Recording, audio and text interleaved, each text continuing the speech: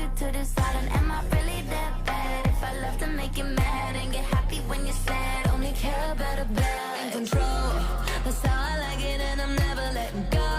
No, never had a soul, so you ain't taking nothing from me when you go. No, I'll stay so deep inside your brain and take you somewhere far away.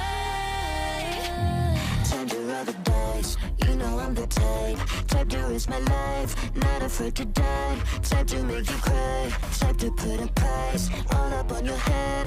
Do just what I said. I'm a straight up villain, yeah, no feeling, yeah, no feeling. Straight up villain, yeah, no feeling, yeah, no feeling. But I'm dead, you know what's up in your head. Watch it fill you full of dread till you go.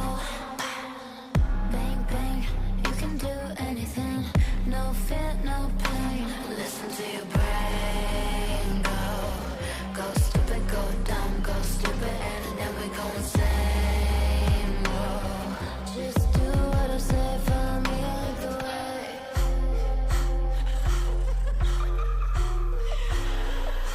Time to roll the dice, you know I'm the type to risk my life, not afraid to die. Type to make you cry, type to put a price all up on your head. Do just what I said. I'm straight up villain, yeah, no feeling, yeah, no feeling. Straight up villain, yeah, no feeling, yeah, no feeling. Life, but I'm dead, hear my voice up in your head. Watch it fill you full of dread till you go. Yo, where my party people at? Aha.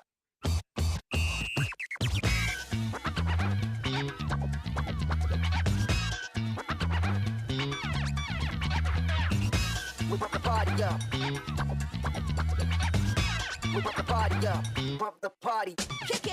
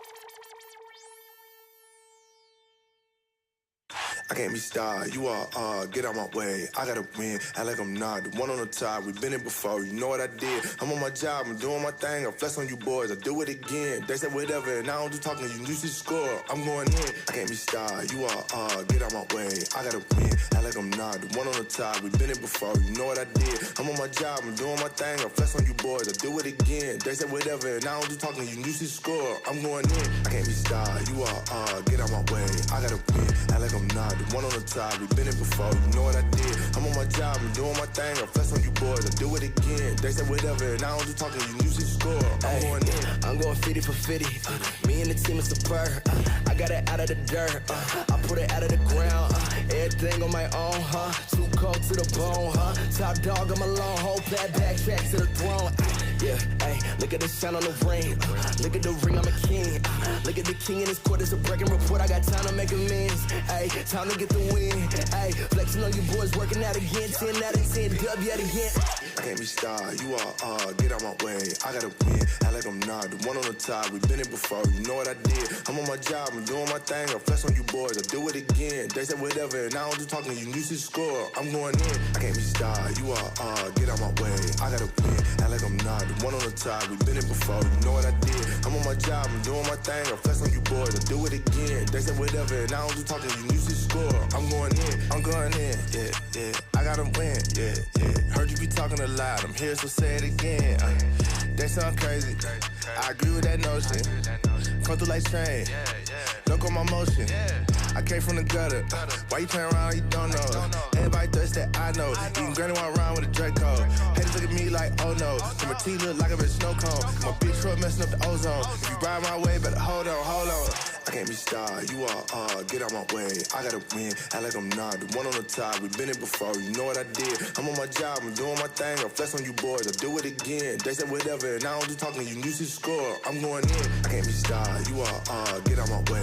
I gotta win, act like I'm not. The one on the top, we been it before. You know what I did. I'm on my job, I'm doing my thing. I flex on you boys, I do it again. They said whatever, and I don't do talking. You lose your score. I'm going in.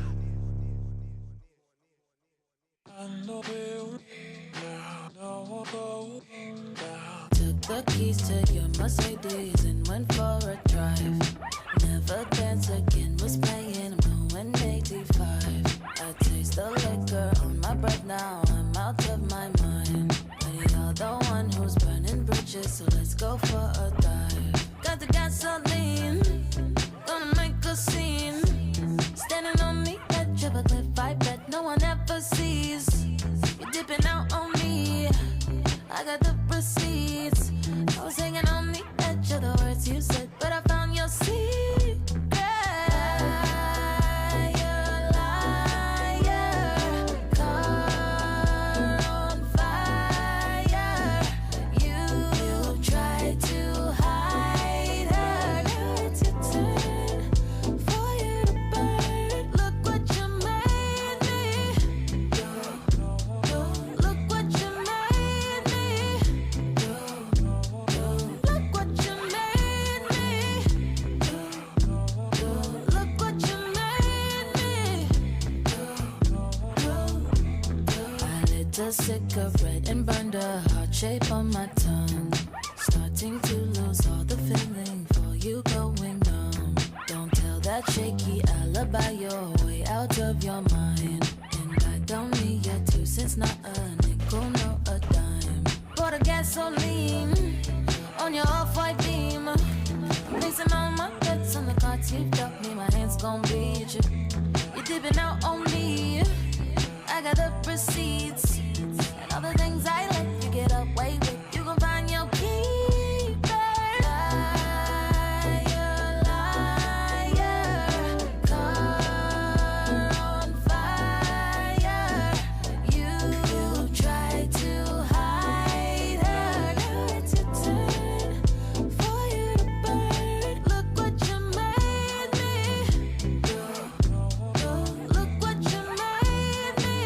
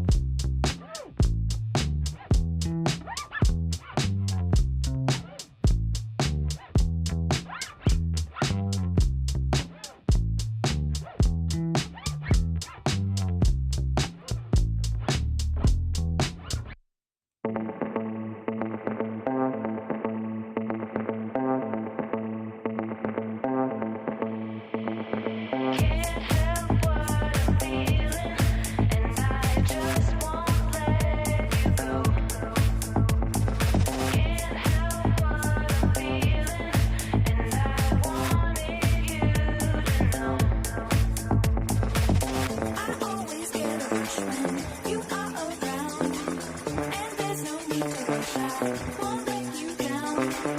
I always get a rush when you are around. And there's no need to rush. I won't let you down. Give me a little FaceTime with the baseline. Give me a little FaceTime with the baseline. Give me a little FaceTime with the baseline. Give me a little FaceTime with the baseline. Give me a little FaceTime with the baseline. Give me a little FaceTime with the baseline. Give me a little FaceTime with the baseline. Give me a little FaceTime with the baseline. Can't help what I'm feeling, and I just won't let you go. Can't help what I'm feeling, and I wanted you to know. I always get a rush when you are around, and there's no need to rush. I won't let you down. I always get a rush when you are around, and there's no need to rush. I won't let you down. Give me a little FaceTime with the baseline. Give me a little FaceTime with the baseline. Give me a little FaceTime with the baseline. Give me a little FaceTime with the baseline. Give me a little FaceTime with the baseline. Give me a little FaceTime with the baseline. Give me a little FaceTime with the baseline. Give me a little FaceTime with the baseline. Can't help what I'm feeling, and I just won't let you go. Can't help what I'm feeling, and I wanted you to know. Can't help what I'm feeling.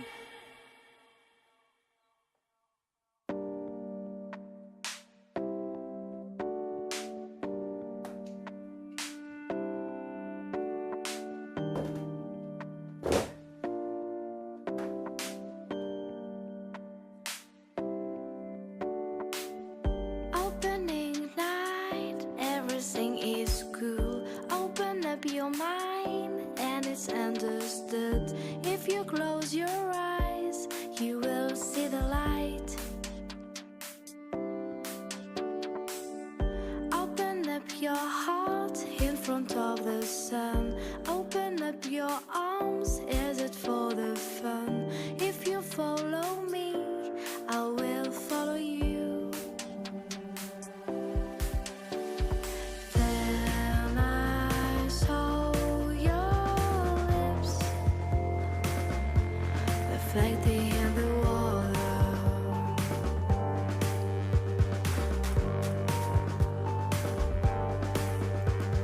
I thought we were young,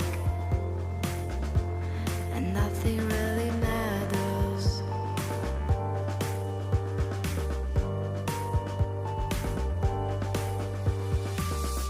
Openings night, everything is cool. Open up your mind, and it's understood. If you close your eyes, you will see the light. Open up your heart in front of the sun. Open up your arms, is it for the fun? If you follow me, I will follow you. When I saw your lips reflecting in the water,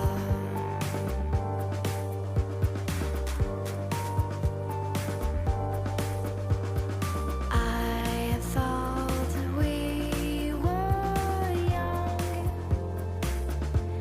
and nothing really matters.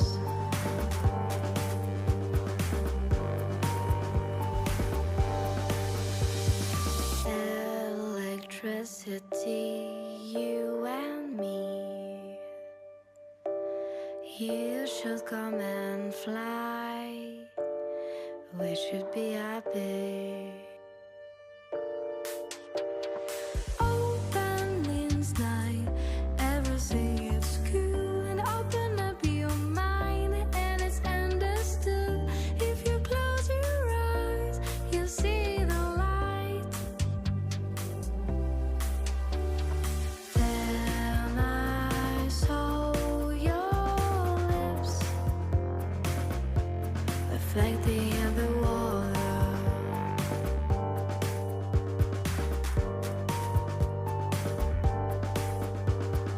I thought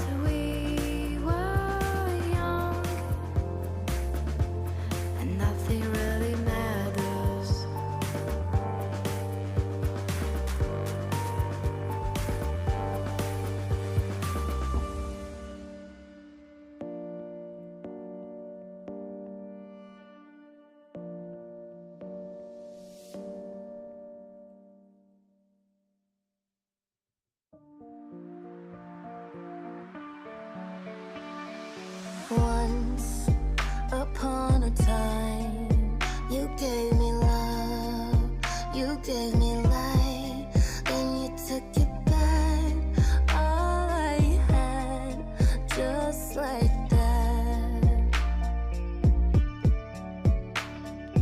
Lonesome summer nights, you got my hopes up way too high, can't get it back.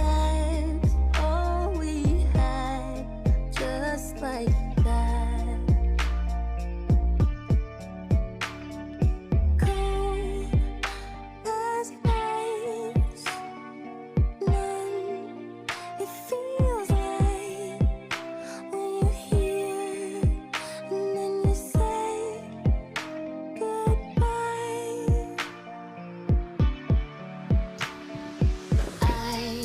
I know better now than to let me down, let me down.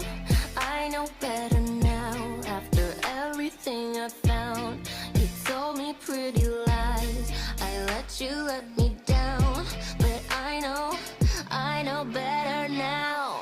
Someone tell me why it's not enough. All of this time, you took it back, all we had, just like that. Look me in the eyes, tell me how it was. We used to be so high, it fades to black, all we had, just like that.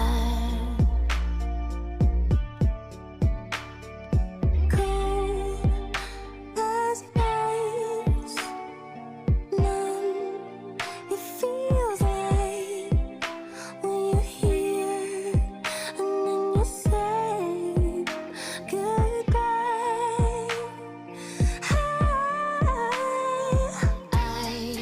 I know better now than to let me down, let me down.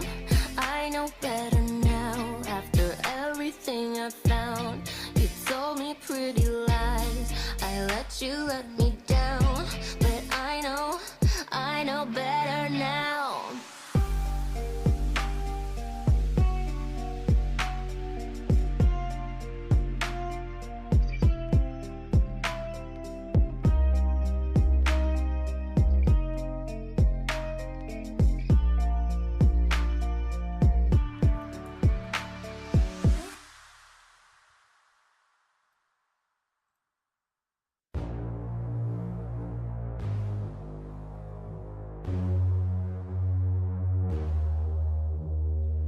I just want to tell you it's alright, while I'm smiling through the tears in my eyes.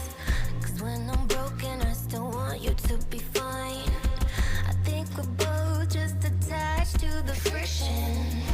If you need me, I'll be pacing through my mind, and I can be the one to get you through the night. I lose the battle every time you pick a fight.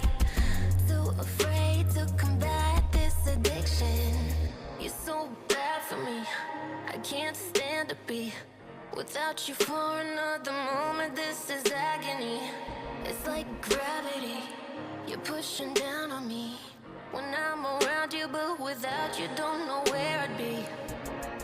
Out of sight, lost in time. One more night, you and I. Friction, friction,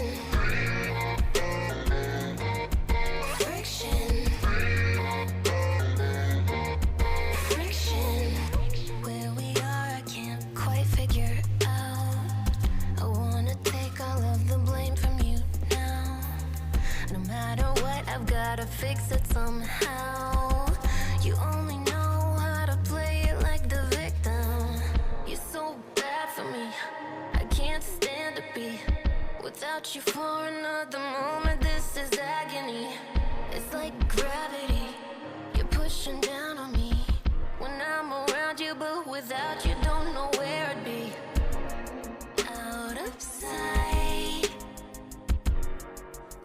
just in time.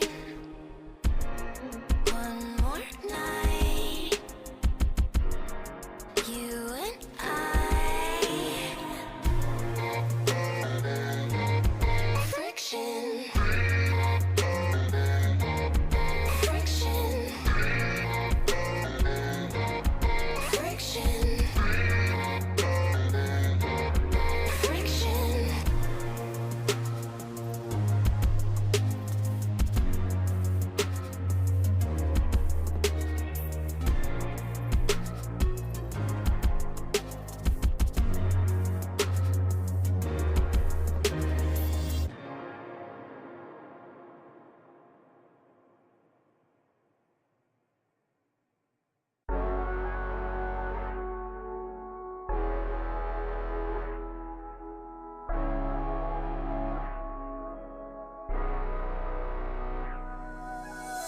Ooh, girl, you look so good. I've been thinking about you lately. I'm thinking that we should. I won't say nothing, baby. Nah, nah. Where you been, girl? I swear you looking hotter. You know I could always do you better. Switching positions whenever fed up. Let me show you. You look so good, let me see you work it. Proposition on the side, you deserve it. No competition, girl, you 5-star service. Think we could meet up after you finish working. You got that 5-star service. You got that 5-star service. I can be the samurai, you can be my master. Put me in your senses like I'm your ape shackle. I can feel your vibes throwing around me like a rafter. Coming so strong, you love it when I go faster. I'm loving your interior, no I wouldn't change it. Body is superior, other ones are basic. Thought you was inferior, you're wrong, you're amazing. Hey, hey. Nah, where you been, girl? I swear you looking hotter. You know I could always do you better. Switching positions whenever fed up. Let me show you. You look so good, let me see you work it. Proposition on the side, you deserve it. No competition, girl, you 5-star service. Think we can meet up after you finish working. You got that 5-star service. You got that 5-star service. You look so good, let me see you work it. Proposition on the side, you deserve it. No competition, girl, you 5-star service. Think we can meet up after you finish working. You got that 5-star service. You got that 5-star service.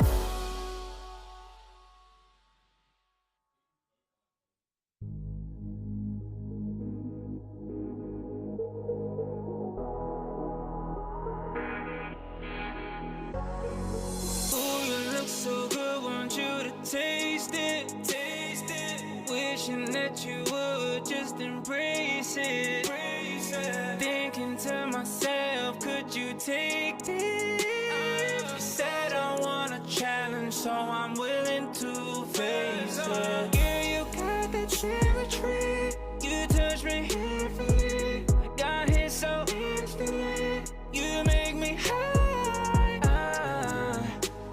Want you, you got me. Just take it from me. It's real. You make me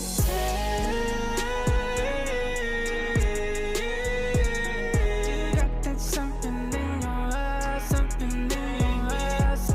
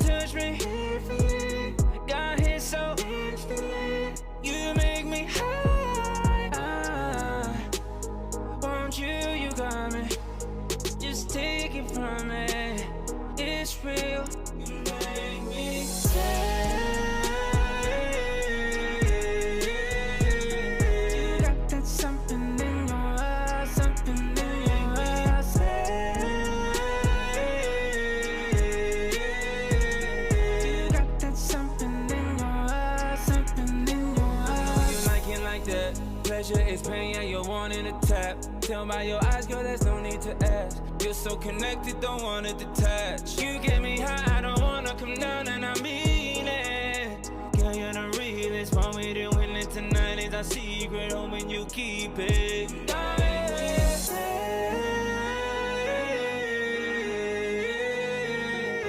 got that something in your eyes, something in your eyes.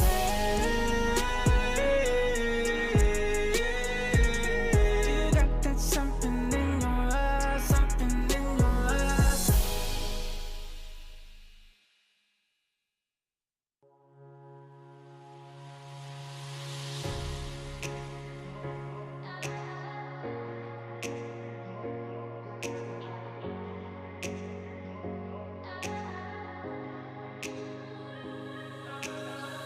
First light comes to break, dark night falls away. Something deep inside looming.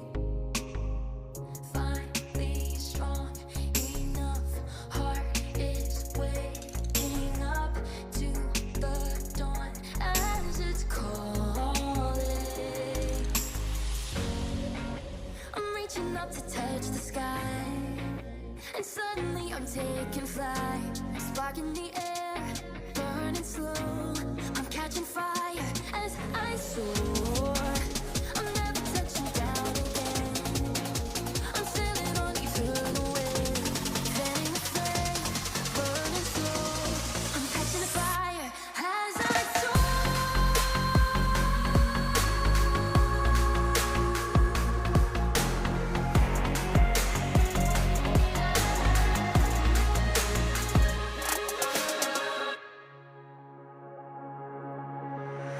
First light comes to break, dark night falls away. Something deep inside looming. Finally strong enough, heart is waking up to the dawn as it's calling.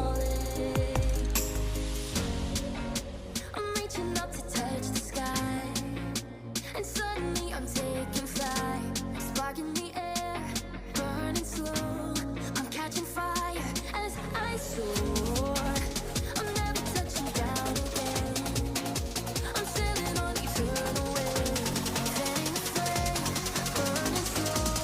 I'm catching fire as I soar.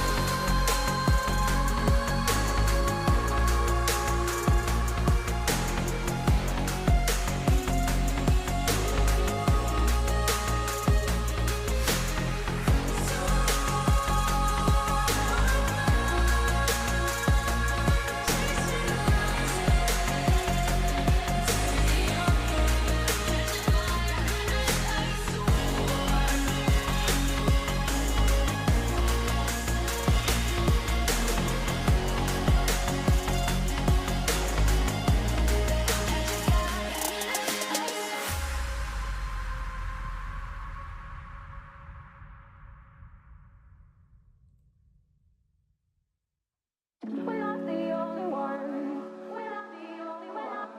We're not the only ones. We're not the only ones. We're not the only ones. We're not the only ones. We're not the only ones.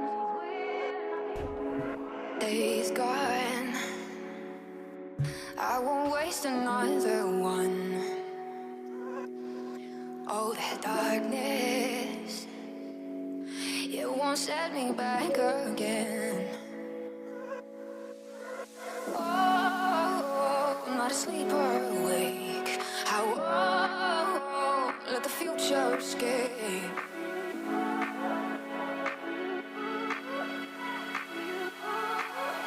Take me back to you.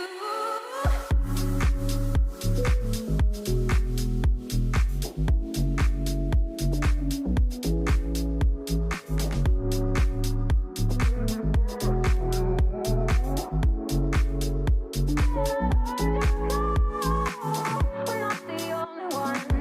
We're not the only ones.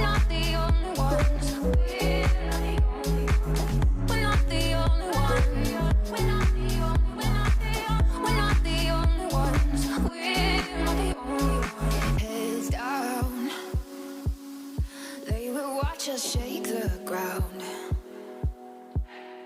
Oh, this lightness, it will fill the air around. Oh, I'm not asleep or awake. How let the future escape.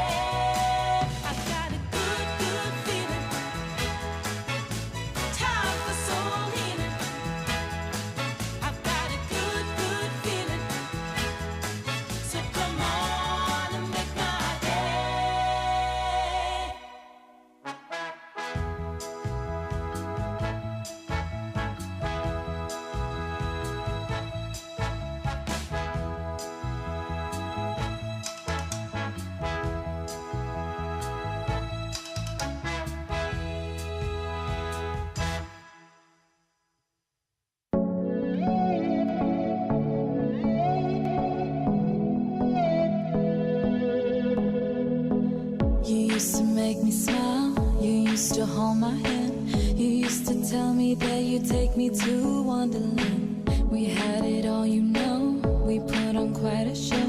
You were my one and only, never let me go. Then you broke my heart and I fell apart. I couldn't understand what you did to me, but I'm stronger than you think. I'll make a brand new start, so don't come looking for a way into my heart. Don't come looking for me when the party's over. Don't come crying to me when the party's over. You thought you had it all, but up against the wall I walked right through and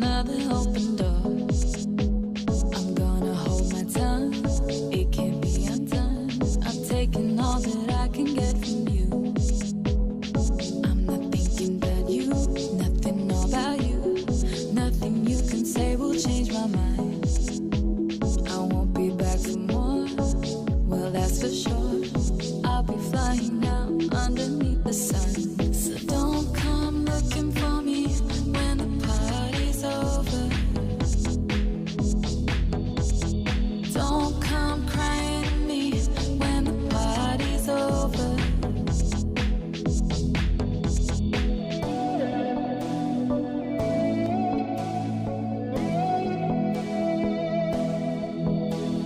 Don't come crying to me.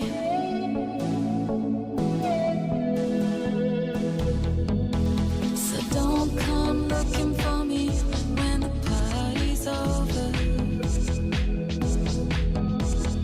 Don't come crying to me when the party's over. So don't come looking for me when the party's over. Don't come crying to me when the party's over.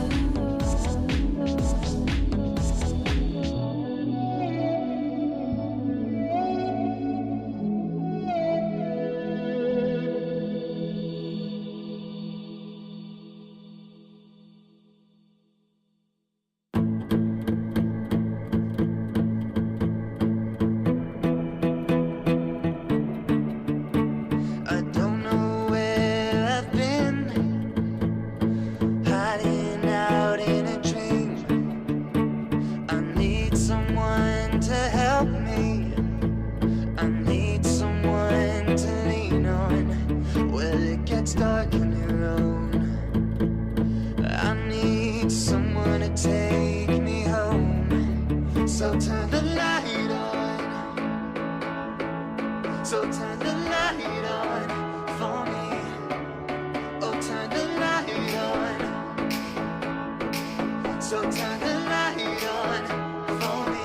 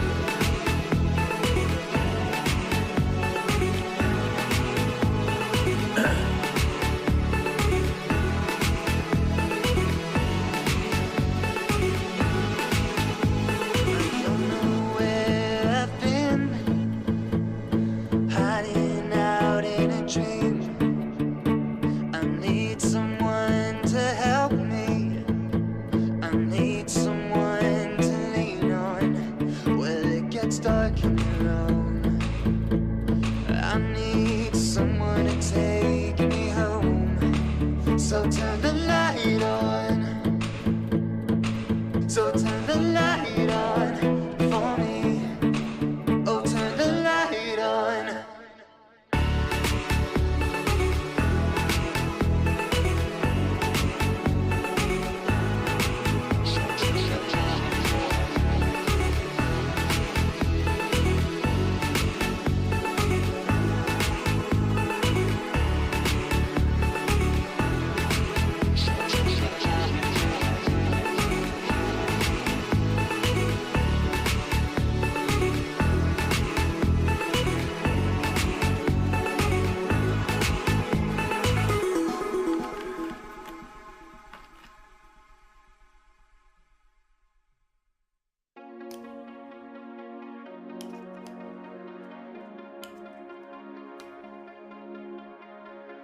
What if I could turn back time?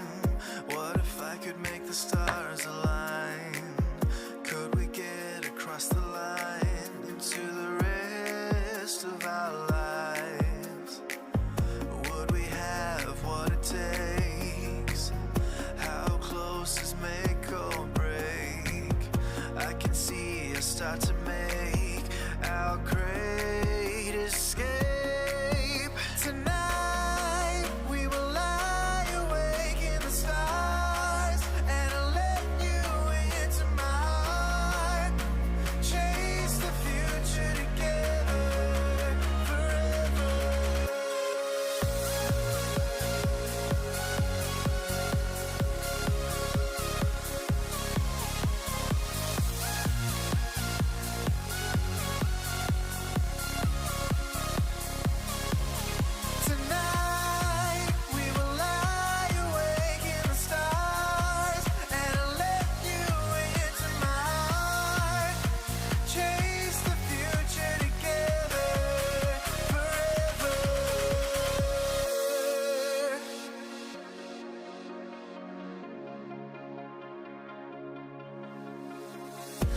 eyes stare into the sun.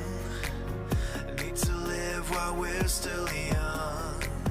Don't walk, we just run alive. Tonight we will lie awake in the stars, and I'll let you into my heart. Chase the future together forever.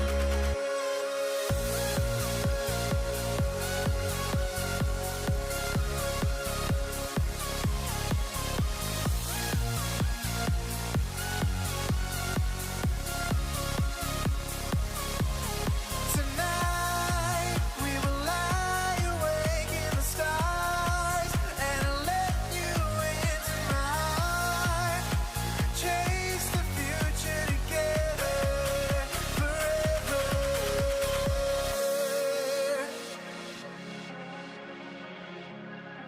We can chase the future together.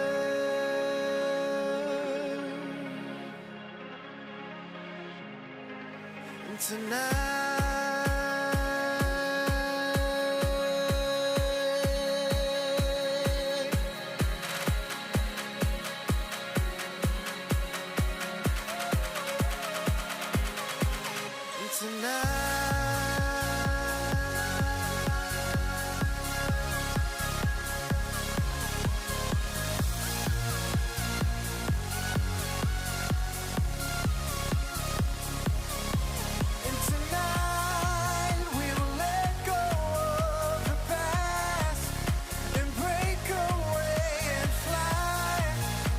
Chase the future together forever. We can chase the future together.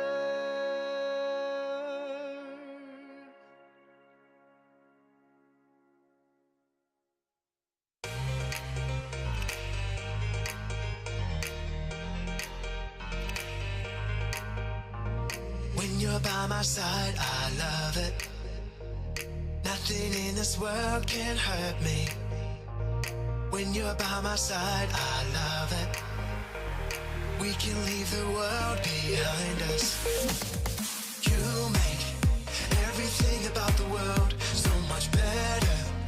When I hold you in my arms, I wanna be here every day and every night. So much better, so much better.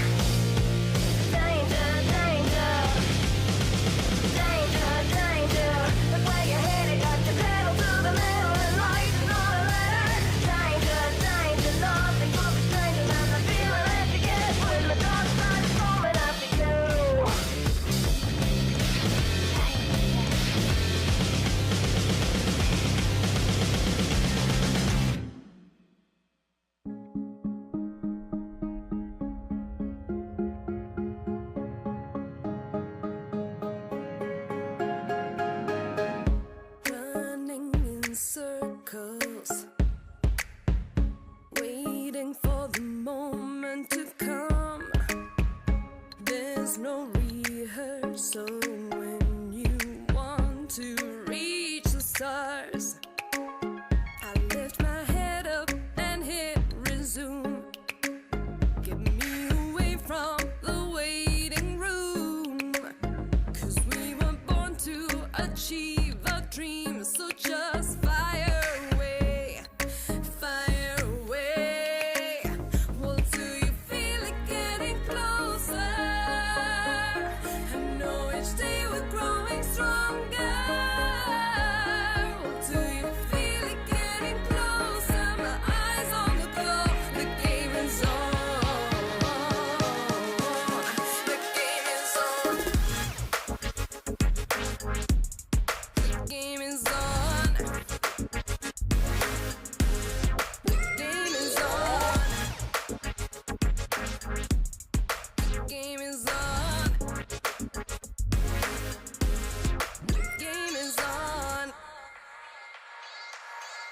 I feel I'm on the edge, testing my own limits. It's taking me to the top.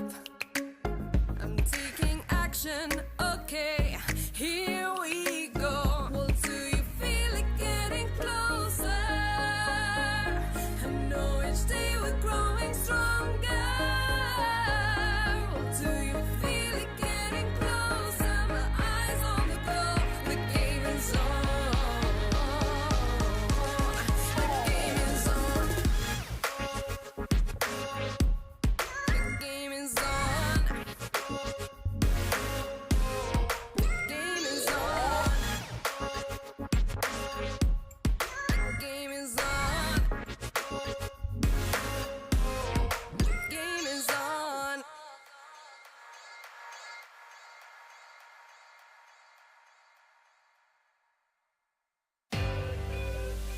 I've never forget you since you told me hi on a starry night.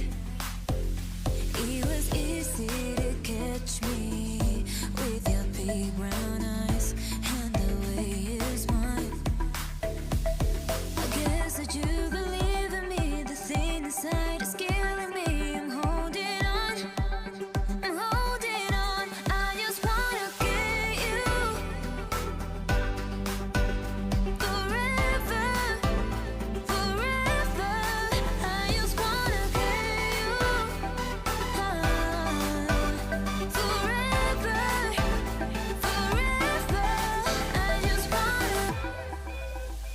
I've never forget you since you told me hi on a starry night.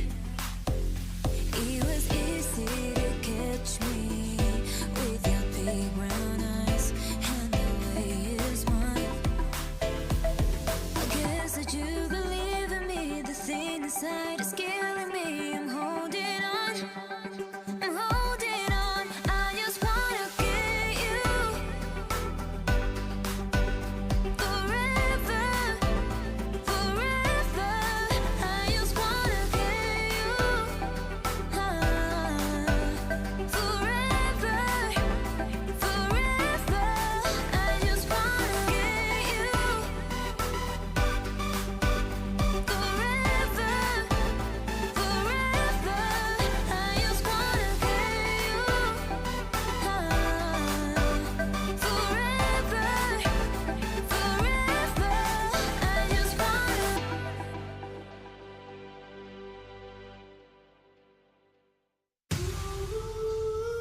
You don't have to wait, you know my name. Sunshine and rain, some things don't change. Thinking about the days we were young, girl. Innocent in our ways, we were dumb, girl. But nothing really mattered, I could always count on you.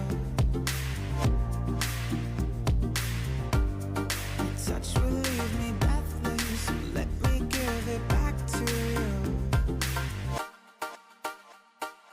Back to you. Back to you.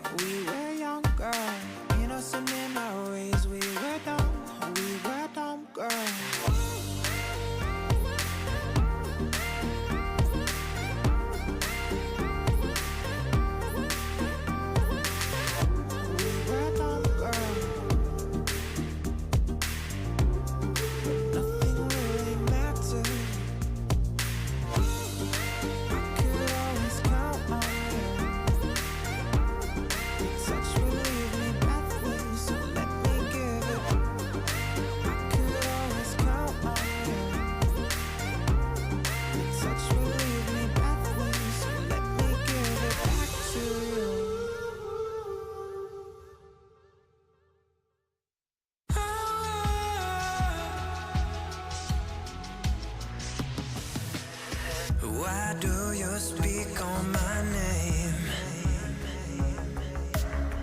Why do you treat me so bad? 'Cause I never made you feel like this. Why do you leave me into? Do you love you for real? Do you love you for real? No, no, no, no, no, don't give me that. Don't give me that.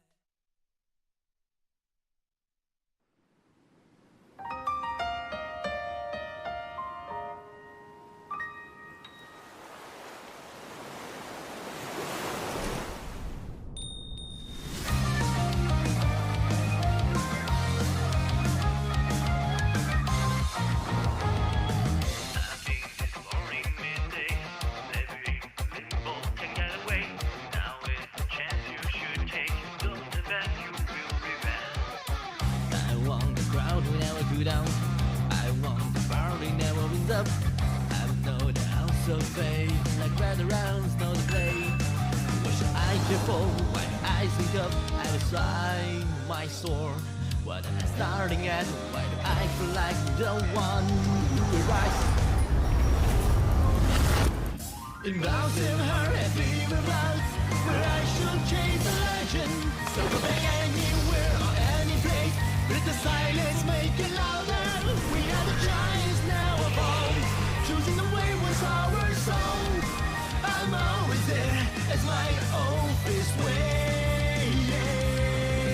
Carrying my word to the end. Shouting to the future I'm ready down. How we wanna just bring it back.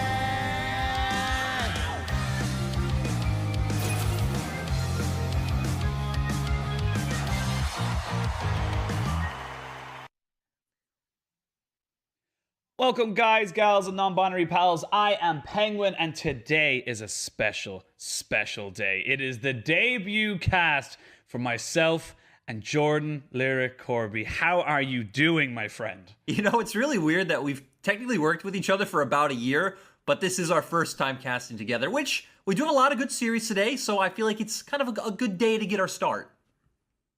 Yeah, absolutely. But before we start our day, of course, we got to do a little bit of housekeeping. We got to check out yesterday's results went as we have a look at some of the previous results. Top Esports taking out LGD, an expected result, but FPX kind of smashing Suning. And with Suning's current form, that sadly does fall into being an expected result as well. FPX with Naguri just looking completely revitalized, of course, bringing Bo on the roster.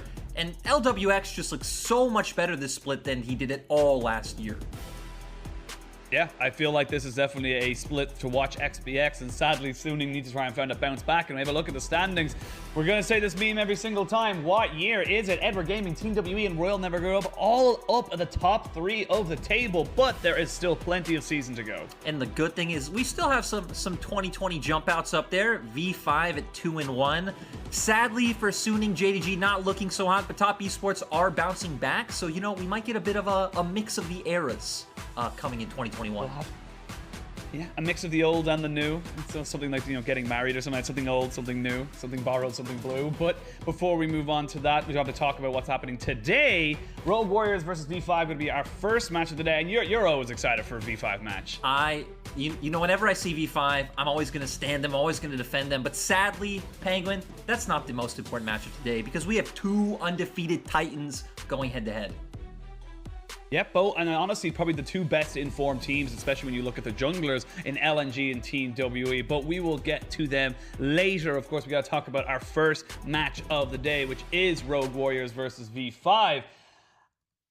Looking at these guys, I'm going to start with Rogue Warriors. They are a fun team to watch, and I love the way they follow the mantra of, I say jump, you say how high. They follow the command regardless of how silly it might sound. It's really cool because Rogue Warriors have kept the same identity that they had in 2020, even with it being pretty much a completely new roster. It does make sense when you think that Haro was the centerpiece for the team in 2020. Yeah, and, you know, looking at how Rogue Warriors have been setting up. It sometimes works and it sometimes doesn't. This is why we're kind of saying, the you say jump, we say how high, because right now you can see they commit to, defending the bot lane dive, and it works out for them. Yeah, and it's great to see, right? Because despite the fact that they are towards the bottom of the standing, sitting 1 and 3 right now, Rogue Warriors don't just roll over and die. They're always going to look for these 4 or 5 man plays to find advantages, even if it's something as simple as just 1 kill on the map.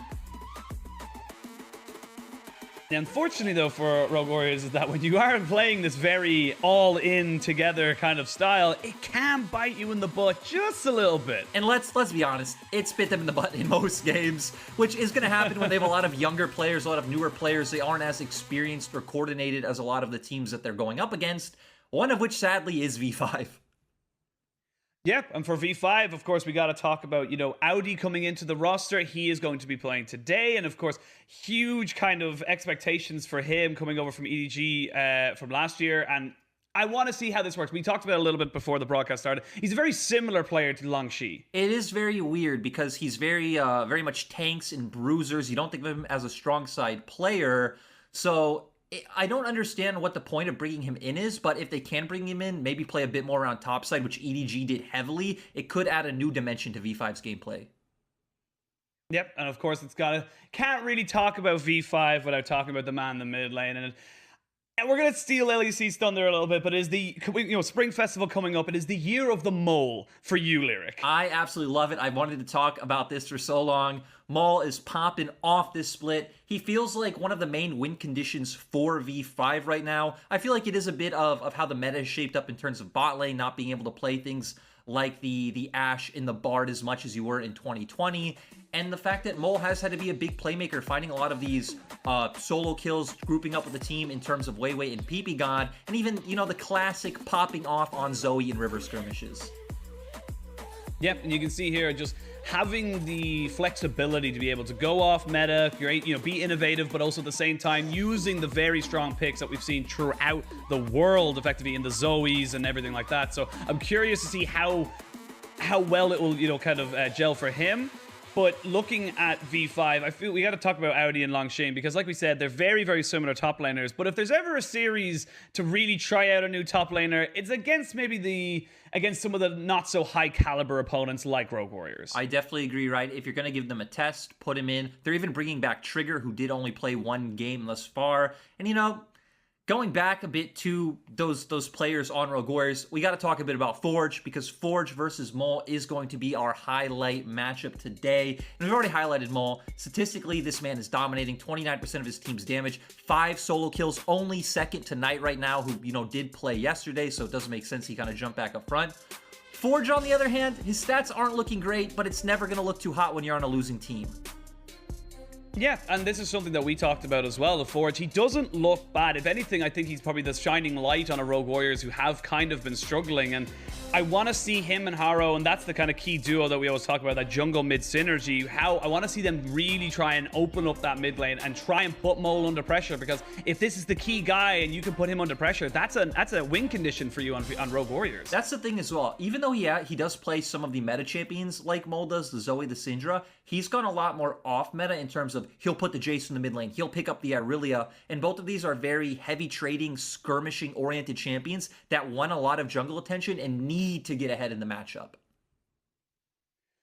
Looking forward to this, of course, we're seeing Audi and we're seeing Trigger and everything like that. We're seeing a lot of experimentation, I suppose, coming into this series. What do you want to see from both of these sides to show improvement? Because again, success is very different depending on who you're talking about. For Rogue Warriors, it's a bit of a tough one. I feel like we just need to keep seeing that mid-jungle improve like we were just hitting on. They're kind of having a revolving door with their bot lane, right? We've seen Kulin and AD carry, Michi now starting, Chocho was there before, now Reheal. We still don't know the situation with Betty. He might come in at some point. So for Rogue Warriors, we have to look at the consistent pieces to kind of stabilize. And for V5, we know they play their one style very well when they do have Y4 on the roster. It's going to be about setting up with strong bot lane counter picks and kind of playing through that mid-jungle support. With them bringing in Trigger and Audi, I think the question is, can you enable one of these two to be a primary carry and not rely on Mole so much? And for V5, just talking specifically, like, this is a team that we are pretty hyped about. Like, are they the best team in LPL? Maybe not, but this is a team that you look at all these pieces individually, they should be coming together to be a relatively decent playoff team in the LPL. It feels like it kind of shows itself and then disappears so far early in the season. I think consistency is going to be key for these guys. The thing about V5 that was interesting was in 2020 summer, Mole, Weiwei, and PeePeeGod all had extremely good arguments for being top 5 in their roles, which is absolutely insane with how stacked the LPL is. I feel like certain roles like jungle and support have only improved since last year, so it's going to really take Weiwei and PeePeeGod kind of stepping up even more to cement themselves among, we talked about junglers like Tarzan coming in, among people like Beishang, who is already having a very good 2020.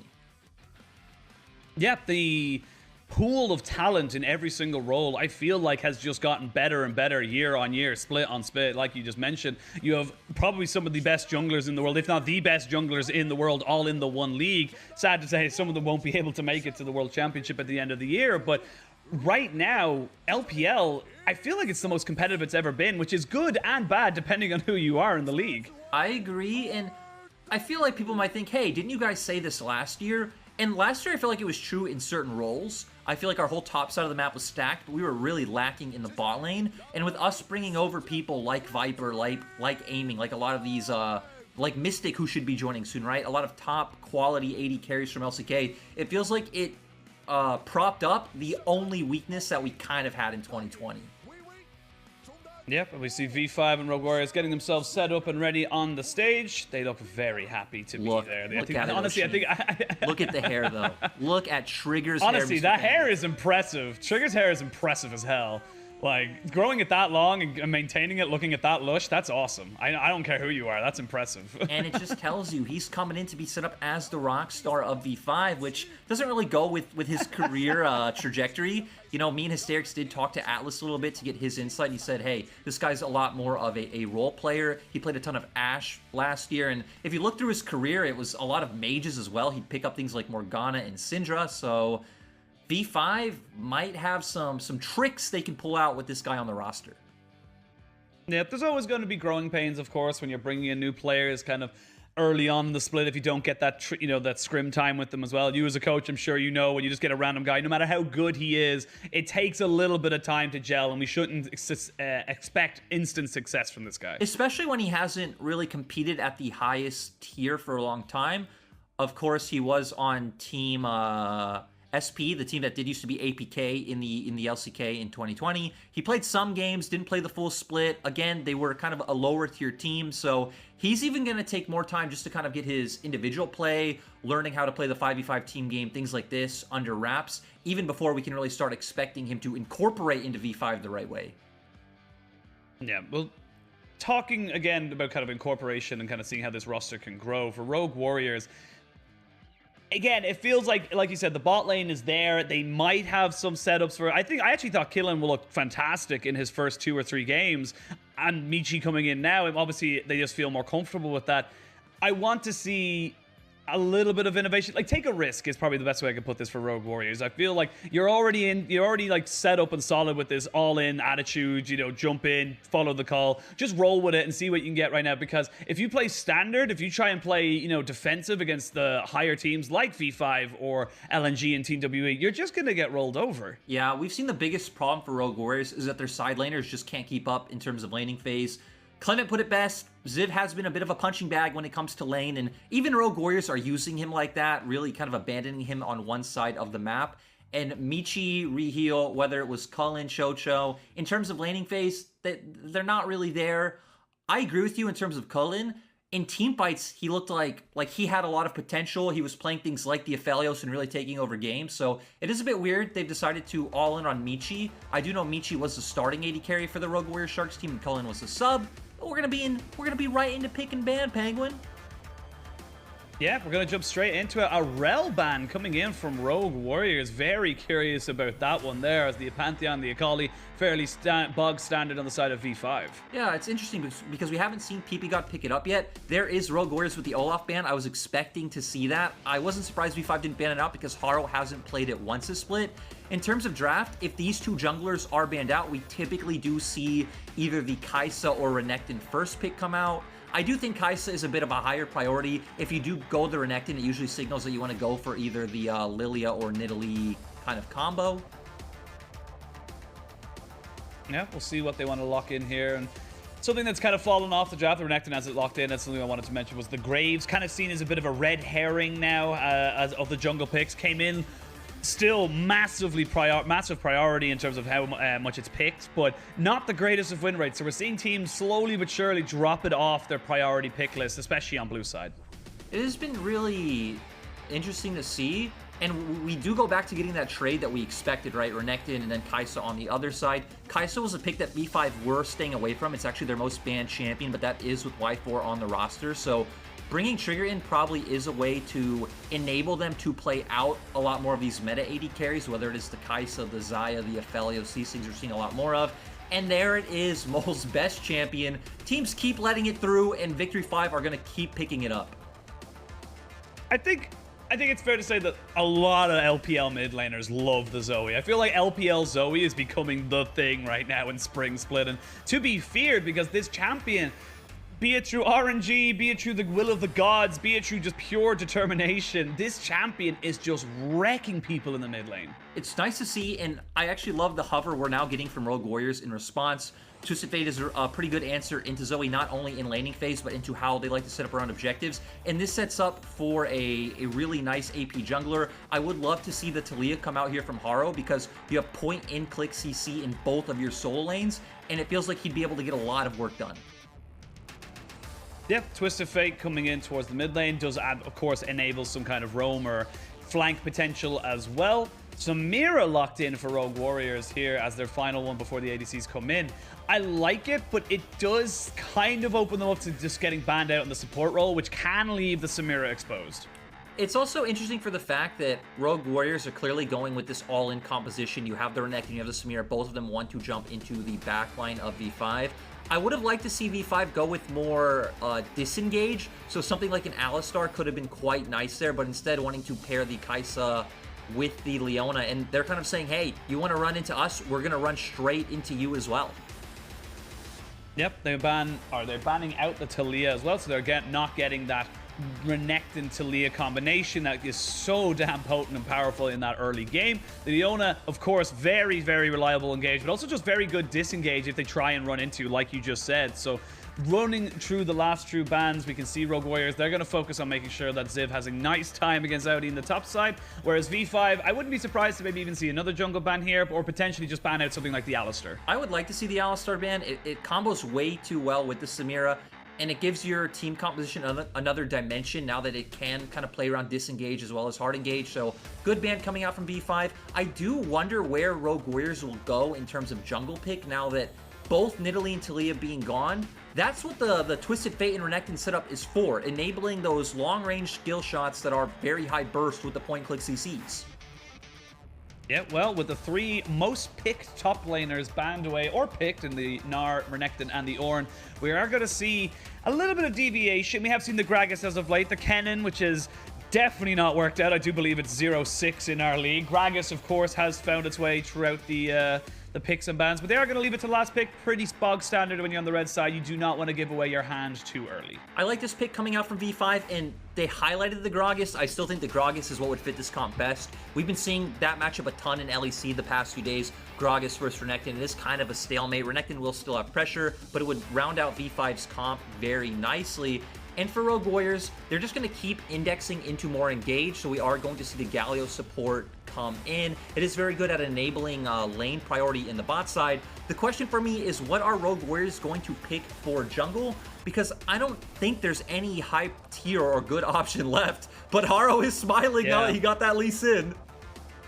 Yeah, got the Lee Sin. Very, very, very powerful pick potential. Has fallen off in terms of meta relevance in the LPL, but still a very strong kind of playmaking style jungler that everyone in the LPL needs to know. And if you're wondering why they didn't pick up the Lilia and to get the Renekton and AP jungler combo, Lilia is a very different beast to Talia. I feel like Talia is definitely someone who lives for the lanes, whereas Lilia lives for herself. So that's why we're seeing teams not really combo with the Renekton. It doesn't quite work. You put it perfectly, especially with how the rest of the comp rounded out. I don't think Lilia Renekton specifically would have been bad, but Rogue Warriors lanes all want a lot of attention. You have ganks set up in all 3 lanes, and we can just hit on that first. Very much an early game pick-oriented composition. You have double globals on the map. You have a lot of early game burst damage, so Rogue Warriors will be the team that needs to pull the trigger. For V5, it's stock and standard front-to-back team fight. You do have a lot of range to play with between the Kai'Sa W and Zoe. You have 2 tanky frontliners, and you should have Wei, who should be able to out-farm his opposition. Well, teams are locked and loaded, and having a quick look down the ones. Which one are you preferring? What do you feel like is going to be the game plan from both sides? I really like what V5 has, just because it seems more well-rounded, right? You can survive the topside aggression. You have a pretty solid matchup in the mid lane. Your bot lane's fine. Graves will outfarm the Lee Sin, and then you're just going to transition into those like second and third dragon fights quite well, and we've seen that's what the LPL is all about. And for Rogue Warriors, they have all the tools to get ahead, but we've seen Rogue Warriors aren't quite there yet in terms of execution with being able to pull off these sorts of compositions.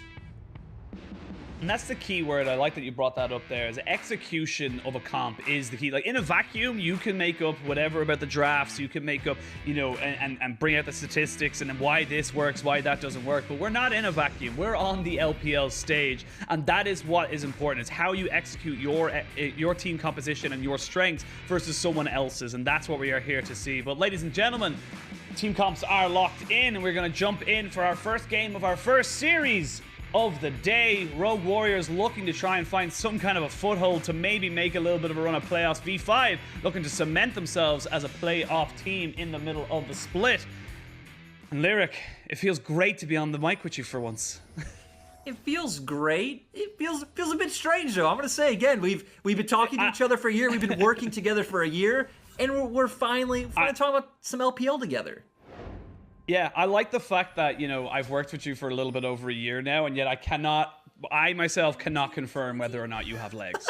I have not seen you. I don't know. I know you from like the waist up. I cannot confirm to chat whether or not you have legs. And that's just kind of weird to me, all right? I'm going to be honest. It's a strange feeling. I mean, to be fair, neither of us can actually confirm if the other one really exists or not.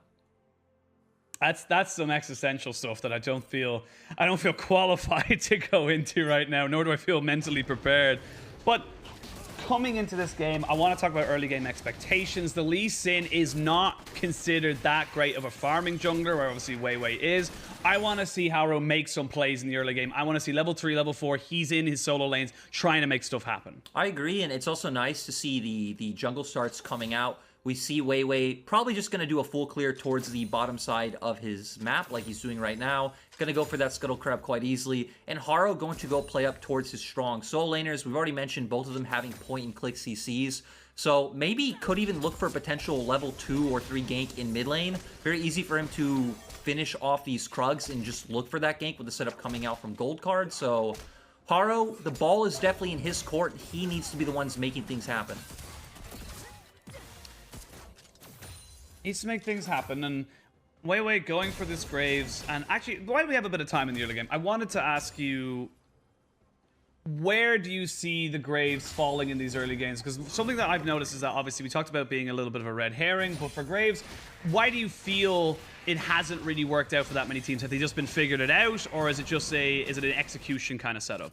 To me, there's numerous factors to why it hasn't really worked out so smooth. Mostly, I feel that Olaf and Pantheon... Oh, Mole. I think Forge is dead. Yep, Forge is dead, but he will just flash forward and get himself the gold card down onto Mole. But this is why we said this is the year of the Mole. I didn't even expect that to happen. He just fully committed with his own flash, picked up the Ignite. This is why this guy is so good. This is why you don't give this man Zoe. It's his best champion, I'd say, by far, even better than his Syndra. He always shows up on it. And this leads to a lot of questions we had about Forge in 2020, where he honestly wasn't the best laner. When he was on Beachy, he got a ton of jungle attention from Ike's. Ike's was pretty much ganking mid after every camp.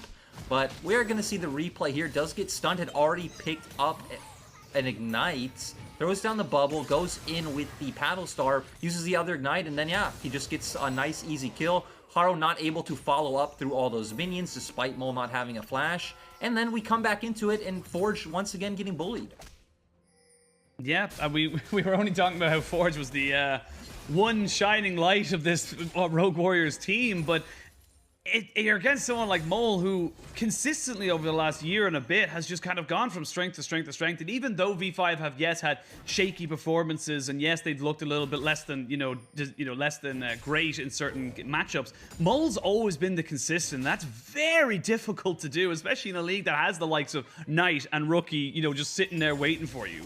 The thing that's most interesting about Mole is that he's very much a role player, despite dealing the amount of damage and having the playmaking ability to be a primary carry. We saw him usually picking a lot of facilitating champions last summer. He'd play the Galio, he'd play the TF. He would really just try to enable Weiwei on the map, and never really stepped up to be that main damage dealer outside of a handful of games. But in 2021 so far, it's been pretty much every game, Mole stepping up, trying to dominate his lane. We saw his CSD at 10 was really nice. We saw second most solo kills after Knight. So it's a great year to be Mole. It's a great year to be a Mole fan. It is the year of the Mole. Even though I don't actually know. I think it's the year of the Ox. I believe we're going into its Chinese Spring Festival coming up. I just remember when we told Clement we wanted to do this, he's like, "What do you mean that's not even on the Zodiac? What are you talking about? It doesn't need to be on the Zodiac." It doesn't Clement. matter. Exactly, it does not need to be. But a little bit of a skirmish here in the bot side. The taunt does get locked down as PP God is here with Trigger. Way off to the side, but so is Harrow. But this is the problem when you pick something like Lee Sin. He's already behind on levels. And Weiwei is going to be able to make that advantage grow and grow with the way the jungle camps work. They are just still sticking around. There's actually a little bit of a bait here from the side of Rogue Warriors to go all the way in. They're trying to take down PP God, and they will. Gold card has landed. Destiny was using the bot side, but the cleanse immediately from Trigger. It's a 1-for-1 over on the bot side. A long skirmish, but overall 1-for-1 isn't too bad for Rogue Warriors. That was really clever to come out from Rogue Warriors as well, right? They backed off, Reheal hid in the brush after taking that heavy trade. Went in, they had enough burst to take down the likes of PP God with the burst. Sadly though, Weiwei was already there, so they did trade 1-for-1. And Rogue Warriors were the team that invested more into that play, since they also burned the Destiny. And we even see that V5's bottom lane is building a pretty nice CS lead.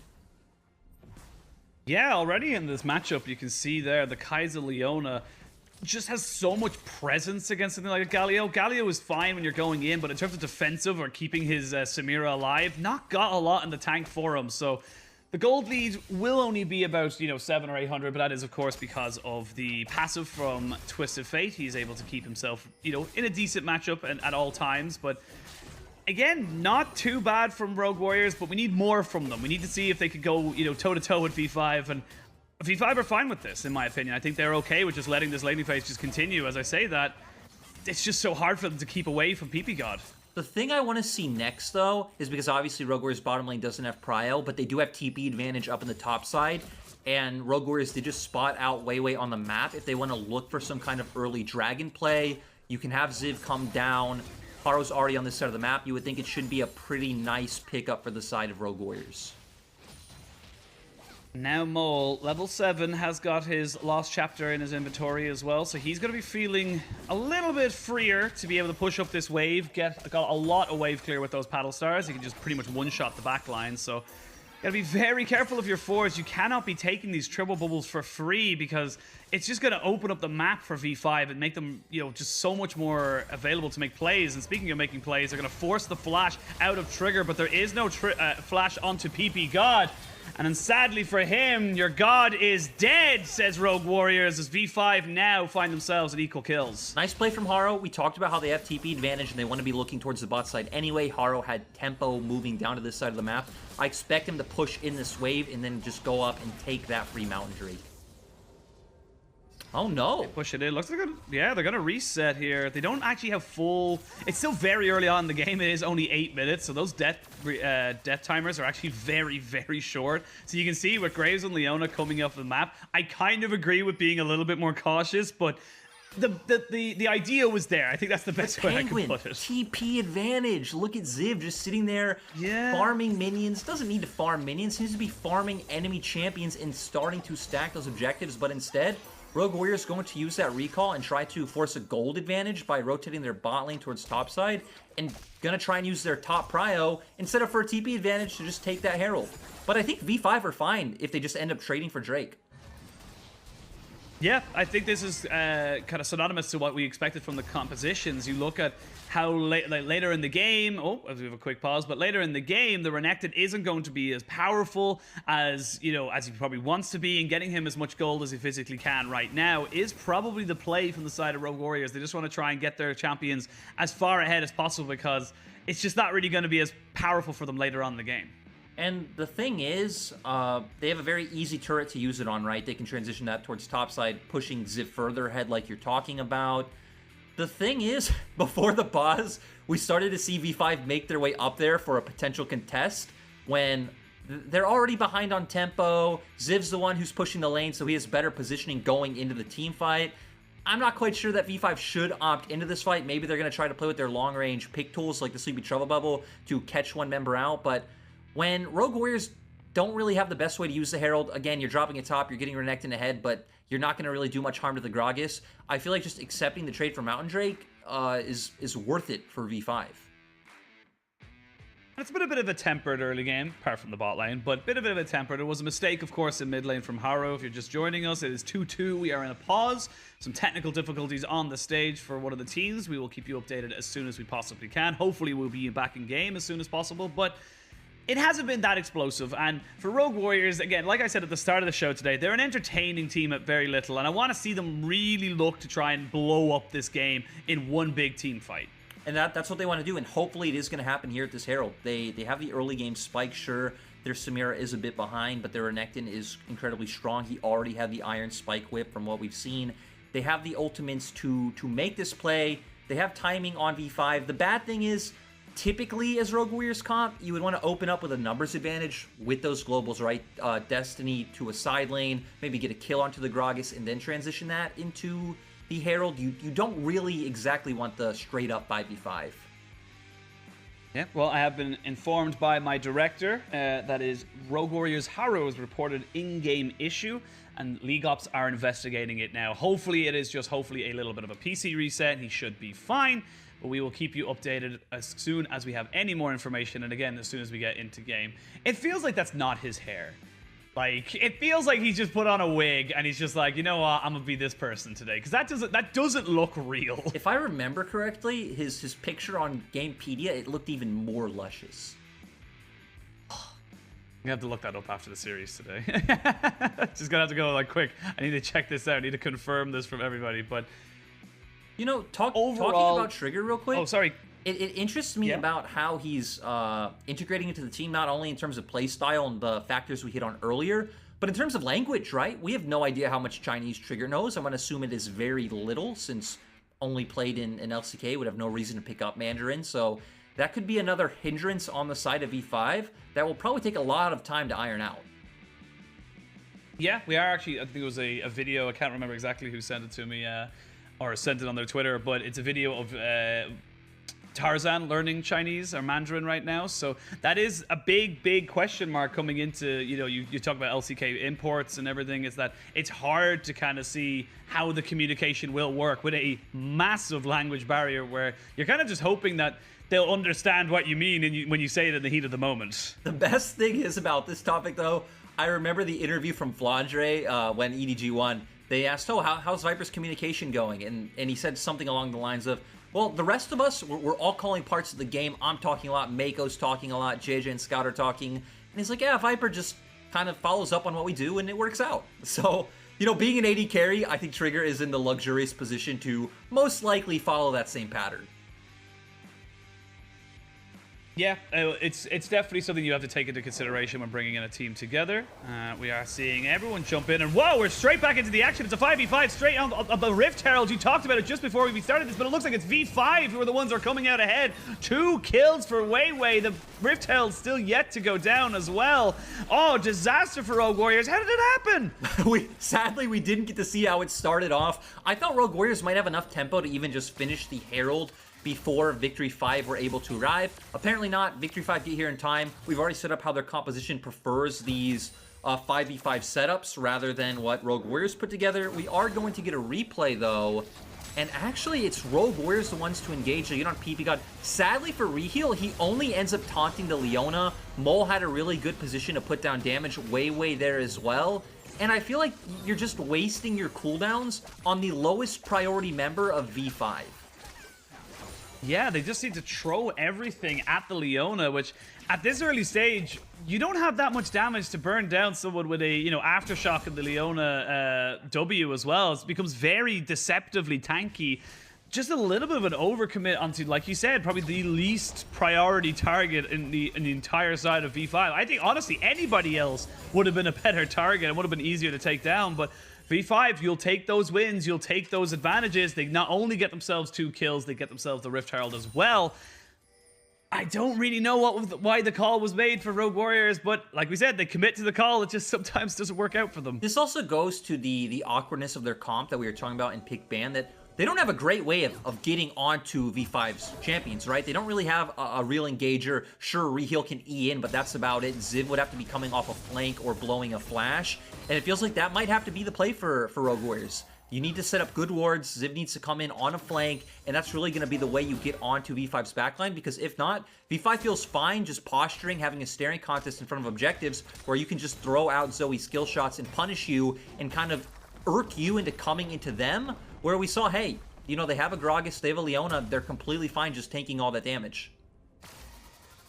And this is, I like how you brought up that they don't really have a great way on the side of Rogue Warriors, to get into fights. Everyone thinks of Galio jumping in with a massive hero's entrance, looking, creating absolute chaos in a 5v5. He needs an ally to be within the team in order to make that useful.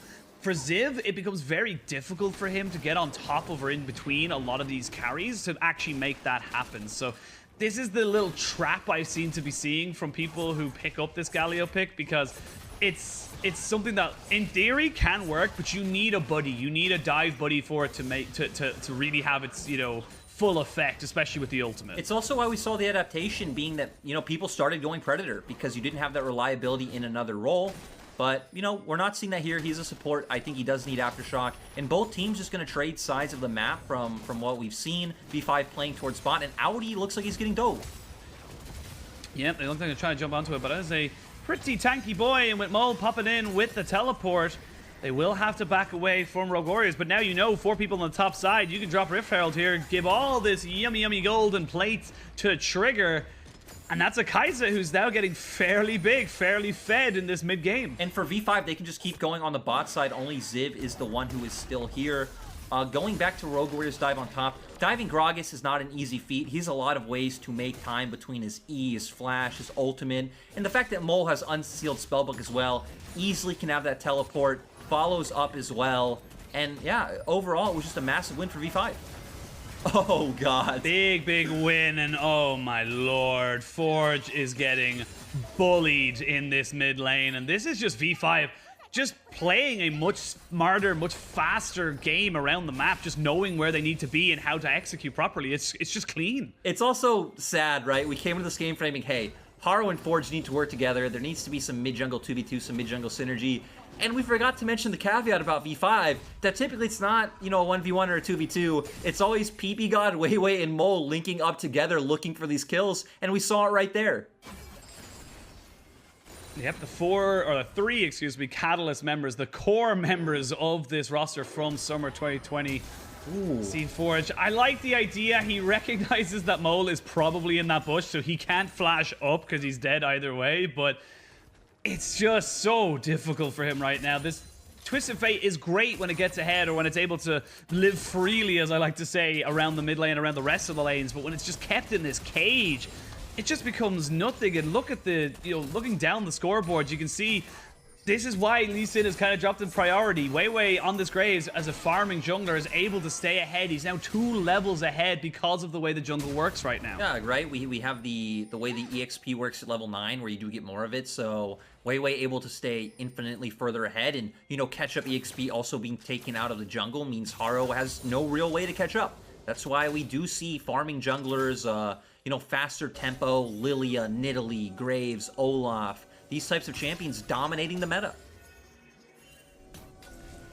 Right now, Haro needs to basically evacuate his own jungle because it is not his anymore with the PP God and Wei Wei combo roaming around like sharks in the water.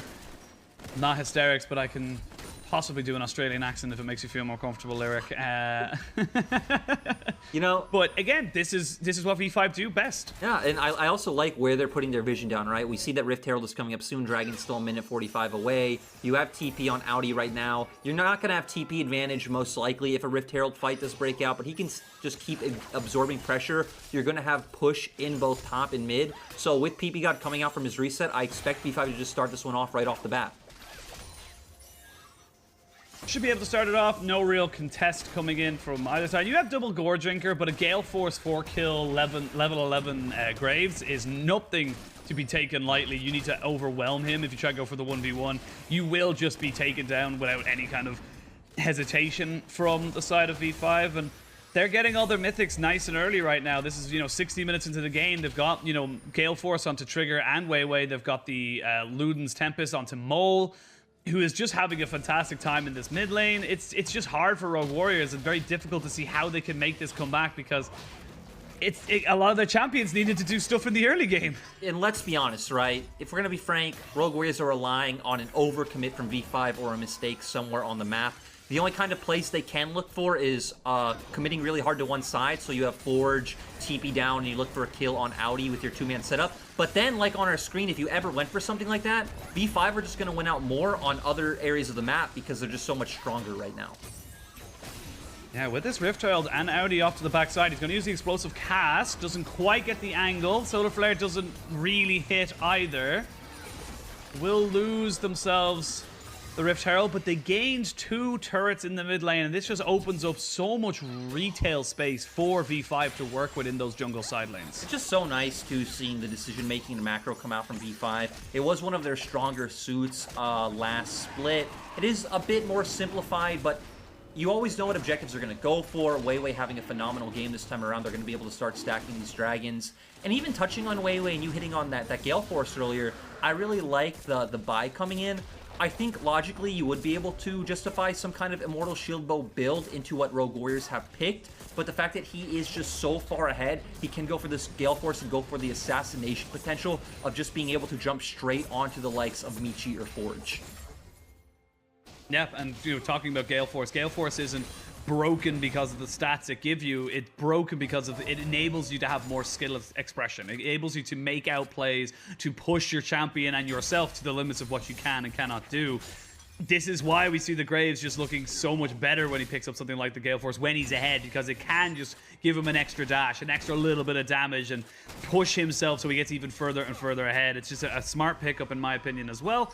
And for Rogue Warriors, they need a miracle. I feel like they need to start stacking bushes, do the Fnatic strat. Just start looking for someone in and off a side lane, try and just get something there and try and snowball an advantage from that, because just playing standard, like we said in the pregame, it's just not going to work against V5. Exactly. The name of the game for Rogue Warriors this time is overloading one side of the map. Overload the side of the map where V5 isn't dedicating their resources. Sure, you are going to lose out. That is kind of the nature of where the game's at right now. But at least you'll be getting something. If they kill Audi, they're at least getting a bit of gold. They're getting pressure down. They're able to secure vision on one half of the map. It gets you somewhere. Well, looks like they're trying to make something happen in this bot side. Audi, though, smelling something off and realizes that everyone was gone missing. But, like you said, they're able to make one thing happen, but it's all happening in the mid lane. Golkar does get landed down on top of Mole, who then gets the hero's entrance, but the exhaust straight away from that spellbook just mitigates any kind of engage, and that's 2 massive global ultimates. And what do you get? Nothing. You get -1 tower. Yeah, and we were asking, hey, how is Rogue Warriors going to get onto the enemy team? Who's the engaged? Forge just ults right on top of Mole. He's the one setting up that big Galio ultimate. That can only work when you're doing that into one, maybe two members. Forge cannot do that into the whole team of V5, so the question marks still remain. Still remain as to what the side of Rogue Warriors can really make happen. But for V5, not to take away, credit where credit is due, is that they recognize that what, the only options Rogue Warriors have, and they mitigate them. They completely nullified them and made sure that they don't even give them an inch to get them back into the game. That's just smart play, in my opinion, from V5 that just don't allow any kind of comeback potential. And the nice thing to see as well from V5, right, is that they've kept vision up in this topside jungle. Weiwei has timings on these camps, and he's just getting his own lead further and further ahead. And this goes back to what we were talking about with Weiwei being in the conversation for one of the best junglers in LPL in 2020, and the fact is, can he re-cement himself as that in 2021? This game is showing yes, and V5 just going to start off the Baron. Honestly, they can. It's straight off spawn, 20 minutes on the clock. There's no real vision. You have the teleport available for Mole. Audi is, eventually going to be able to make his way up. He has teleport as well. He's going to commit it here. You can see right now, Rogue Warriors, they have to try and do something, but they're just being turned on. This is a huge, huge amount of CC just being thrown on top of Reheal, who goes down almost instantly. You can't go near this pit. This is not your jungle. This is V5's area of the map, and you have to respect it. This also goes to the fact that V5 have such a good ability to turn between Gragas, Leona, Kai'Sa. They can very easily get onto the members of Rogue Warriors if they try to contest. They need Harrow. He's 3 levels down, so it is a 70-30 in terms of smite fights. But they land a triple bubble instant cleanse, and they try and just throw everything at them. They don't have to stay on the Baron. They can turn and burn. The paddle stars are just raining in like mortars from a battlefield. V5 still chasing, still searching. They've triggered chasing down with Audi. They're going to force almost all, if not every single summoner spell away from Rogue Warriors. They lose another person. They do not delay the Baron. It did go down. And V5 get everything. Yeah, so sad they weren't able to pick up that last kill on Ziv, but great stuff from Victory 5. They pick up some kills, they pick up the Baron, and now Dragon's coming up, and in less than 40 seconds, you expect this to be theirs as well. And we just have to keep asking the question, what kind of Hail Mary are Rogue Warriors willing to go for? It's not even what they can go for, because, again, there is nothing they can go for. They just need to throw Harrow in, throw Reheal in, have Ziv come from a flank, and hope they can get on top of Mole or Trigger and pick them off right away. With the Dragon spawning in 10 seconds, it is only a Cloud Soul, so not the most highest priority from the side of Rogue Warriors, so they'll at least have that going for them at the bare minimum, but you're going to lose this last outer tower in the bot side. That means you only have your inhibitor turrets left to defend. I feel like that's got to be your final call. I feel like you just got to try and defend, try and get 2 items onto the Samira, look for some kind of crazy Inferno trigger where she's able to get multiple members, really, really low and maybe pick up a double or a triple. That's got to be your play. Oh my god. Penguin, you are seeing like a good future for Rogue Warriors. Doubles and triple kills I don't think are anywhere near their future. We even have double collector at this point for the side of V5, so Graves and Kai'Sa on extremely strong power spikes. Forges of gold card, but nothing. Well, lands it onto PP God. And PP God, exactly as we said earlier, is not the priority target. The base has been cracked open now in this bot side, so super minions will start to trickle in slowly but surely into Rogue Warriors base, creating another avenue of pressure. Ziv, you can't walk forward, mate. You don't have vision. You have no idea where they are. You think they're going for the dragon, but they're actually going for a little bit of a bait and switch into this mid lane. They're going to drop down Reheal, who's going to be going great again. PP God will fall down. It's a 1-for-1 trade, but this turret is still very healthy. They are starting to focus it down. There's a 2-for-1. Okay, Rogue Warriors, you got yourselves a 3v4. You need to get a Q on from Harrow onto one of these carries. You need a Dragon Strike, but I just don't think they can find it just yet. And V5 just going to walk away with the objective. You were right. They played that one a bit differently. Let's be honest. They could have backed off, taken the jungle camps, and just taken the Drake. Reset, get back on the map a bit stronger. But V5 thinking, hey, Rogue Warriors are in a position where they need to look for a fight. They need to gamble. They need to go for the Hail Mary. So they waited in those brushes, hoping someone would face check. No one really did, so V5 just got antsy and said, hey, let's just go on Reheal anyway. Let's dive Rogue Warriors. They get a kill. They get the inhibitor. but still, they lose 2 members in the process, and they probably just delay the game by an extra minute that didn't need to be delayed. Yep, a small silver lining, but not really anything to be writing home about in the grand scheme of this game. You've got finally 2 items onto your Renekton, but this big beefcake who's about 60 or so CS ahead of his counterpart, it doesn't matter because of the amount of pure global gold that's been gone into the pocket of Audi through these towers, through these barons, and just through these general CS, the rest of his team be able to help him out. So doesn't really make that big of a difference. We're seeing 2 items. I feel like this is do or die. You're at 2 items now. You got to try to go for something. They're going straight away. The Destiny and the teleport being committed. They have got the Hero's Entrance as well. There's going to be a 2-man taunt, but a double Sonya's stopwatch for Mole just keeps him alive forever and ever and ever. But it's sadly for the side of Rogue Warriors. You tried. I commend the effort, but you are beaten down. Triple kill for Trigger. He's hunting for the Quadra. He will be able to get it, and that is going to be game 1 to V5. Exceptional performance from the macro and team play coming out from V5, and they're still showing us why they are a top contender this split.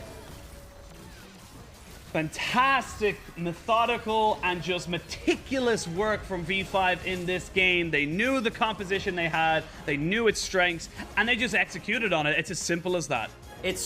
I'm still left with a question after this game, though, right? Because we said, hey, they're bringing in Audi. He functions in a very similar way to Longxing, unless they did want to try and prop him up in the way that EDG tried to prop up their top laners in 2020. They didn't do that. They left him on an island. And again, I kind of wonder, are they looking to facilitate new dimensions, or do they just feel like, hey, Audi hasn't had as much experience as Longxing, maybe there's more room for growth? I still think there's a lot of questions around Audi's role as compared to Trigger, who we can see, hey, they want to enable him to be more of a carry than Y4 realistically can be. And for V5, this was just clean. I don't really have anything else to add to it. They got an advantage in mid lane. That pretty much never changed throughout the entire game. They stopped Rogue Warriors from throwing any kind of Hail Marys, any, down the field passes that could have maybe turned out to be a touchdown, and just mitigated any opportunities for Rogue Warriors. And that's what I suppose that's how I judge my top teams based on. It's not how many you win, but how well you win. Let's be honest, they did give them 2 chances. The one in the mid lane when they dove, and then at the end, that fight they just won. The thing is, though, I don't know if I really consider them chances being given, because realistically, V5 knows how far ahead they are, and they know, hey, they don't have enough damage to kill us. Maybe they kill 1. At best, they kill 2. There's no way they're getting on our backline. So I agree, very methodical win from V5. And despite those mistakes coming out at the end, again, quote-unquote mistakes, I think it's just the fact that V5 aren't a team who are going to wait for another Baron, wait to get sold. They know, hey, we're strong enough to end now. Let's make it a bit messy and just end the game now. Yeah, again, this is the kind of sign of a top team. They will just take all their advantages. They won't allow you to go to 40 minutes to maybe get a win condition where you have 4 items. They're just saying, no, we're stronger than you now. We know we can take you down now. And you can see the gold graph just very much tells the story of a couple of small opportunities. You can see the tiny little dips where Rogue Warriors got something back, but it was always a steady decline into V5's favor. I also want to say, it's just a sad life for Ziv. Once again, Clement put it best. He is very much treated as a punching bag on Rogue Warriors. A long time in 2020, we saw LPL use Renekton, not necessarily as a strong side diving tool, but as a more like self-sufficient, we can leave him on an island and play elsewhere type of pick. But it felt like with these drafts, it would have been nice to see Haro play a lot more around his top laner that you pointed out was up about 60 CS, pushed that advantage further, and Rogue Warriors didn't really do that until like 15 minutes into the game, where it already felt like it was a bit doomed. Yeah, it just felt a little bit like it was a said and done story. And for Rogue Warriors, I said it at the start and I said it again now. I think we just need to see them try and just throw it all in. Like, yes, the Lee Sin was nice, but it just doesn't really work in the meta right now. If it does not get super far ahead, or at bare minimum, doesn't get its lane super far ahead, it just becomes this very stale old pick that doesn't quite work for them, or doesn't quite work in any kind of team comp. And overall, it's just going to be a little bit of a tough game too for Rogue Warriors. But we'll have to wait and see. There is still obviously a brand new game on the horizon. We're going to throw it to a quick break, but when we return, we will have that game 2 pick and ban.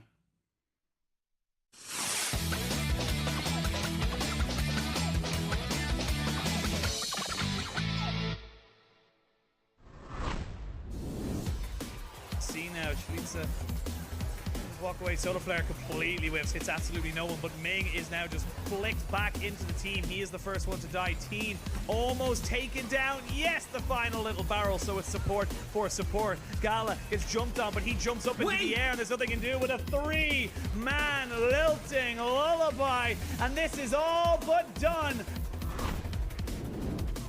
Right down the middle, yeah, Eric finds it, excuse me. OMG, fall strong, but Nuguri comes in, sweeps them down, and OMG getting low at half health. Is this Camille? He gets destroyed as well, and FPX are actually losing the fight. Eric forward he goes, the fast with Gale Force, but LWX plays it back, you cheeky devil, you!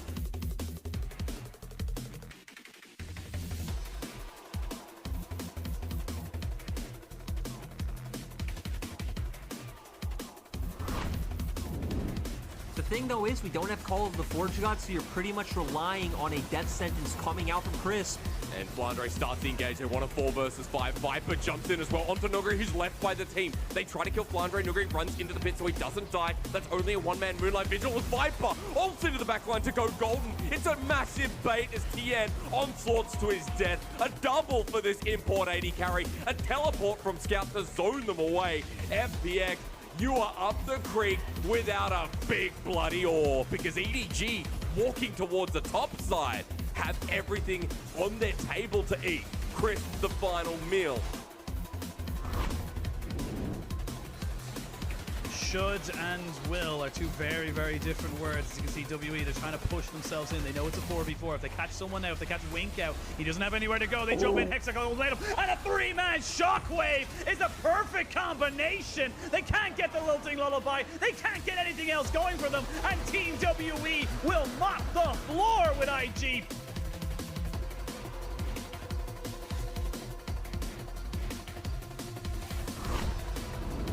Jojo waiting for the death sentence. Clement onto Baron. Dwarves here. He's had some decent engagement. The 369 letting the squad down. Casa behind the pit. Dwarf doesn't have his ulti or any summoners available at 3k. Casa needs to get a steal. He doesn't have a flash yet. Quick draw in. Knight goes in as well. Casa on top of the Baron, but it's secured by Haro. With 26 HP to go, he drops down as well. And Rogue Warriors now have to survive from Jackie Love, who gets 2 onto the 3rd. Jackie freaking Love, man, even though they originally lost the Baron.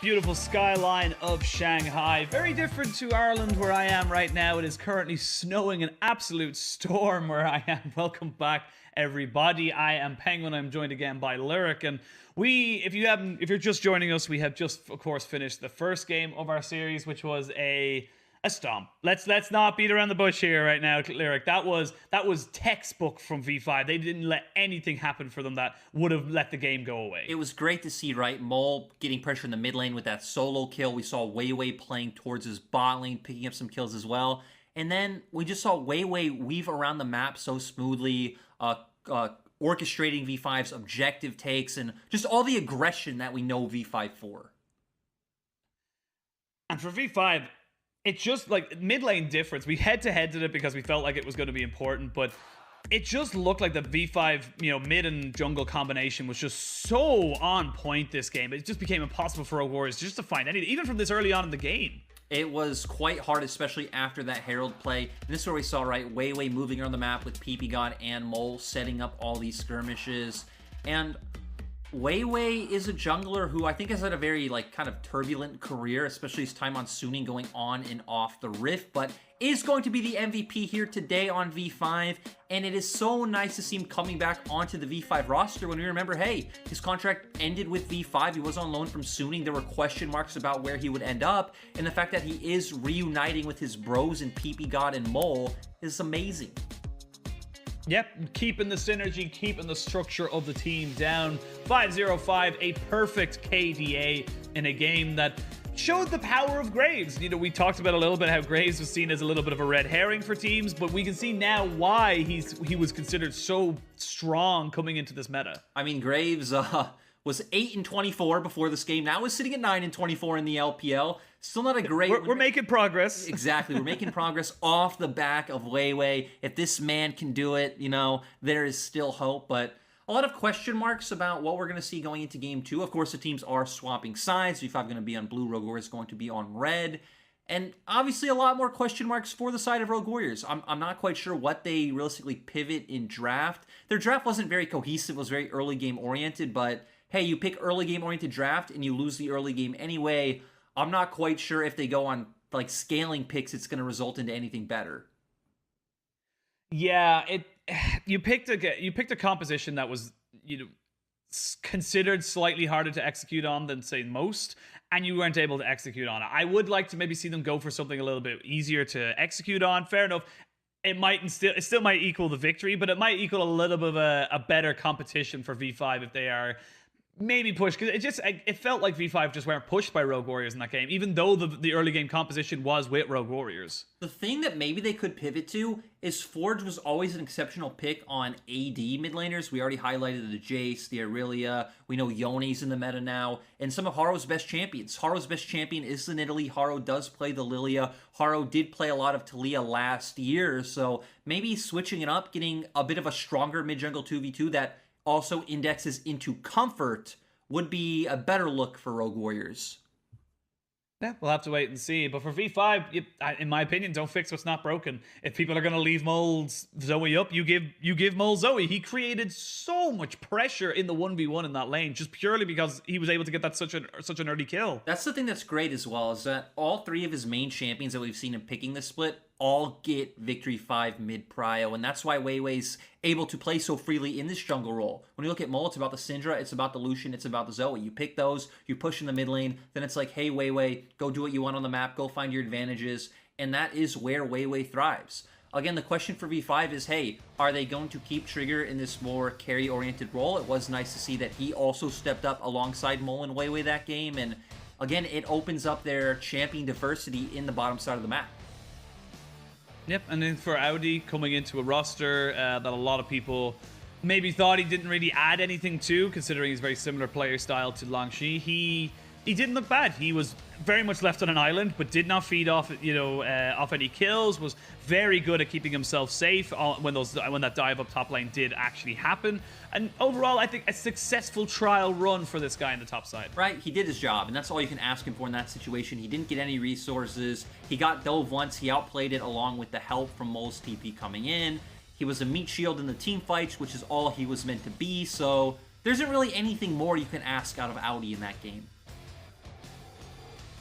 There's a hell of a lot you can ask from Rogue Warriors, though, and again, looking at this team holistically, or not even holistically, individually, and looking at them, at the players they have got the idea on the paper. They have got the potential to be able to move forward with this roster and maybe make something of it, but it doesn't really seem to be working out for them. I actually think that, for the first time all year so far, that we've actually saw Haru and Forge not on the right page, or not on the same page at all last game. That's the thing, I think, especially for Haro. Like, when we look at last game draft, when we look at how the lanes went, it's really hard to play jungle when your lanes are just kind of losing on their own when they shouldn't. Also kind of handicapped by draft, though draft was, their own making, so he has to take some responsibility there. But jumping straight back into draft, we already see the jungle bans coming out. There's the AP jungle bans coming out from V5 that we talked about, and Rogue Warriors now respecting Mole Zoe.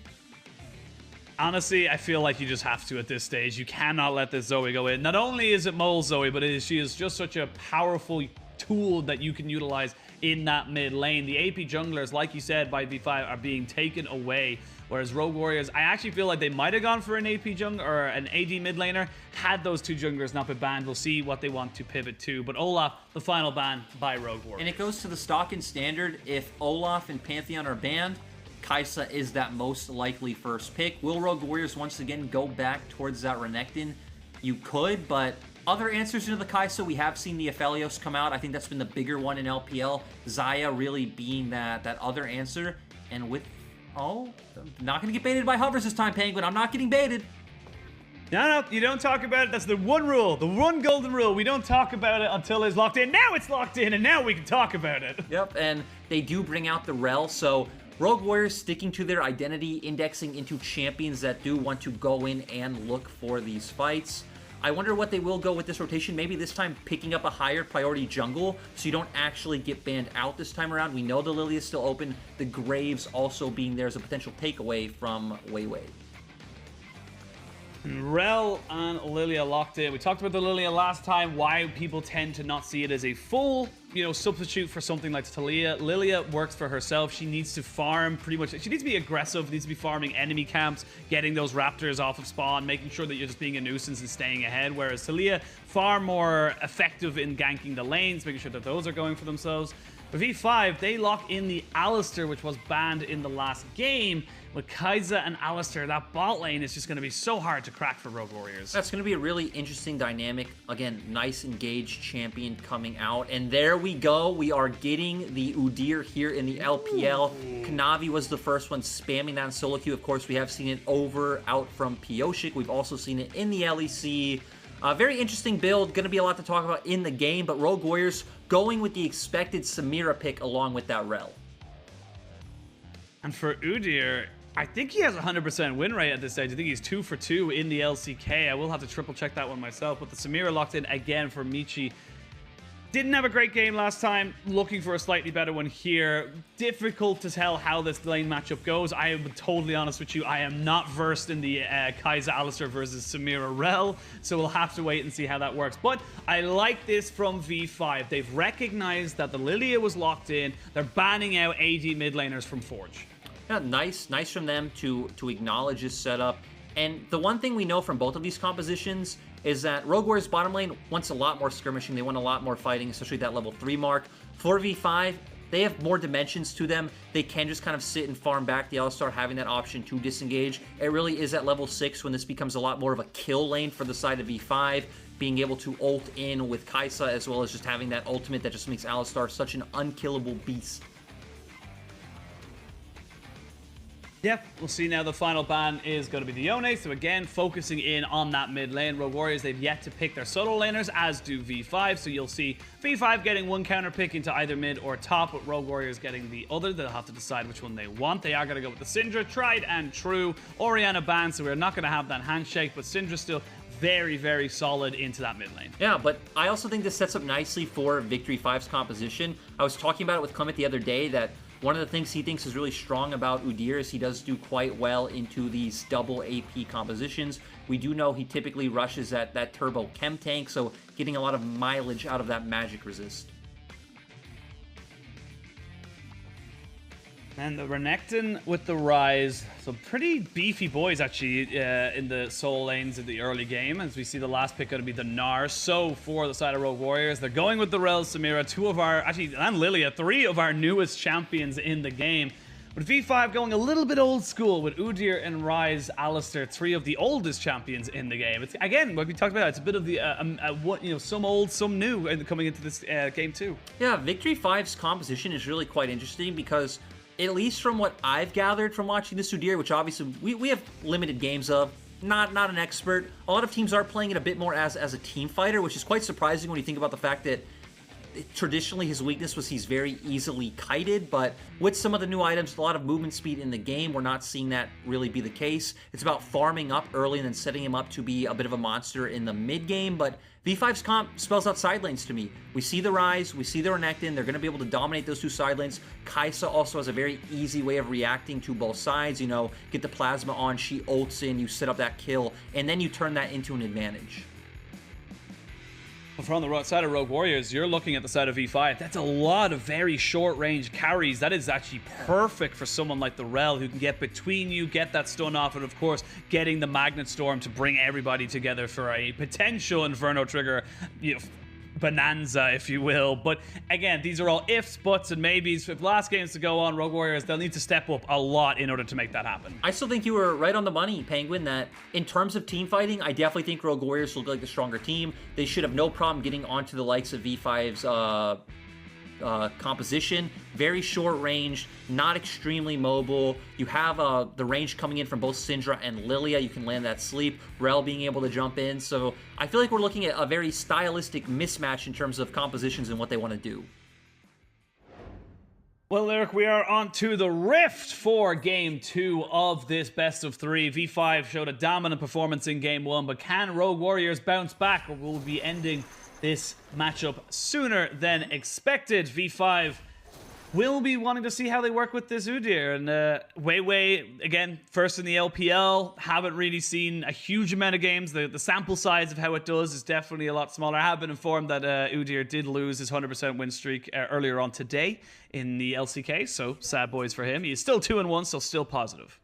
Yep, and again, for him, it's going to be a lot about the early clear coming out, trying to get to that turbo chem tank. You also do get the Dead Man's Plate, so indexing into more of that movement speed. And then I expect it being about Wei playing alongside Mole and trying to punish the enemy team in that side lane. Use that pick potential to turn onto an objective like Dragon or Herald. Well, early handbags in the mid lane from Forge and Mole. Pretty expected. Both can spam their Q fairly effectively, making it very easy for them to push in and get any kind of advantage they possibly can. Harrow, very, very quick on the Lilia. Something that, very squishy, but if you can kite it out properly, which of course we expect all LPL level junglers to be able to do, very, very fast jungle clear. Starts off with the Raptors, tends to look for a little bit of a invade after the first side of the clear, wherever they may start. And then look to maybe just hard farm to level 6 where they can actually start to make something happen in the lanes. Yep, so we're seeing her full clear towards bot side. Again, potentially maybe that second Raptor respawn of Udyr you can look to pressure. I think it is going to depend a lot on this mid lane matchup. And talking about the mid lane matchup, we've seen Ryze gain a lot more prevalence. I think it's for a few reasons. One, just tier being now a starting item, so cheap, very easy to stack. Lucidity boots helping you spam your Q to just clear that wave, really helped the wave clear trouble you had in 2020. And even not too long ago, he also did get a Q, I think, mana buff as well. So just sets up nicely for Ryze in the meta. Yeah, and for anyone who's wondering, tier... Oh, I have to stop myself there. Mole forced to flash away. Harrow making his presence known, but Wei now also making his known. He will not be able to steal any Krugs, but he has found himself just behind enemy lines. This wave's in an awkward position, though, for him to make anything happen. Yeah, and I wonder if they will be able to go for this dive. I mean, Mininar is not very tanky, but I think this could be quite risky. He has flash. He should have hop-off cooldown as well. Oh, they're full committing to it. They did take the turret aggro, the flash in to get the stun. Flash bear slap if you're quick shot. They will give that first blood over to Mole, but Mole has nowhere to go now, and he is going to be chased down by Forge. It's a trade of 1-for-1. Bit of an overcommitment from V5. That's why I didn't think it was realistically a good play to make. Maybe had they been able to hold the CC, Wei wrap around, you kind of hides it, you keep Ziv under turret and then bring the TP and then commit. The problem was they committed 1x1, had to leave 1x1, and as you pointed out, it just left Mole in an awkward position where he just had to die. Yep, great commit there as well from the side of Rogue Warriors. Forge recognizing that they were just tanking and not resetting the turret at all. They burned summoners away from V5, and I feel like, apart from the little extra gold you get on top of the first blood, you actually lose that trade because you went 1-for-1 right now. And that just opens up a little bit of a movement here for Harrow, who maybe just feeling a little bit frisky because they know there is no flash here onto Mole, so he will just be scattered the weak down. They should not be able to kill him off, but more and more pressure with no TP. Mole's going to have a pretty terrible time considering he's only on 10 CS. Exactly. He lost so many minions when he did make that play towards the top side. Forge is so far ahead, and even us talking about the build earlier, right, that he would love to go Ionian Boots of Lucidity. Probably not able to do that anymore. We do see him sitting on that Null Magic Mantle, so is probably going to have to index into those Merc Treads because look how much threat he's under in this lane. Oh, they land the Scatter the Weak. They don't land the Swirl Seed, and underneath the tower, Forge gets locked up. They're trying to just run away from Wei, trying to just kite this one out. You can see Wei, he's so powerful with those stances. Gets the bear stance, gets himself a kill. So again, another 1-for-1 trade, but he is not done. There is a flash for Forge. Can he get himself away from this? No real mana, and the extra movement speed you get from swapping out between the different forms means that Wei is able to clean that one up, no problem whatsoever. Yeah, really nice to see. I didn't think he'd be able to do it. We've actually seen a lot of Udyr's taking Ghost for this very reason of being able to connect with that follow-up. Of course, Udyr does max Phoenix Stance, and Phoenix Stance early game damage is quite nice. Like the base stat scaling is pretty egregious, so it's one of the reasons why Udyr's clear is so good and why he does quite well in these skirmishes. Have a look at the replay here, and you can see Rogue Warriors, they want to just force the issue here. It's actually great for Mole to just stun up Forge and force him to basically be in a very awkward position. Exactly, because he was dead no matter what, right? Had he kept running and not tried to look for that turnaround, Wei would not be able to pick up these kills back on. Like we said, a bit surprising he could do this. The movement speed does come out, and it's going to be a nice cleanup for Wei, and now we're going to be able to see what this Udyr jungle with 2 kills can do. Yep, you got the perfect start for your jungler. You're not falling behind Haru on the hard farming Lilia, who's definitely been making herself a little bit known in this mid lane. Still no flash onto Mole. No lilting Lullaby though either. They have got level 6 onto Forge. So they're going to flash in, just try and commit fully onto this. The Scatters are weak, go down. Do they have enough damage? They do not. Now the TP responded to as V5 look to try and punish an overextension. They will find Forge, who had used his flash. That is a great response from V5. Nice play coming out to support Mole. He is getting completely bullied. It does go back to... Oh, God. Oh no, Haro, yeah, you gotta run away, buddy. You can't farm that wave, and Wei is terrifying right now. He's got Merc Treads, double Ruby Crystal, like you said, going towards more of a teamfight build, but even then, the early damage from these stances you get as Udyr is actually insane. Yeah, it's just one of the archetypes of like a melee bruiser champion is because they are so easily kiteable, they typically do have like higher base stats and base damages to make up for that. Of course, when he does change to Bear Stance, he does get that bonus movement speed, so that's how we're seeing him be able to keep on top of the likes of Haro and Forge. He's going to pick up, again, some more kills and assists, and they're going to turn this into a Drake. We also see that Audi's been doing quite well in the top side, does have a CS advantage, and that's with him despite not being in lane for the past about 60 seconds. And look at the advantage that was in the mid lane. I say was because it is no more. Mole, despite having all this attention, despite being 1-2-1, has caught up relatively well. He was 20 CS down. Remember, he was on 10 CS after that first top lane kind of dive the V5 went for. And Rogue Warriors tried to force the issue. They tried to 100% make that a winning lane for them. And V5 just answered to it perfectly. They recognized that's exactly what Rogue Warriors were going to do. They've done a good job, and we already see PP-God on the map as well, just kind of hovering around mid lane, making sure there's no shenanigans coming out from reheal. Wei is close by as well if he wants to answer this up, but it does look like he's going to go for the reset. All of his top camps are up, so I expect to see him kind of go in, pick up some of those top camps, and honestly probably set up for a nice Rift Herald. But the fact that Rogue Warriors bottom lane does have push right now might mean Rogue Warriors can contest. Yep. Might be able to go for something. Still waiting on any kind of items, really. They've got a double Doran's Gnar up on the top side, still waiting for his TP to come back up. They've got a couple of amp tones in the mid lane for the Syndra. You can see Reheal here just making sure there is no shenanigans, trying to get the push as best as he possibly can. Very hard to push against the Rise, though. He's very skilled at just blowing up the waves like that. Yep, again, the tier build just kind of helping him a lot in being able to keep up with this early wave clear that we associate a lot with Rise of like a few years past when he was very strong before. A lot of nerfs, I think a lot coming from players like Faker bringing him down as Trigger gets engaged on. Yeah. Michi, ooh, the W misses. He's just trading. It's very, very equal trade. Actually, one more auto attack from Trigger would have maybe made it different. But here we go. 3v3 in the mid lane. We're going to see a flash headbutt pulverize. Forge is dead. That's your damage down. And that is 2 easy, quick kills for the side of V5. Rogue Warriors, what are you doing? It's nice to see, though, coming out from PP God. Like you said, he does land that headbutt pulverize. It sets up for Weiwei just to pop bear stance, run in, change back to Phoenix, and get down all that damage. Mole's there as well, and it's sad because it was looking like a good start for Rogue Warriors. The mid-jungle 2v2 we've hit on so many times was coming out, but we see this play. They know they're here. PP God just going in, just beautiful headbutt pulverize. Mole as well, flashing over the wall to make sure they have enough burst damage to take him down.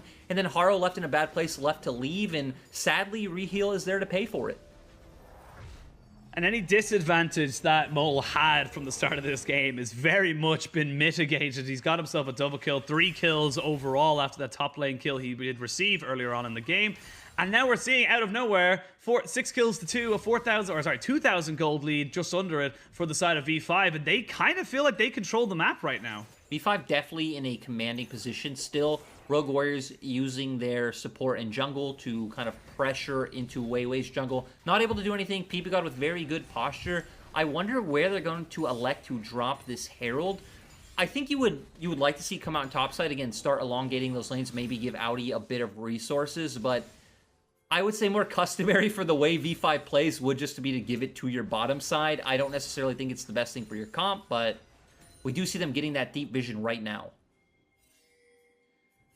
They finally have Reheal on level 6, so he does have the ultimate available for them if they want to go for a team fight. It looks like they're angling for something. The Magnet Storm available. You have to be so careful in V5. Again, there is plenty of team fighting opportunities for Rogue Warriors, even this little bit far behind, to come back into this game. You know, talking about the team fight that Rogue Warriors are looking for, one of the awkward things about especially having a Gnar on your team is that they have TP advantage, but it's just so awkward to find a good time to use it when, right, you have to play around that Mega Gnar bar and when he can come in and be effective. So despite having a TP advantage, Gnar as a champion kind of makes it a bit more difficult to play around.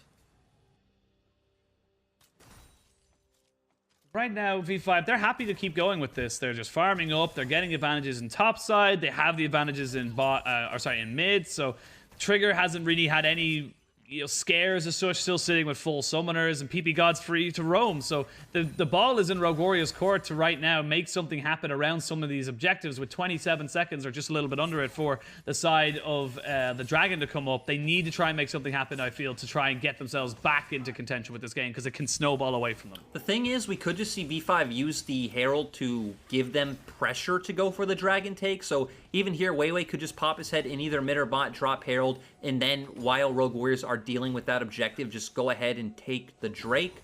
Audi's TP is about to come back up, so maybe V5 just having the confidence overall, thinking, hey, we're so far ahead, Rogue Warriors can't fight us, it can't be a 5v4, Audi can be here, and they're just going to be able to pick this one up.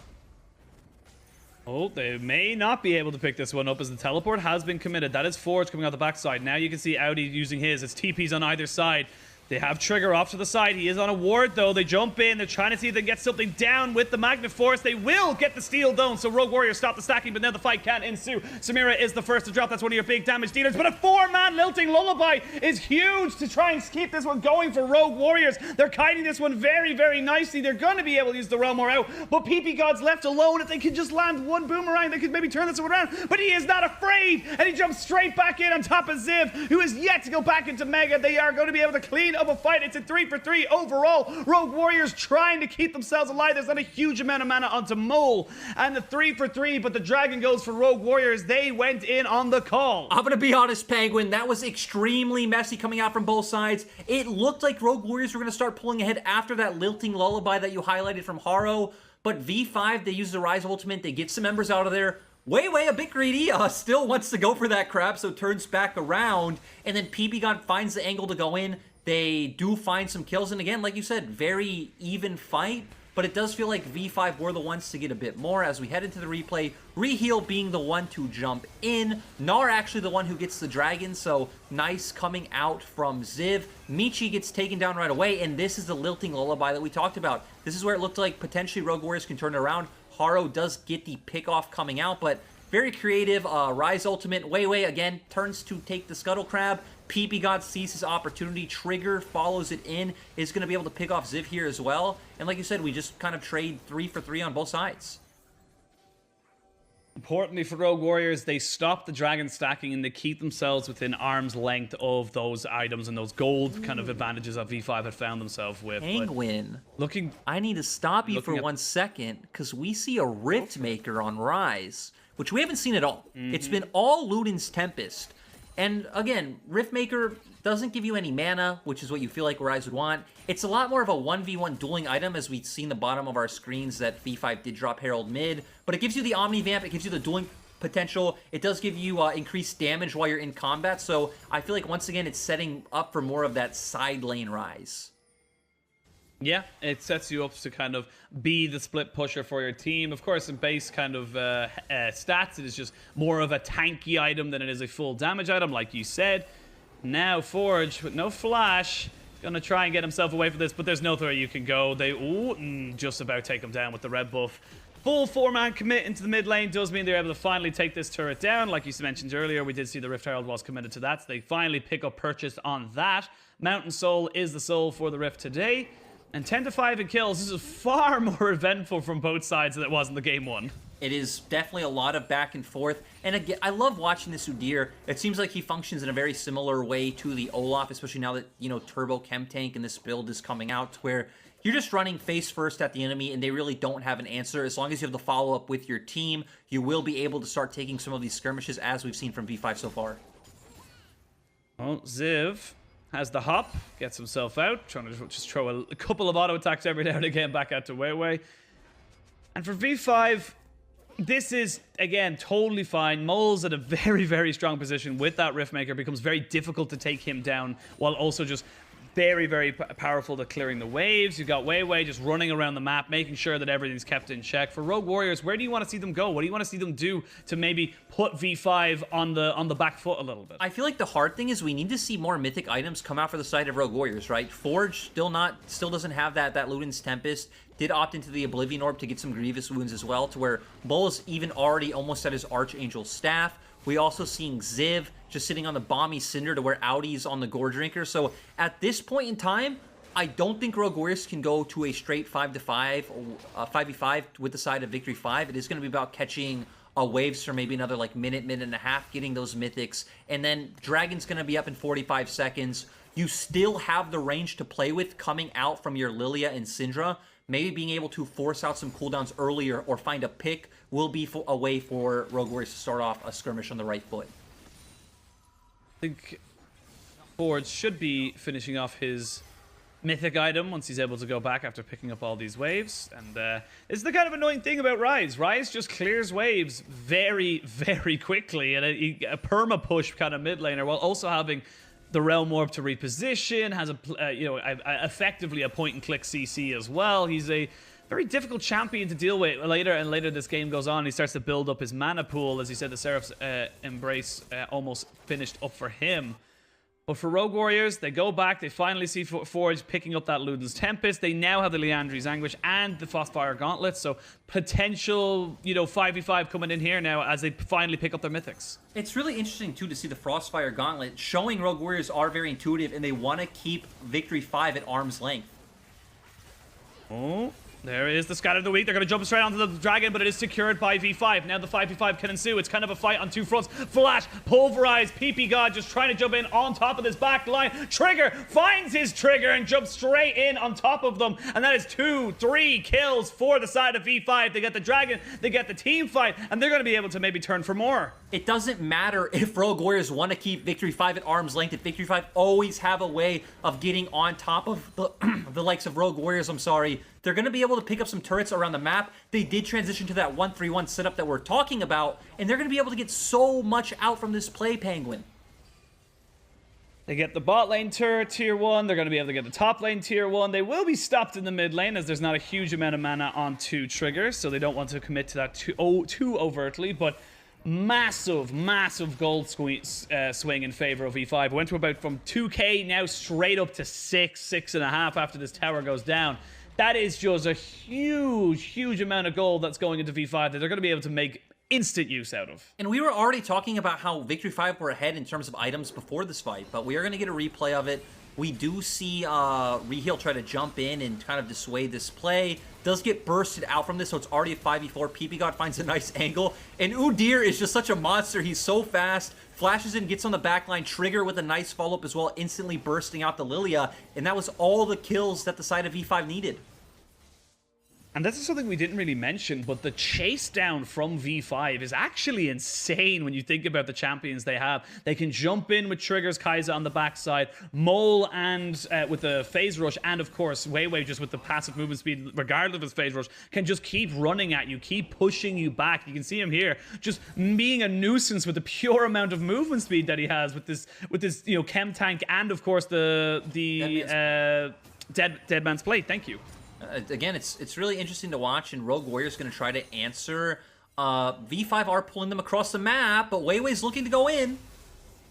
Weiwei, he's so fast, he's so scary. You can see he's ignoring Reheal, jump straight on top of the Lilia. That is a dead deer. Bambi, bye-bye. And this is just becoming a sure thing for the side of V5. They know exactly what to do. It's a repeat of game 1. They know where to be, they know where to go, and they're executing cleanly. It was also textbook, right? We saw V5 set up into the 1-3-1. They pull Syndra and Gnar to the side lanes, and then they all rotate and collapse on the mid lane with numbers advantage. So very clean play in that instance coming out from V5. They're going to be very easily able to turn to this Baron, and Forge and Ziv shouldn't have any way of contesting this. No, this is becoming a little bit difficult now to see the light for Rogue Warriors. You've yet to take a turret. You've yet to really kind of get any kind of foothold in the game. Yes, you got 5 kills and you stole that dragon, but you're going to need a miracle engage. You have the burst. It is potentially possible, but you're going to need so many things to go your way for it to actually happen. Yeah, the problem is you're going to need something like a nice Scout of the Week or 5-man, 4-man Lilting Lullaby coming out from Haro, kind of locking them down, allowing for all the bursts from Forge, Michi, and Haro to just instantly take out, the likes of Weiwei, Mole, or Trigger. And that's just not an easy thing to do, especially when, V5 are not just bots, and they're actively playing to make sure that that doesn't happen. Ooh, it is tough being a Rogue Warriors fan watching this. You're 9,000 gold or maybe 8,500 gold behind. You're not really got any kind of place to go with this composition unless you can scale. They're going to need a huge, as you say, 5-man Lilting Lullaby into a 5-man Zivult into the wall, into a 5-man magnetic, magnet ultimate from the Rel. It's a lot of ifs. Easy. It's a lot of buffs. You're right, Penguin. It sounds like every other Tuesday for some of the... a Scout of the... Okay, I got excited for no reason. There was a Scout of the Week onto one person. It was close enough. It was Mole, so it's important. It's an important player. And this uses, we saw this actually a couple of times in a lot of different leagues, that the use of the Realm Warp just to be able to shift people, minions, quick as you possibly can. It can make that 1-3-1 or a 1-4 so powerful, especially with a Baron buff. It could just keep a push going when it shouldn't realistically continue. And again, V5 are going to be pulling Rogue Warriors to opposite sides of the map. The Dragon is coming up soon, so they could even just send one member. It doesn't even matter who, whether it's your Renekton, your Kai'Sa, your Udyr. Anyone can go and solo that while the other members of Victory 5 are keeping pressure on the map. And we've talked many times about the awkwardness of just kind of this mechanic of Gnar, how the Rage Bar is very random and very hard to play around. Ziv walking forward aggressively, hoping to do something, but you know what? It's already gone. It's already gone. Yep, there's nothing really he can take there. There is another Mountain Drake available to Weiwei when he so sees fit. The last 40 seconds of this Baron, they are going to take down the last of the outer turrets. So again, 23 minutes into the game, we are seeing a little bit more of V5 as they just start to push their dominance into this game. Just want to notice there, Tiamat for Ziv with this Frostfire Gauntlet and an innovative build. I don't know if it's going to be a successful build, however. I mean, it's just hard to judge whatever he builds overall this game because they're 12k gold behind. He's not going to be able to have an impact. I think another interesting thing to note in terms of builds, though, is that, you know, we were highlighting Udir's build being good against double AP and all the movement speed.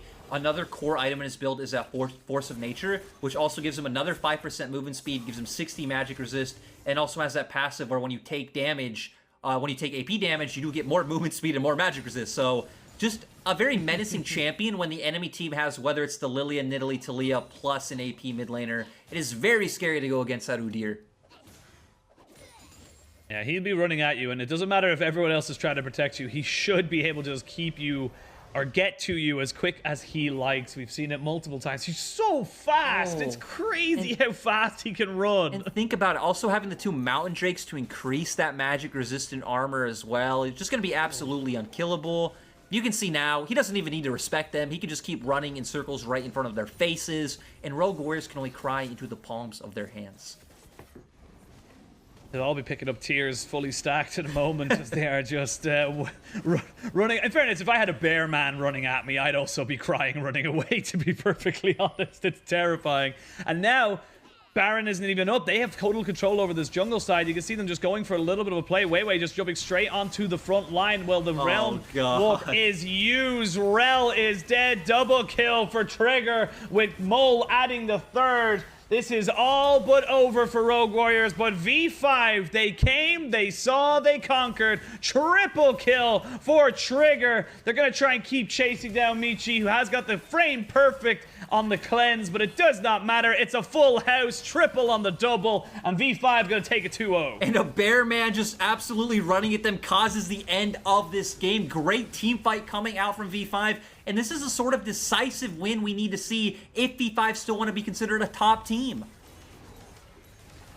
Yep, a great 2-0. There was, honestly, from the 10-12 minute mark, no doubt in either game that V5 were most likely going to be the favors in this particular series. And 2-0, you'll absolutely take that clean as you like. V5 take themselves to 3-1. It's also... It shows how ridiculously ahead they were that Wei was just able to run at them alone. Like, the other members were not following up yet. The Realm Warp had not been channeled. He was running into 4 people alone. And Rogue Warriors know, hey, we need to run away from this guy. We don't have the damage. We don't have the ability to take him down. Yeah, it was a demolition of Rogue Warriors by V5. And for Rogue Warriors, there's not really... They always say you learn a lot from your losses, but there's not really a huge amount you can take from that. You just kind of got slapped, and you kind of have to go back to the drawing board a little bit. I think the problem with some of our lower tier teams in LPL is that they're trying a lot of new players. They're swapping around different players, as we've seen with Rogue Warriors bot lane, and they're still trying to find that successful formula. So I don't expect that we come into summer, which is obviously a very long way away, and have a similar Rogue Warriors lineup to this.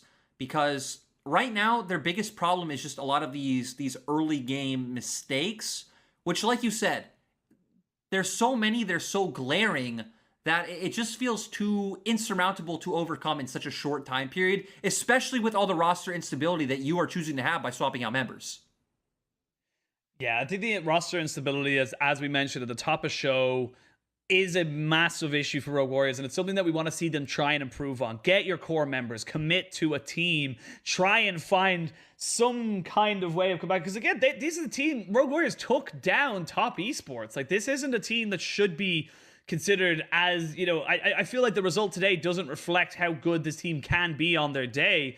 It's just unfortunate that today it really didn't come together for them. I mean, even think about the first 5 minutes of this game. They were punishing Mo really well. We thought Mo would have no opportunity to play out this game, but some mistakes in early skirmishing. Maybe over-committing to the mid lane when we talked about, hey, Lilia isn't necessarily the champion who wants to just focus on getting her lanes ahead. She's very much about also getting herself ahead in the jungle. And then Ziv fell behind in a matchup that he honestly should have been winning out in harder. So there are a lot of takeaways from Rogue Warriors where they had the chance to get a bigger lead in this game, but just some individual mistakes and decision-making costing them out big. And for V5, credit where credit is due, they fell behind, but they did not let that take away from what they knew they could do in that early laning phase, and they brought back and they punished those mistakes that we just highlighted from Rogue Warriors so damn hard.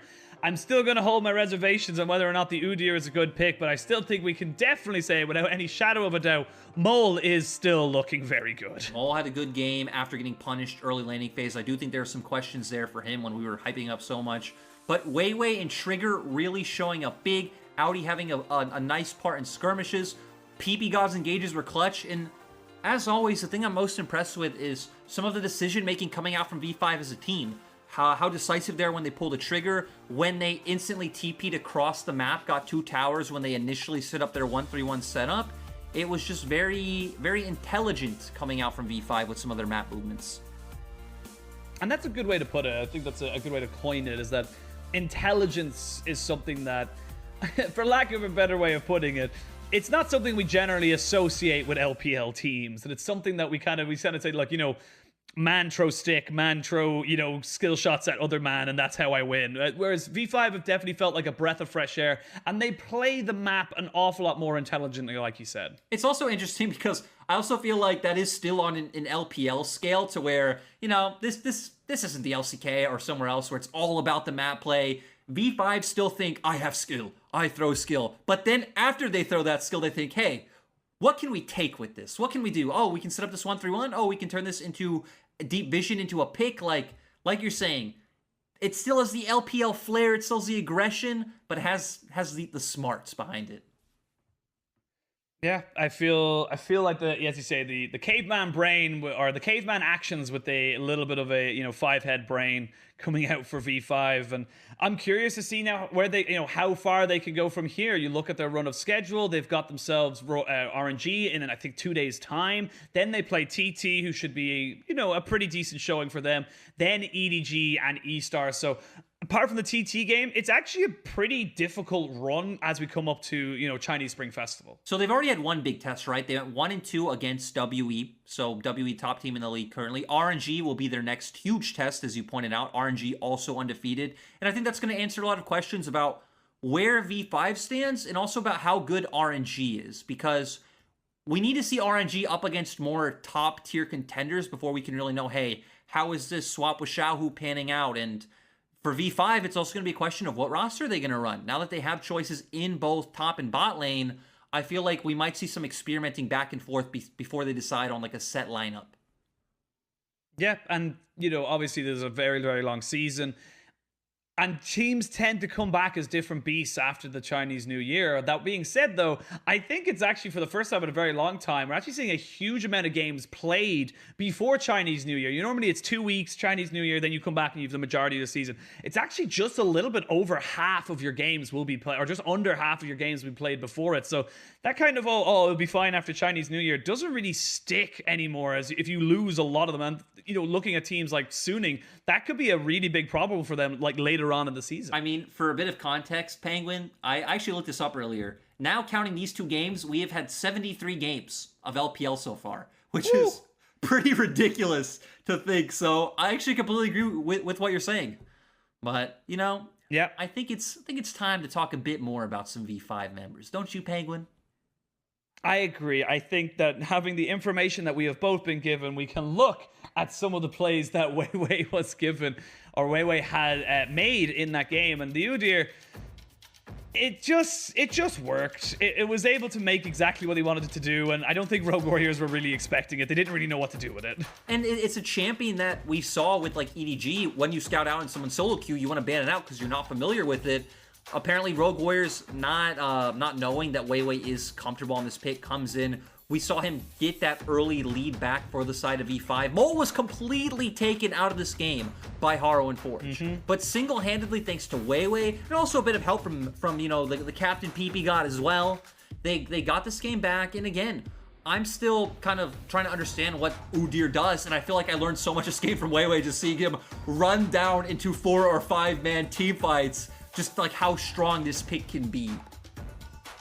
Yeah, you're using the Hextech Chem Tank as well, the extra movement speed you gain from that. He's just able to, as you said, keep running people down over and over and over, not giving any room to breathe to the carries Rogue Warriors or any team that kind of, has to go against them. I feel like the key for taking him down is going to be denying him early kind of pressure. I think it's going to be about getting onto those lanes as early as you possibly can. And Weiwei, MVP for the game 2, honestly thoroughly deserved. Yeah, this time around was very nice to see. Game 1 we saw him. Game 1 we saw what Weiwei can do when he has so much pressure from mid and bot and like just taking over a game with prio lanes. This game we saw that Weiwei can completely salvage a game that is, getting a bit harder, and that completely deserved, and that once again in 2021, this man is going to be in the conversation for top junglers in the LPL. And this is a stacked role. This is the thing when we talk about LPL. It used to be about the AD carries. It's getting better, but not, we still have yet to really see it kind of be tested against the likes of international talent. But in terms of jungle talent, we have the best junglers in the world in our league. And that's just a fact. And there's no, you can argue who is the best, but I think that all the best ones are here. And it's a crazy concept to just think how stacked it is. It's pretty insane when you think about it, right? Having people like Tarzan, having people like Wei, Beishang, Karsa, Kanavi, who else do we have? Lian, Meteor, like there's so many big names.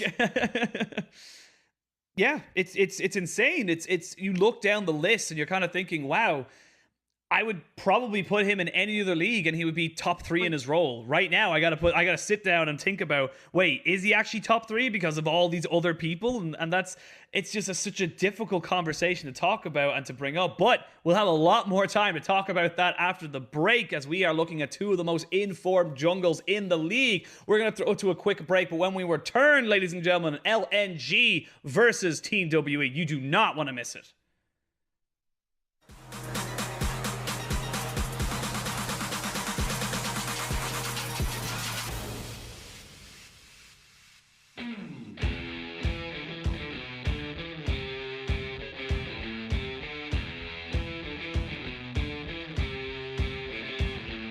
Out with the old and in with the new. Support has been traded. Shockwave only lands onto the side. They jump straight on top of Wing, who got Hextech ultimated, and the rest of the team fight is going down. It's a triple kill on the way for Jomung. He's just getting poked down, and this is the thing. This is the problem we're seeing. Twyla now with a little bit of trouble. Beishang perfectly positioned to pounce on top of him. When the pieces just fit, you can't help but smile at the picture. 4v4, if they catch someone now, if they catch Wink out, he doesn't have anywhere to go. They jump in, Hexagon will him, and a 3-man Shockwave is a perfect combination. Team WE will mop the floor with IG. A new beginning for a top talent. They don't know exactly where he is. Grand Sky focused it. Now they know where Teen is. He's going to try and jump in, but it's stolen by LNG. Teen can do nothing on the backside. Tarzan in a little bit of trouble. That's a red card locked in, though, for Captain, who goes golden with 1 HP, and Icon will clean him up. Definitely went far. The best is yet to come. Just trying to kite away, still has all summoners there. There's the Kaizen to the backside, and this is why this pick is so damn powerful. Find yourself 3 kills, triple for life.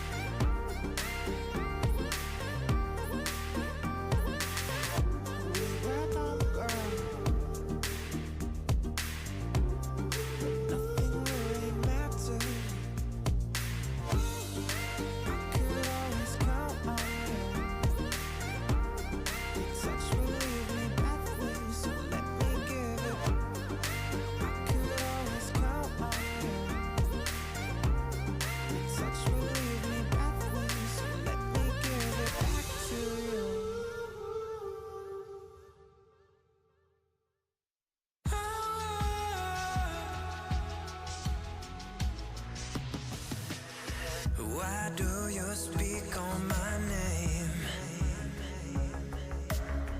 Why do you treat me so bad? 'Cause I never made you feel like this. Why do you leave me into? Do you love me for real? Do you love me for real? No, no, no, no, no, don't give me that, don't give me that. No, no, no, no, no, don't give me that, don't give me that. No, no, no, no, no, don't give me that, don't give me that. No, no, no, no, no, don't give me that, don't give me that.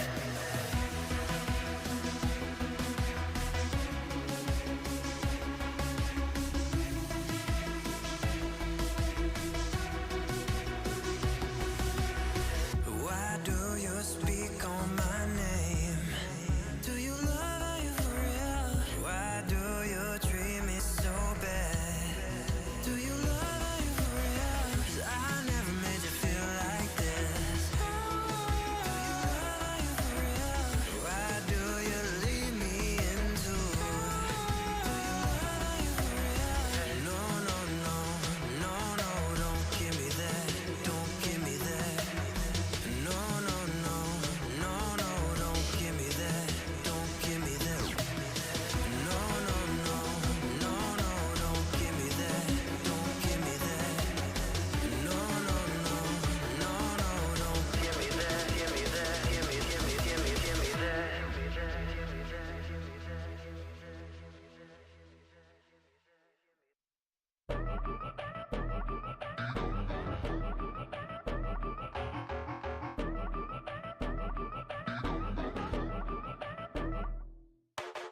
I love to do just what I want. Do it when you say I won't. Now come and watch me move it. I promise I'ma make you lose it. Looking at me, now come get it. Like what you see, then you got good vision. Boy, this beat is so different. Let me show you what you've been missing. If you love the body, then the body's. We're back, ladies and gentlemen, to the bottle opener building a high on Shanghai.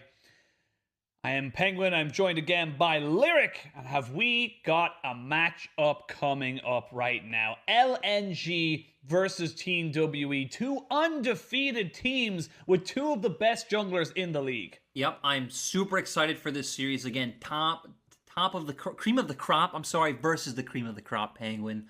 I think not only best jungles, some of the best team play, but Tarzan and Beishang definitely the focal points of these teams.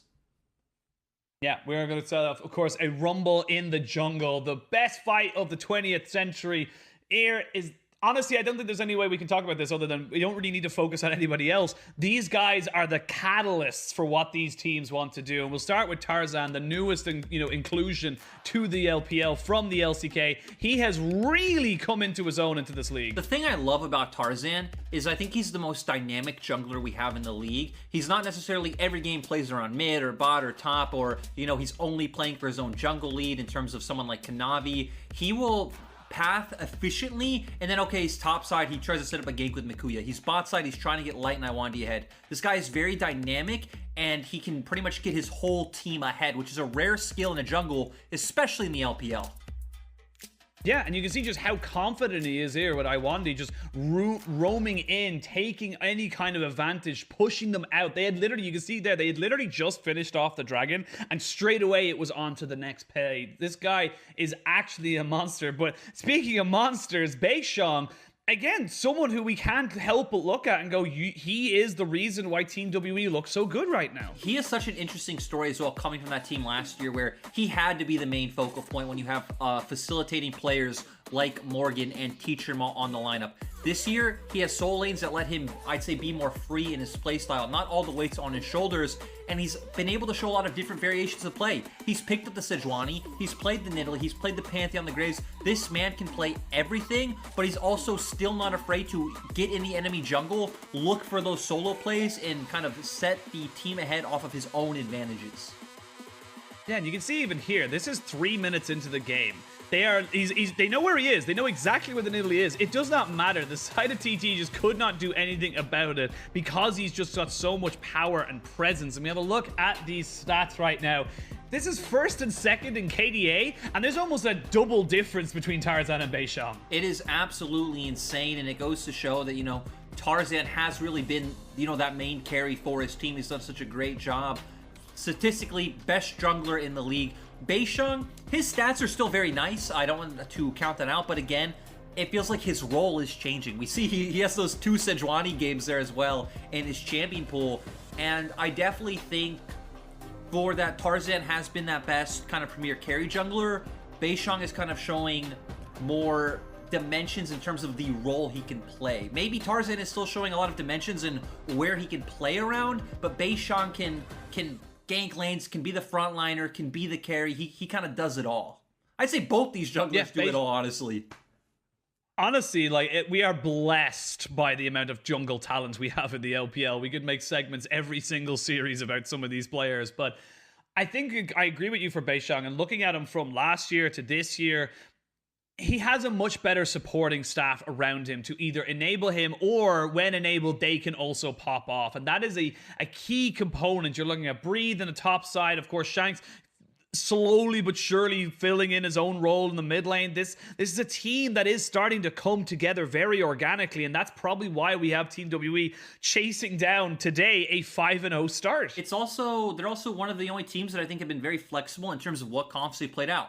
We've seen them play poke comps, we've seen them play a lot of front-to-back team fighting, but we've also seen them comfortable with putting Breathe on a carry side lane champion like Camille and trying to play out that 1-4 style. So Team WE as a unit are very dynamic. It's not only Beishang being the one to prop the rest of the members up, we're really seeing the team as a whole step up behind him. Yep, and looking at, LNG and Tarzan obviously coming in, Tarzan feels like he's just leveled up everyone around him. Iwandi and Light in the bot lane. We, of course, have the clips of many a Light reset with the Tristana rocket jumps. And this just seems to have, worked out overall for this team to be able to kind of say, look, you know what? They're a team to be trifled with, because I think a lot of us didn't really have major high hopes for this team coming in when we saw the roster coming into 2021. This will be their first big test, though. They did 2-0 IG.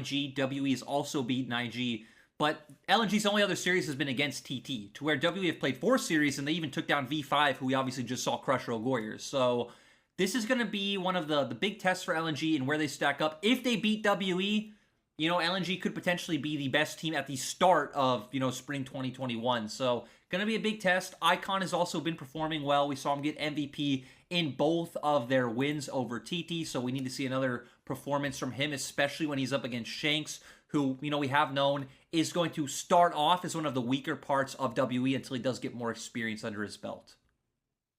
Yeah, and as much as we're hyping up this game, and it is incredibly hype, the way these two teams play around their junglers, we're not expecting a huge amount of action in the early game. What we are expecting is them to draft around those, compositions that will work around those big team fights near Dragons or Barons, roughly around the mid game.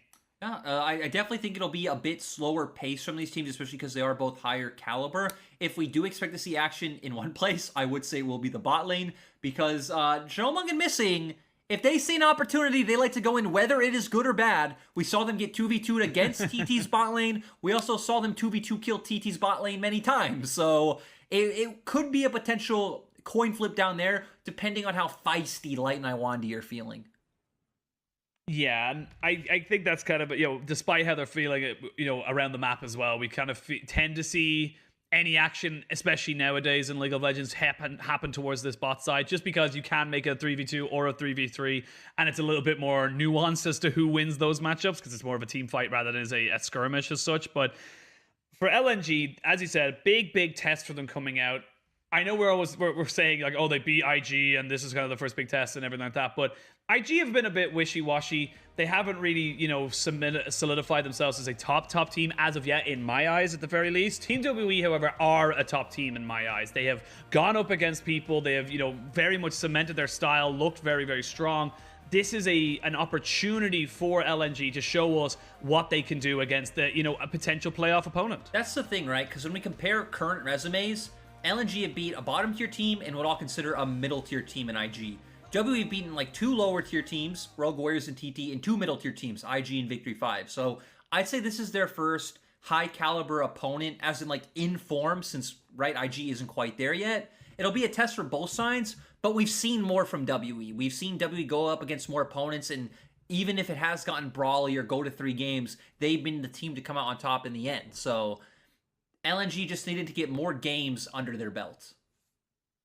Yeah, and for LNG, like, they actually have a pretty decent run of schedule right up until Spring Festival. They've got Team WE today, of course. They've got BLG, E-Star. A little bit of a difficult game coming up with FBX, but then RA. So again, a lot of middle-of-the-pack teams to build you up into a playoff run, or maybe knocking down some of the bigger giants in this league right now. I mean, if they start beating off all the contenders you just listed, right, then without a doubt LNG are going to be potentially a top 4, top 6 team in this league. None of those names are pushovers, and the question is, can they come out on top today? I also want to see, in regards to the jungle matchup that we highlighted, can either of these players bring out that Udyr that we've seen? It's, again, been making a lot of waves internationally, and can either of them step up and, bring out this new pocket pick that is obviously very strong and a lot of teams aren't prepared for? Yeah, and also something that we haven't really talked about at all, and something that's been popping up in LEC almost exclusively, the Ivern Top. Ivern Top is the Moonstone Renewer kind of devil in the top lane. I can't remember who it was who played against it in the first time when it lost. I think XL picked it, but I can't remember who played against it. But he tweeted out immediately afterwards, it's like, played against Ivern Top, got hit for 100 auto attack damage, level 1. I want to go home.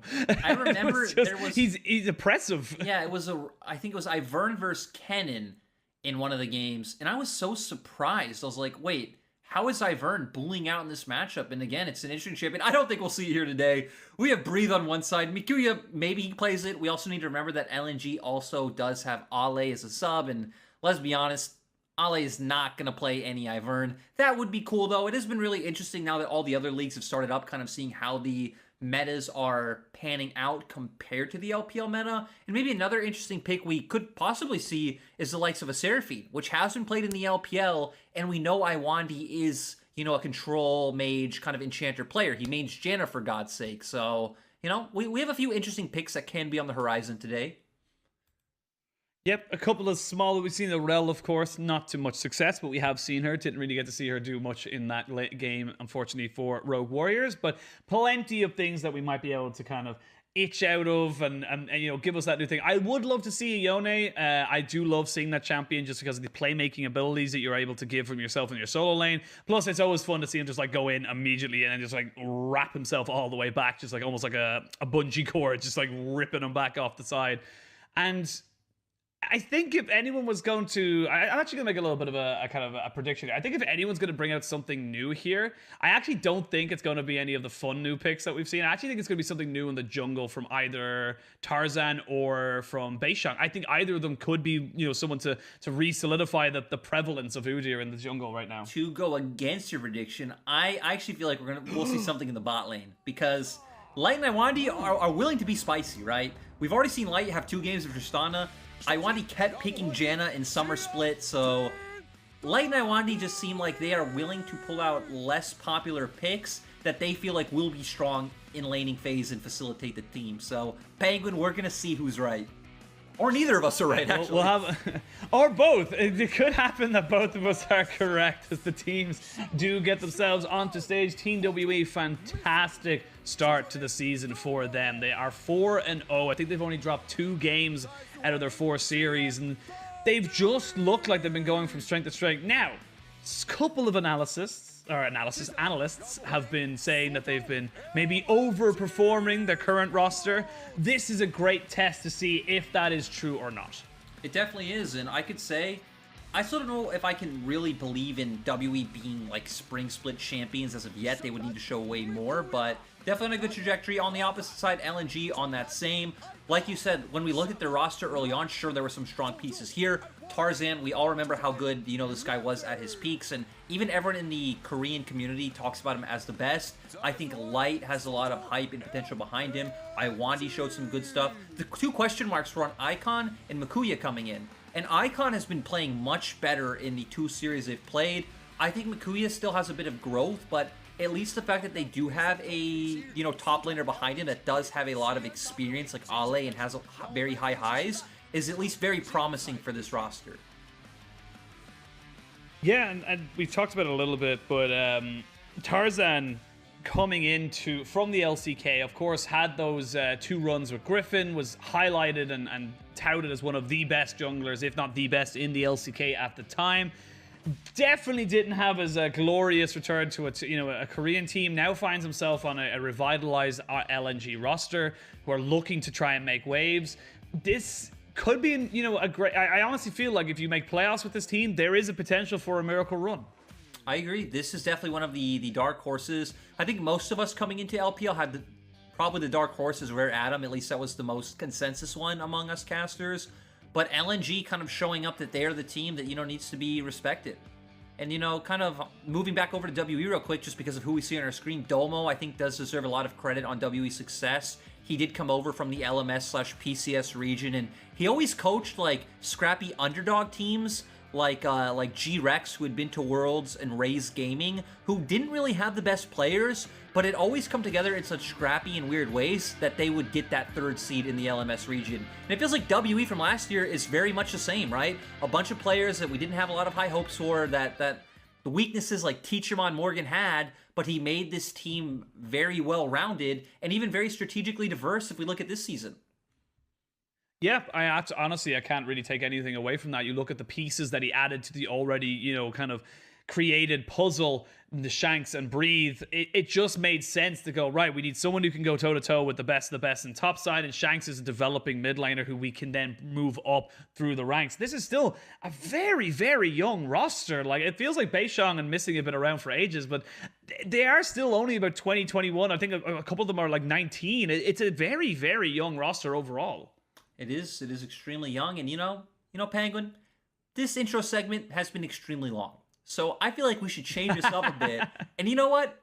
We usually put out our predictions on Twitter. We haven't put out any predictions. So let's put our money where our mouth is and make some predictions right here, Mr. Penguin. Who do you think wins the series? Oh, we're in draft. I'm going. Guess no one gets to find out.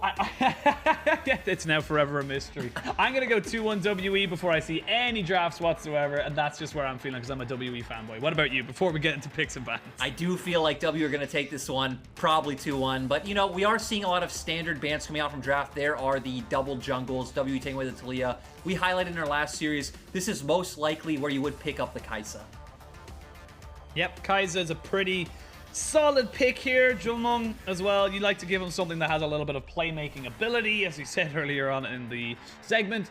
He tends to pull the trigger whether or not it's pointing at him or someone else. So giving him an extra little bit of movement ability and skill expression is definitely something you want for the side of Team WE. And for LNG, you can look towards just locking in your bot lane right here. You've got the Xayah that you are, totally fine taking into, which we've seen rise in prevalence. And now you can maybe even look towards your jungle or maybe even your support to try and put pressure onto Team WE. I'm kind of surprised that I thought potentially we could see the Nidalee Renekton combo come out because both of those champions are still open. We talked about kind of the trade we've been seeing internationally with Kai'Sa and Renekton, but going for a much safer start, and it falls in line with our thinking before the match that, hey, we're probably not going to see an early game slugfest. It will be a bit more methodical on both sides, especially with LNG going this more scaling-oriented route.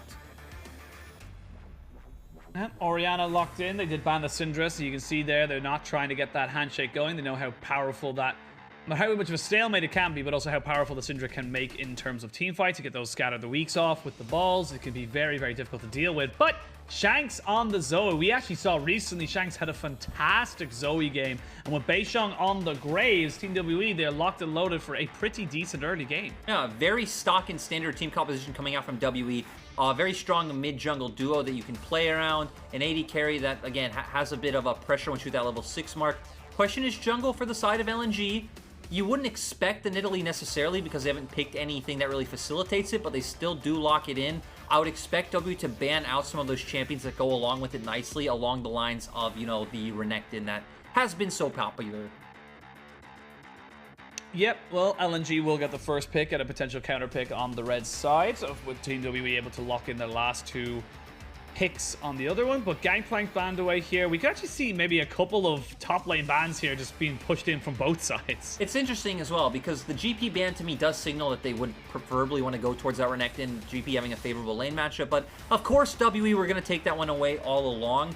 The only other thing we've actually seen Makuya play is the Gnar. It is still a champion you can go for. You know, people in chat might be saying, blind pick Gnar, what do you mean? It's blind picked in LPL all the time, guys. This is the reality that we live in. But we said up earlier, hey, Nidalee's typically the champion you want to put with some, you know, hard CC that can set up all of her burst. But I don't really know what options LNG have left. Maybe you can go for something like the Aatrox, but that isn't that point-and-click stun that something like a Renekton offers. Yeah, it definitely feels like the side of LNG would look to try and like combo something that can work with the Nidalee if possible.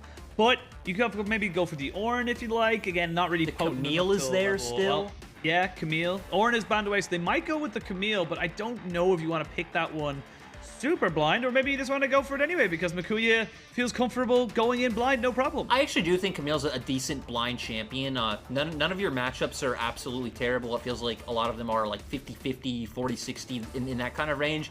And she fulfills a lot of different roles in a team comp, right? You can play side lane, you can play flank, you have the ability to team fight. And it does work well with the Nidalee. It's also a ball delivery system, so LNG's comp makes more sense now going with that Camille. It is a bit harder to execute. For WE, they are going to go towards that Gnar pick, so very standard into the Camille matchup. I also would like the Alistar to come out as well. Alistar's a very good answer to the Camille. She, you know, Hextech ultimates Maidom's in, and you just knock her right away, and there's not really much else that she can do.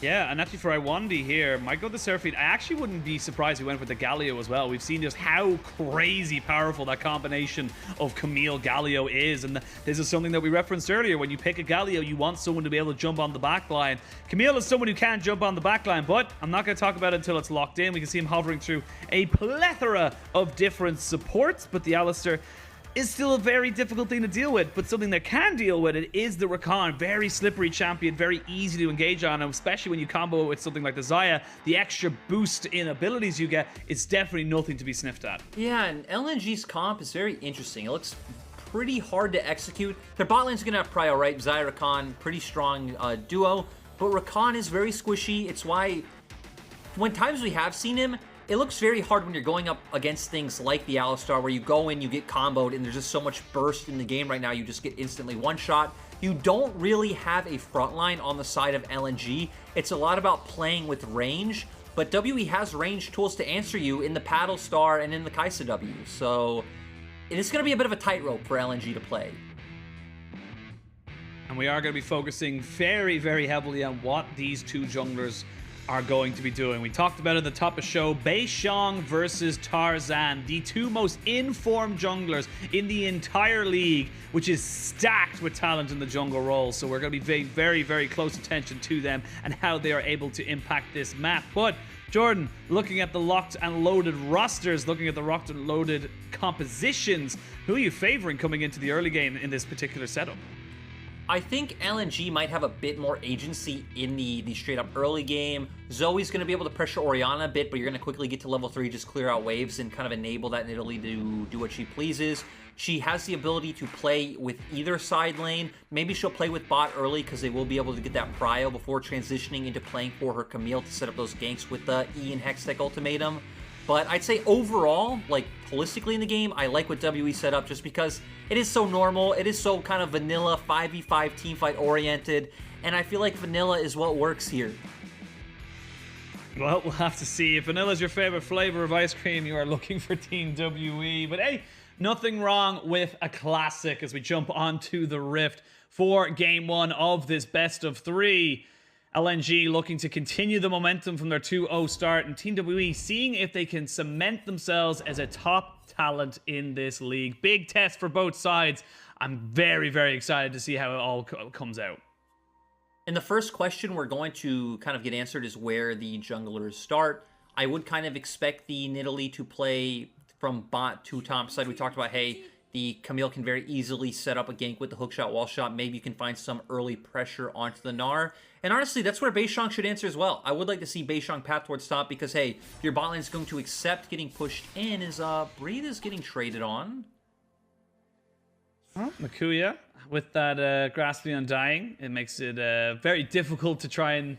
When it actually pops a pot there from Breathe, doesn't want to go back and reset just yet. Makuya has got priority over the lane bush, so he's going to be able to keep Breathe guessing. Never mind, he doesn't have to guess anymore, he shows himself. But again, something that we've talked about a couple of times is that the Camille can just create advantages. It's one of those skill expression champions that we love talking about that can just make things happen for themselves if given the right opportunity. Yeah, especially in a matchup like this at level 1, starting the E, kind of cheesing Gnar, getting on top of him early to get that health advantage since you are melee in a ranged matchup. It is one of the ways to get a bit of a lead.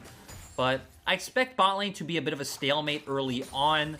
You don't really expect to see much action until both sides hit 3. Maybe LNG's bot lane would be able to push in had they not leashed, but right now WE just doing a bit of trading since their bot lane didn't have to leash. They will get the level 2 advantage and be able to zone off Iwandi and Light.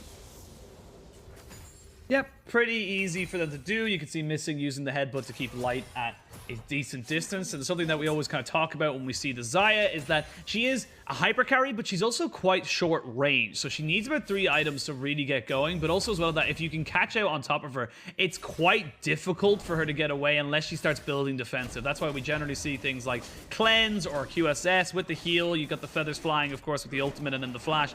Later on in the game, that becomes very difficult to kill off when you're on the side of Team WE, but in the early game, very easy to catch her out. Yeah, and we typically only see Xayah picked into these compositions that want to kind of like all in into her, so that's why she's picked against Kai'Sa, and you know, it'll be other champions that do want to go in because she does such a good job of cutting them out with her ultimate and then just kind of being able to back off. But this game, it does look like LNG are going to play a bit of a 1-4 setup. It's going to be all about Makuya getting ahead in the side lane, and then your 4-man just kind of posturing over mid-wave. You're going to throw out poke from the Nidalee, but I definitely think WE can match them in that 4-on-4 poke war, so a lot on this game is going to be up to the likes of Makuya.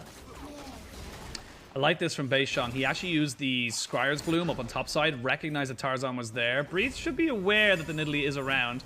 But to finish my point, Beishang did use it to try and just get double scuttled. They're trying to go hook shots. The flash in, nicely done on the top side. First blood to Tarzan. Beautiful combination there between the top laner and the jungle. LNG completely understanding their win condition. We just set up, hey, Makuya needs to be the one to get ahead in this comp. Tarzan already there. Nice hook shot, wall shot, flashes as well to guarantee the hit.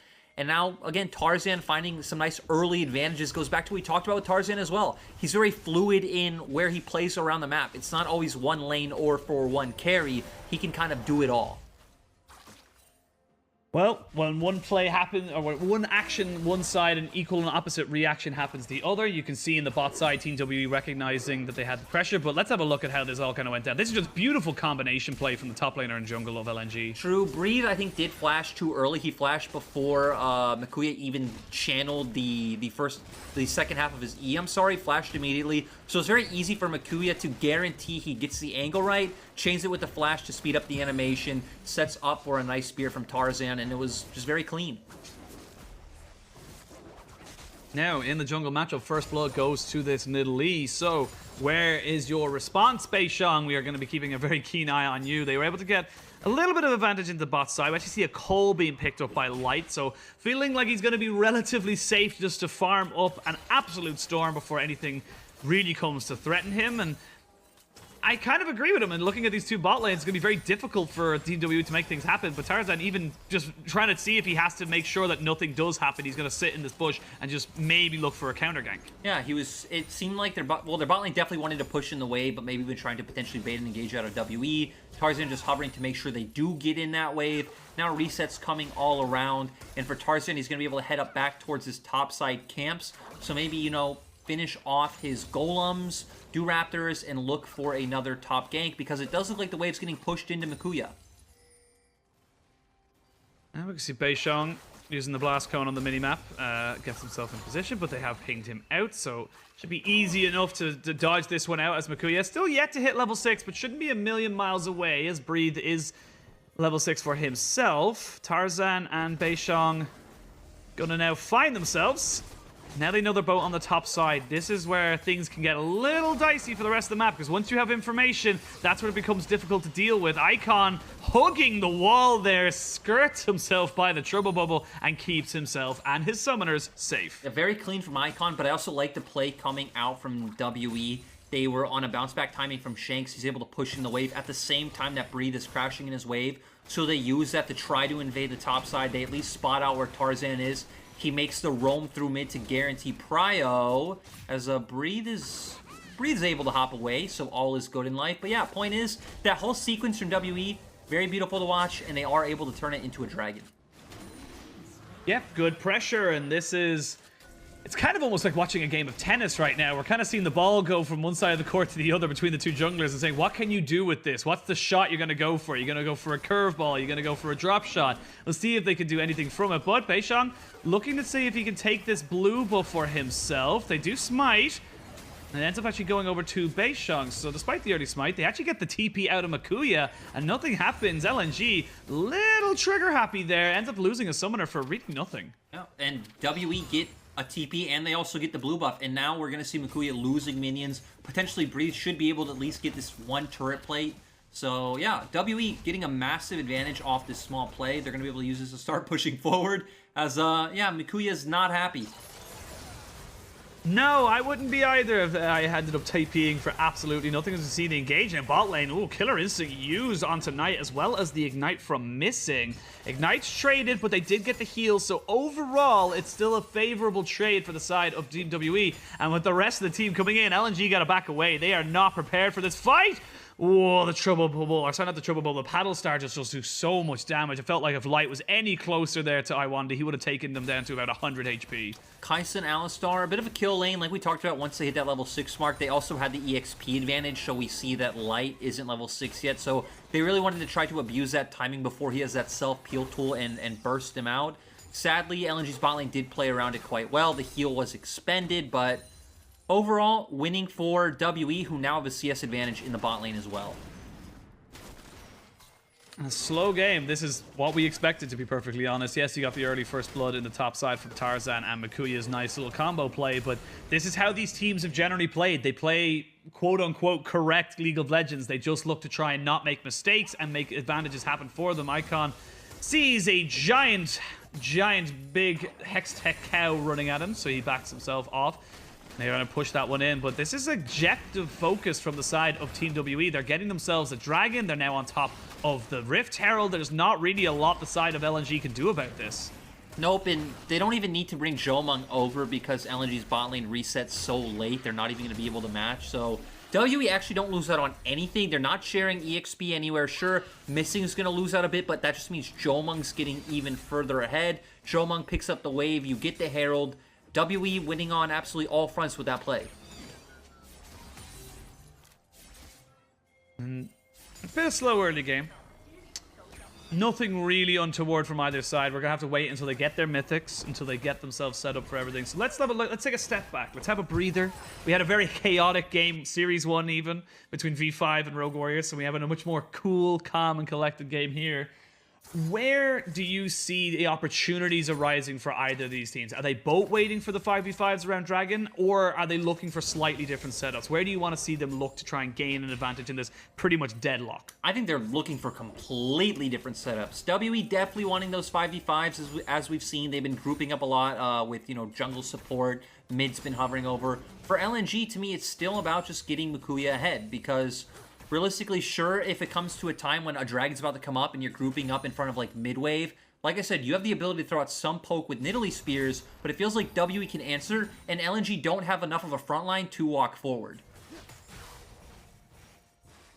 Like you said, they're looking for those big kind of skirmishes, those big combination fights, as you just said. You see Missing. Every time Beishang comes down here, he's being aggressive, he's pushing forward. For LNG, they want to try... catch some people out. Nicely done there by Breathe. They want to try and get the poke down, like you said, with the Nidalee Spears. Maybe look to try and catch someone out off on a side lane and, you know, burst them down before an objective. A minute until that next dragon does spawn. It is a cloud, and we could, possibly see LNG just maybe give that one up over, because they haven't really got the advantage in the bot lane or the mid lane, and they're kind of two lanes you need pressure in to make plays happen around Dragon Pit. Yeah, and I like this from WE. Still, Icon using the ultimate to try to dissuade them, but they're still going to be able to pick up some plates.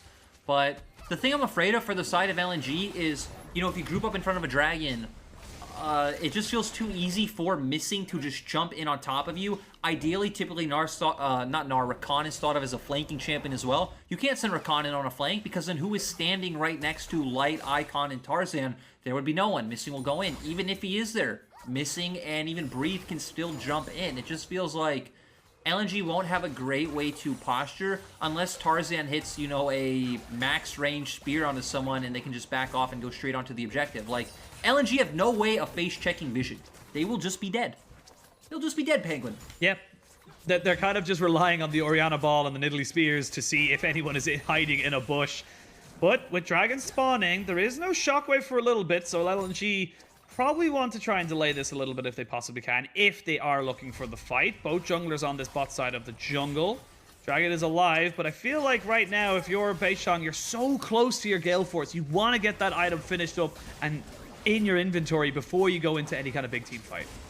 Definitely does. Again, he should be pretty close to it. Tarzan should be quite close to his Mythic as well. So it's kind of nice we're at that point where Mythics are going to come out, so we're going to start getting these big fights. It doesn't look like LNG are going to be able to contest for this Drake, so WE already on their way to stacking up towards that Soul. And, you know, some things from 2020 with LNG definitely changed. Some things stay the same. We are having this kind of LNG that just kind of sits passively and kind of waits for something to happen on the enemy team's terms. Yeah, I think that's kind of synonymous to how LNG have gotten their wins as well. It was capitalizing on mistakes of IG and TT, and WE so far have shown that they're not really a team that will give you those, you know, opportunities as we go into the game. They're definitely a more cohesive unit, and that's why this is why we consider it such a big opportunity for both these squads, because this is an opportunity to show that you're more than just a mid-table team that'll, you know, beat the smaller, you know, the teams below them. That you're here to try and contest the big boys and maybe look for a run in playoffs. Again, still very, very early on in the season. Have a quick look at the items. We have to see a Triforce, Night Harvester, the Luden's Tempest, all finished up for Makuya, Tarzan, and Icon respectively. And then on the other side, it's just two Gale Forces. So WE, they're still feeling strong in their AD carries, but they're still waiting for their solo laners to kind of catch up in that regard. And again, I love the two Gale Forces coming out, because when the enemy team doesn't have a front line that you need to be afraid of, you can pretty much always Gale Force in aggressively. Like, there's no one you're afraid that you can't burst. You can burst out every single member of LNG, so I wouldn't be surprised to see Missing leading the charge with Beishang and Jomung just following up directly. And Mythics on the side of LNG are stock and standard. We have been seeing pretty much only Night Harvester Nidalee, so again, a lot of our international fans who are on that whole Moonstaff hype train, sorry guys, but you are not going to see that here. It's just all about more damage for our LPL players. And honestly, I appreciate that. I appreciate the commitment to not playing Ivern Top or Moonstone Renewer all the time, because it's not fun interactive gameplay in my book. It's more of just a sit back and try and absorb as much as you can. So Night Harvester, I'm always going to be happy to see. Whoa, Penguin! To get the Moonstone active, you need to be, you know, in combat, you know, healing or enchanting an ally or fighting an enemy champion. There's combat involved. That's true. There is by definition combat involved in that particular scope of the item, but I don't know, man. I think anything that's like, you know, when you're in a fight and it's like, I'm always the person who prefers 100 to 0 rather than, like, you know, chip down, burn you down. I definitely agree with you. I think it's kind of fun and refreshing when things go out of meta and come back in. So this just kind of reminds me of, like, when we had Ardent meta. And that Ardent meta cool at first was super cool, and then it just got stale. I think the Moonstaff thing would also be nice. I love when I get to see Lilia with Moonstone Renewer. I think it's really fun. It makes the team fights really exciting. But it'd be one of those things that if it was overdone right, it'd probably just be too much. You're just like, no, give me burst, give me damage. You know, back to the LPL caveman brain. It's funny, it's actually been a long time since we've seen, apart from the odd one, like Assassins kind of in the meta. Yes, Akali was very much meta, and still is to an extent right now, just because her kit gives you a million billion dashes to make plays everywhere I need to interrupt you. We might have action, Penguin. Yes. You might get to do your thing. I don't know, man. I'm trying my best to be a color caster right now because it's just not really going anywhere. But no, everyone backs away, and there's nothing gonna happen. LNG aren't even gonna go take the Rift Herald. They're gonna push mid. Yeah, it's quite interesting. Maybe W want to play it a bit slower, let Breathe push in this wave first, so you're at least denying Makuya something. LNG, because of that, are forced to just start off this objective. Okay, here we go. Finally, maybe some action coming in. Rift Herald is taken down to about 3,000 HP. The eye is open. Teleport is here. Iwandi takes a little paddle star to the back of the head, but he has to back away. And everyone from LNG, they don't want to give up the fight right now, so they back away to the back of the pit. Oh, the smite comes in. Tarzan gets it. Shockwave down.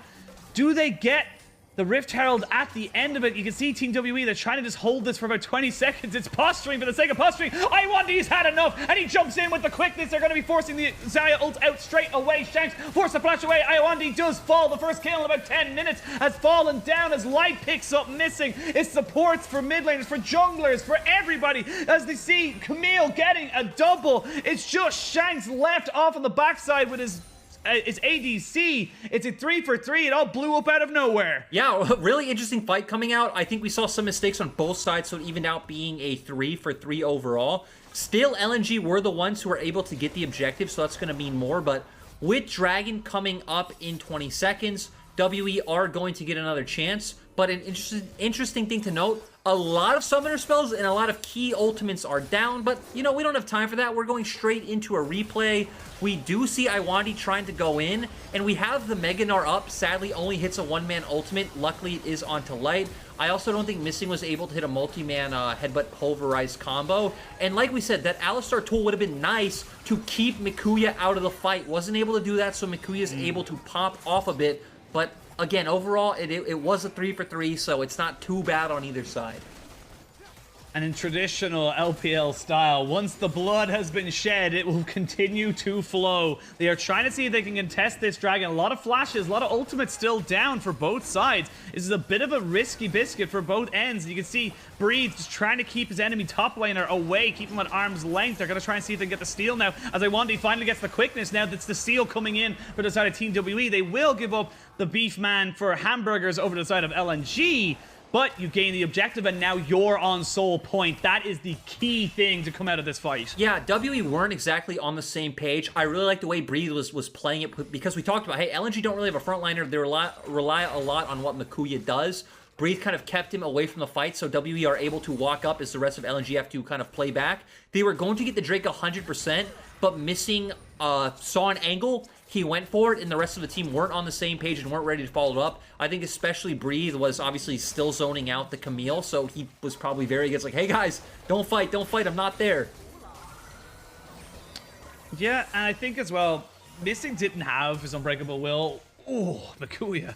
You cannot go head-to-head against Zoe right now. She is just far too powerful with a max-range Battlestar. But yeah, I think this is a little bit of a... I think Missing maybe getting a little bit overzealous, trying to go in without his ultimate. He's still a very, very squishy cow without that ultimate available. And Iwandi getting the quickness back meant that he could just keep everybody safe and sound. They do trade objectives effectively, the Rift Herald for the Dragon, and they trade bot lane tier 1 for top lane tier 1. So overall, it's still a very, very close game. You can see it on the scoreboard. There is nothing between these two teams, but the very, very key thing here is that in 3.5 minutes, you will have to fight over this Infernal Soul LNG. You do not have a choice. It's also interesting because you can see LNG are very conscious of the position they're in with the items they're buying. Rapid fire cannon coming out from Xayah. This is not an item we really see, especially coming out second, but we talked about they don't have a front line. He will never be able to walk forward. They can only play from a range, and they don't exactly outrange WE pound for pound, right? I mean, sure, you have Nidalee Spears, but that's just about it. So I understand the rapid fire cannon, but I don't necessarily think it shores up the issues that you have if WE do find a proper engage. Well, everything resetting onto the map. Light has just been on split push duty. Salty split push Xayah as the flash has to be burned by Makuya. Get away from Beishang and Missing. This is the combination that we've, alluded to so much, is that this support jungle roaming duo.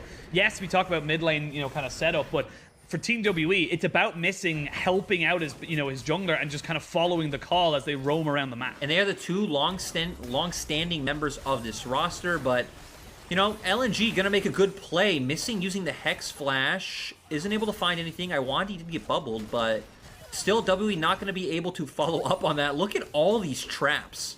Holy.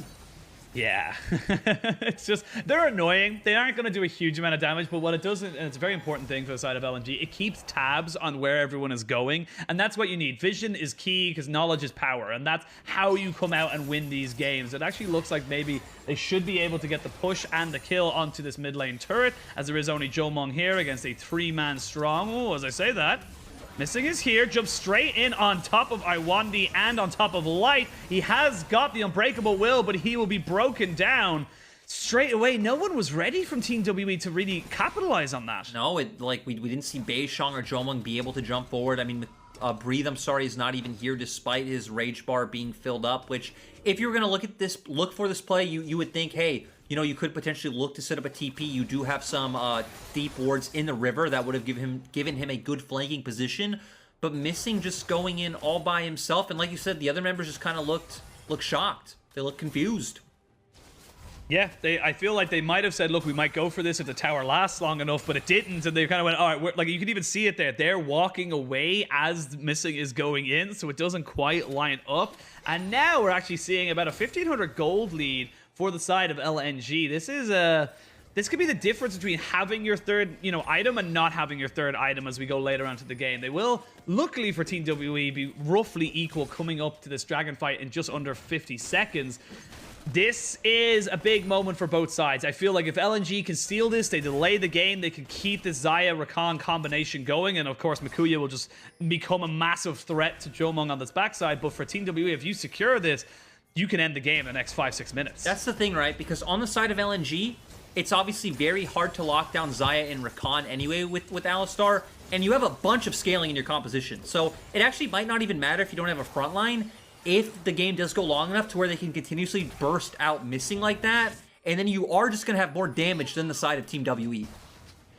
Key thing to note, Light will not have his ultimate available for the dragon on spawn. LNG will not be able to keep him 100% safe for the time being. They have a Shurima's Rivalry on top of Iwandi, and you can see he's going off to the backside, but this dragon is being bursted down. TP comes in, there's the quickness. He's trying to see if he can keep it away, but no, Infernal Soul is in the back pocket of Team WE. They will lose the cow again, but can they gain anything else from it? They got the objective they wanted. Tarzan is on the back now of the pit. They know where Mikuya is. They do not want to have to deal with him. They are trying to just push in on top of him. Whoa, there we go. Jomong takes that ultimatum straight away, but he has no fear as he jumps on top of the top laner of LNG. But the Infernal Soul now for Team WE, they are in the driver's seat. Yeah, really decisive play coming from Team WE, and they're not done. No, they're going to have to see now Light use the flash, but there's nowhere for him to go. They're going to get Tarzan jumping straight in on top of Jomong. Goes golden to keep himself alive. The Paddle Star from the back end. Shanks takes him down. And now Baron could be on the cards for Team WE. And you said, hey, if they get that dragon, they could potentially try to close out within the next 5 minutes. That dragon turns into some picks, which now turns into the Baron. And now, you're set up well for your prediction of this game ending soon, Penguin. This is a massive, massive swing. The gold might not say it just yet, but this is huge for Team WE. They've got so much damage, and let's see how this fight goes. Actually, we're not even going to see the dragon fight. It's actually just going to be straight up Breathe, just catching Light. He had flash. He could have just gotten away. That is actually the most anticlimactic part out of everything that just happened. He just jumped in, he just ulted, and he was just dead. There isn't too much to break down with that play. Nice from Breathe to spot the opportunity out, seeing that play that he can go for it, but very, very straightforward play coming out from him.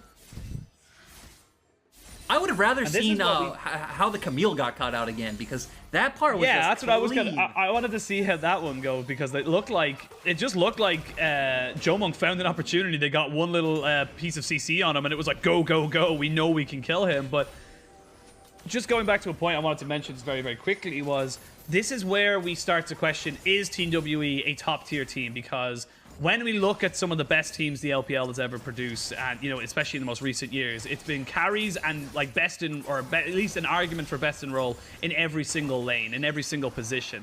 The biggest question marks for us, for the Team WE, was always going to be this mid lane, because Shanks was kind of an unknown entity, and of course Jomung and Missing, how they would be able to shore up those little bit of int plays they happen to do every now and again. Right now, this feels like, with the addition of Breathe, with Shanks kind of feeling himself into his own role and pushing himself to become, one of the better mid laners in this tournament, this feels like a top team in the LPL. It definitely does, and it's still not going to be easy for them to close this one out because LNG do actually have a ton of wave clear. So, like you're saying, if WE can't pick this first one up, that will be a very good sign. But hey, we see Breathe also doing a lot of damage in the side lane. LNG trying to answer with Camille down in the bottom lane, though. Yeah, they are looking to just try and split this one up. Very difficult to win a base race when you're against a Baron up team. You have to be so respectful for LNG. Like we see here, Icon cannot kill off that cannon minion. They will trade. And it's Shanks who's left down to the bot side to try and deal with him. They are picking out Jomung. Now realizes he's on a pink ward. It's just going to just walk away as he was being pinched upon. So nice respect here from Team WE. They respect the fact that they had the pretty good vision on the side of LNG to know exactly where they were going. 40 seconds left on the Baron buff. They've gotten pretty much all the outer towers apart from that one on bot side. They are looking strong. They're probably going to wait until another 2 minutes to wait for this Elder Drake, or a massive mistake from LNG, but I imagine it won't happen until Elder Drake. That's the thing, right? Because actually LNG have a pretty good composition to just turtle in their base. They don't really need to come out. They can just keep allowing for their carries to get strong. And then at some point, they have to come out for the Elder fight, but I feel like WE are going to have to start diving LNG at some point. Like you, I expect it to be after they potentially get that Elder and, they have the execute and the damage to do that one. But breaking down the inhibitor turrets for WE is not going to be easy. Yeah, it's very difficult. Even see here with this massive wave, they're still not really able to put down any kind of damage right now. It's very easy for Icon and Tarzan to just push forward, kill off the backline of minions, and then keep moving on. Shockwave misses. And that is a big cooldown down, so they might actually try and push up now, considering they know that that big teamfight ultimate isn't available. And we just keep seeing LNG go for the same plan, hey? We keep grouping up where W are sending their resources. They can't break down these turrets fast enough. And we're just going to send Mikuya to the other side, keep letting him get strong, because he's getting to a point where he potentially can start solo killing Breathe and looking for those dives. Yep, and the big thing as well, regardless of solo killing Breed, he can deal with Jomung. He can keep on top of him, not die, but also solo him out. That's the important thing. That's Mikuya's job coming into these fights, is to get right on top of either Shanks or Jomung and take them out, or at bare minimum, get them out of the fight. Definitely is true, and luckily for him, where he doesn't have like too many AP threats on the other side, where playing Camille against a lot of AP threats is kind of awkward because, they can all buy Zhonya's Hourglass and it kind of just makes your ult null and void, but only Zoe with that one. We do have stopwatches coming out, though, for both Graves and Kai'Sa, so that will be massive if LNG do opt into contesting the Elder, which, like we said, you don't really have a choice when it comes to Elder. I don't necessarily think Mikuya can just keep split pushing and say, hey, you can take that one, we're totally fine. Yep, missing, making sure that Iwandi cannot gain all the vision control in this topside jungle. 5 seconds until the Elder. Look at the pink wards in the inventory of Team WE, but Breathe. Oh, Mikuya just misplayed that. He felt like he had to take the hook shot, but now that they've committed onto the top mid lane on top of the top laner, they actually let the Elder Drake go down to 3,000 HP. I think this is gone. Tarzan's nowhere near this.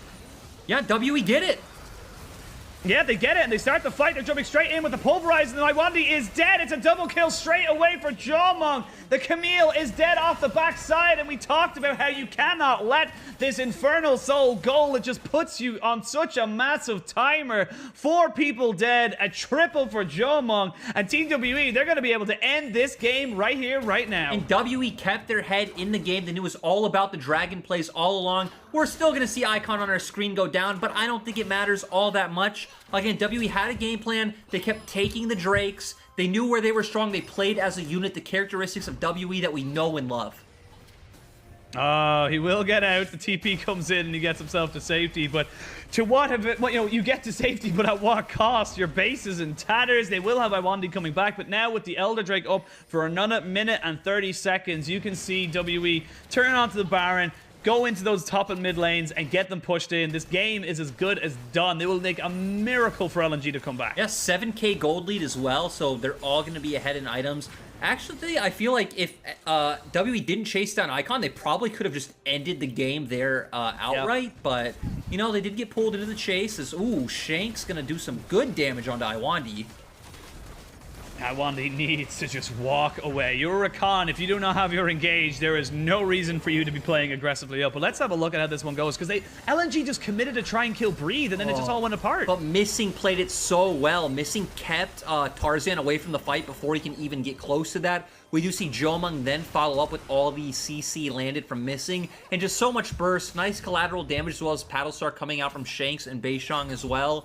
And it really feels like Missing was the key member there. LNG, again, it is kind of a byproduct of their composition with how these fights are going, but no excuses. WE are just playing a good game of League of Legends.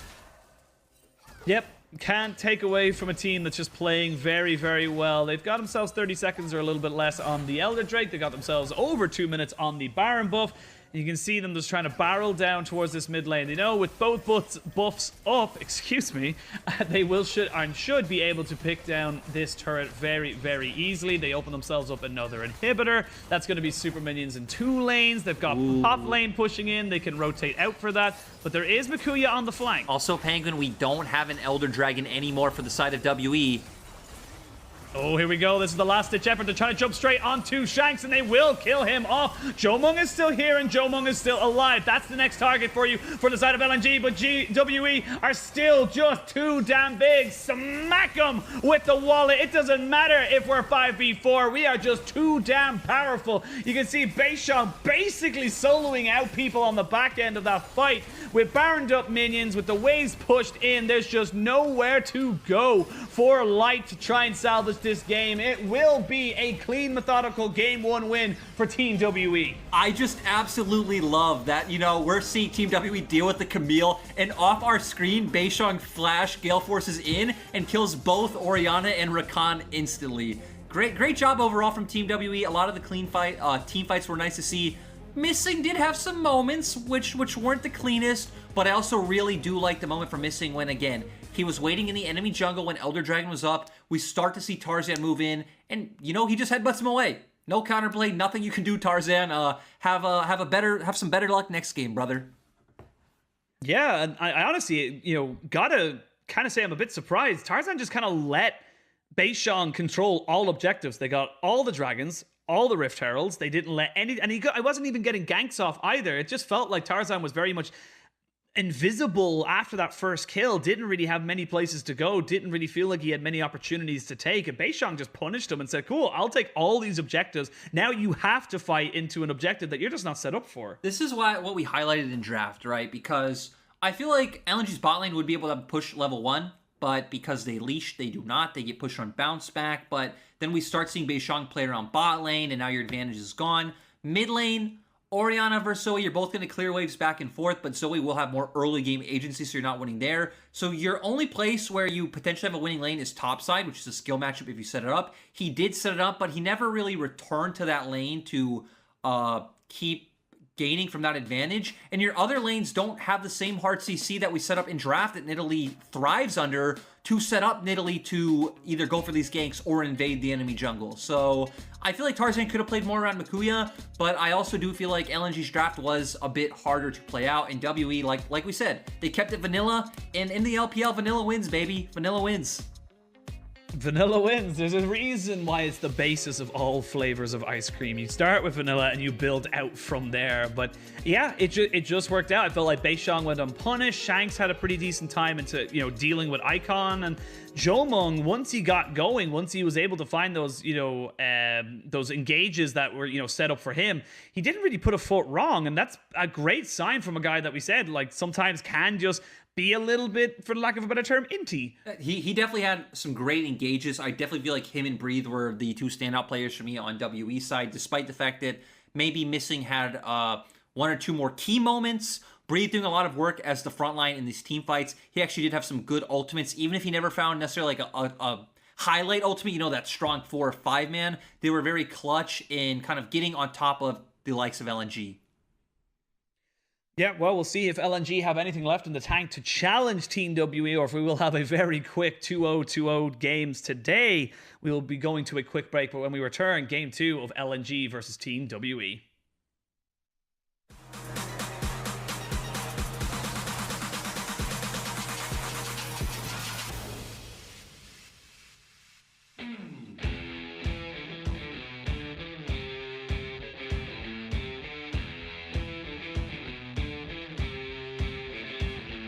Out with the old and in with the new. Support has been traded. Shockwave only lands onto the side. They jump straight on top of Wing, who got Hextech ultimated, and the rest of the team fight is going down. It's a triple kill on the way for Jomung. He's just getting poked down, and this is the thing. This is the problem we're seeing. Twyla now with a little bit of trouble. Beishang perfectly positioned to pounce on top of him. When the pieces just fit, you can't help but smile at the picture.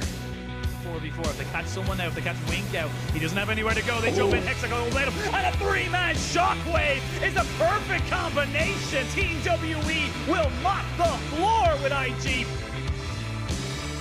A new beginning for a top talent.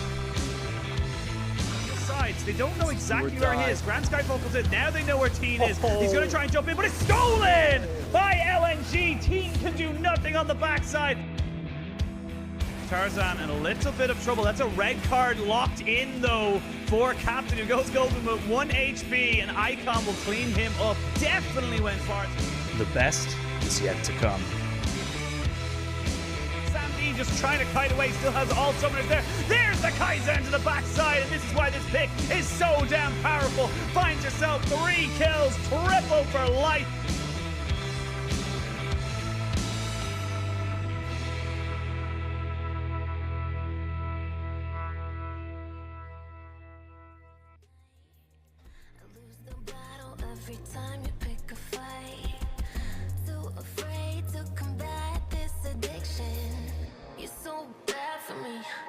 Can't stand to be without you for another moment. This is agony. It's like gravity. You're pushing down on me when I'm around you, but without you, don't know where I'd be. Out of sight, lost in time. One more night, you and I.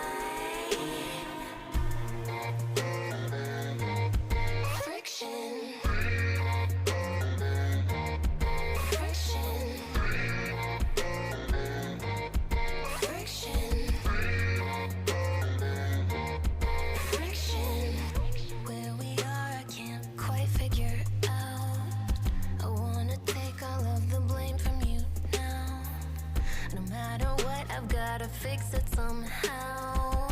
You only know how to play it like the victim. You're so bad for me. I can't stand to be without you for another moment. This is agony. It's like gravity. You're pushing down on me when I'm around you, but without you, don't know where I'd be.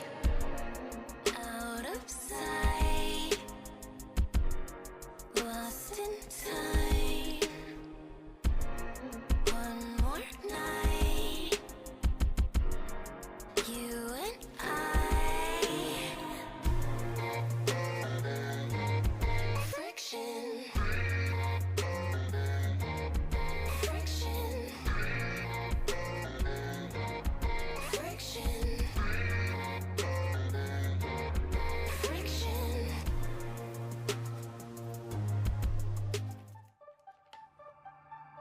We are back, lovers of professional League of Legends, with the most competitive league in the world. It is, of course, the LPL. I am Penguin. I am joined once again for potentially the last game of the day by Lyric. And a slow burner at the start, but once it started going, it just felt like Team WE were going from strength to strength to strength. WE getting in their comfort zone with a lot of these picks, and especially having a comp that is all about 5v5s. We know how much WE loves to brawl, how much you love to play off, especially the advantages that members like Missing and Beishang can create.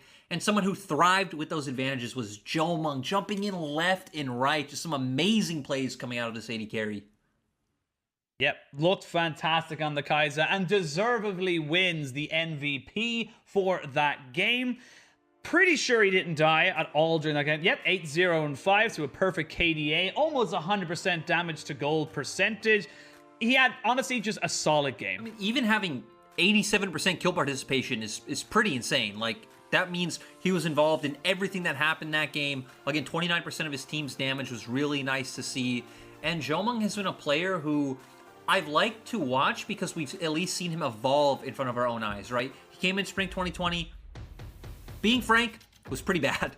We come into summer, yep. he has those moments where I think his skill floor is solid. He's always having average performances, but including those pop-offs. And now, again, it seems like we're seeing more and more out of Jomung. And in a league where we've criticized AD carries for a long time, with a lot of hyped up AD carries coming in, it feels like this is where Jomung can start stepping up, wowing more people, and kind of cementing himself as, hey, I can be a top AD carry. I'm still a very young player who can keep growing and adapting. Yeah, and this is something that, you know, we actually talked about this a little bit with Clement off of broadcast, but you look at ADCs historically, they're kind of at a level and they don't really go anywhere from that level. They might go a little bit up, a little bit down, but they don't get exponentially better. Whereas Jomung seems to be bucking that trend a little bit, seems to be learning, adapting, making sure that he is still considered a top tier talent, or maybe not still good, but is considered a top tier talent in the bot lane. And I love how you brought it up as well, the fact that ADCs were not exactly the most stacked role in LPL last year. This year, I feel like it's getting so much better, so much harder for you to stand out. And it feels like Jomung is stepping up to the plate and saying, I need to be counted. He definitely is. He's mechanically completely solid. In Game 2, we're going to need to see another standout performance from him. And then our eyes are just going to be on the other kind of key facilitators of WE. It's still pretty much the Beishang and Missing show. We already know Breathe is going to be, you know, an absolute monster in any pick he gets. And can Shanks have another solid performance? Because in Game 1, you know, Shanks did what he needed to, hit some key bubbles, hit a lot of really good paddle stars, kept pushing in the wave mid. There isn't much more you can ask out of a mid laner. Yep, all positives for Team WE, but for LNG, we were talking just before we came back off of break, not having any front line or any kind of really solid kind of, you know, dive or even kind of team fight potential. It just felt like it just becomes harder and harder for you to execute. And it just didn't really work out for LNG. So we want to see something different from them this game. That's the thing, right? Because typically when you draft these comps that don't have front lines, it's a lot about having early winning lanes, enabling your jungle, looking for the snowball, maybe transitioning into like a 1-3-1. But this comp didn't have that. You don't have a 1-3-1 set up. You have an Orianna in the mid lane, though. I guess Xiaohu did show us differently that Orianna can work in that aspect, but you don't exactly have like strong winning lanes early on. We didn't see much out of the Zyra Khan lane. You even pointed out in game, they just opted for a call and were kind of playing to scale. Nidalee didn't have any points where she can invade and look to get an advantage over Beishang. And I feel like she'd one option. You can gank top or you can gank top. And sadly, we saw that once, but weren't really able to see that again. Did respect Breathe maybe a little too much in the top side. Yeah, I want to see Tarzan unleashed on something. I want to see him moving with something that has a little bit more agency, or maybe even just giving him someone who has a laner with a little bit more agency, you know, apart from top lane. Because, like we said, you're building a composition, especially in that last game, that was built to kind of, you know, poke away and keep everyone at arm's length and maybe do a 1-3-1, maybe more of a 1-4, but it never got ahead. They didn't really build winning lanes, especially not in bot side where they had the Zyra Khan, which is built to scale. It felt like they just limited themselves very, very much in their own composition. And they, in fairness to them, they played towards those win composition, but WE just capitalized on the small little mistakes that were open for them. That's the thing, too, as well. Even when we saw them opt into teamfights early on, they were extremely close, right? We saw that Missing wasn't able to keep the Camille away like we talked about. He gets on the back line. We have a 3-for-3 trade. We saw instances where Missing was getting bursted out almost immediately because you still had a ton of raw damage on this team. Just if WE ever got into position first, it was hard for LNG to react. And I agree with you. I'd love to see more prio lanes coming out from LNG, which will give more room for Tarzan to play with, to look for invades, to look for ganks. I want to see more proactivity out from the side of LNG. Yeah, I completely agree. I want to see more proactivity, and that's something that we always love to see from teams, and what we always love to get from what we regard as the top teams of the league, is proactivity. You're not waiting for the other team to give you opportunities. You're taking them, or you're creating them into your own kind of advantages. And that's something that LNG right now, the first game didn't really show us. So I want to see them bring something that can give them a bit of priority. Maybe they look to change something, maybe ban the Kaiser, drop the Thresh ban, pick up a Renekton. There's so many ways you can change up the draft, I feel, from the last game, that there are definitely options for LNG to come back at this. This was, yes, it was a comfortable win for Team WE. It was definitely not a... it can definitely change coming into game 2. Yeah, and there's another aspect to that as well, that it feels like LNG treated the Orianna as a takeaway, not necessarily something that, they love themselves. Sure, there's a champion that Icon plays. He's played it twice, but Shanks has played it 5 times. They picked it in the first rotation, so maybe not showing so much respect to Shanks' Orianna, and again, just taking something that would give you prio in the laning phase, and then playing that Tarzan Icon duo that has been working out so well. Yeah, well, it's the same picks and bans so far in this one. You see the Thresh, the Talia. It was actually WE banned the Thresh last game. I do apologize, but they also banned the Tristana.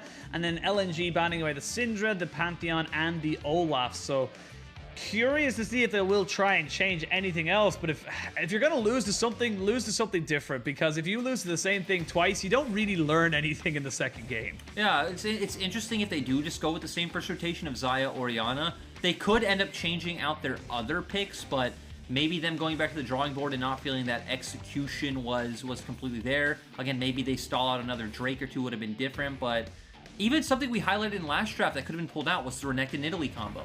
It was already there available in draft. They opted not to go for it, but apparently they still don't want to go for that. They are going to change it up at least and take the Gnar blind.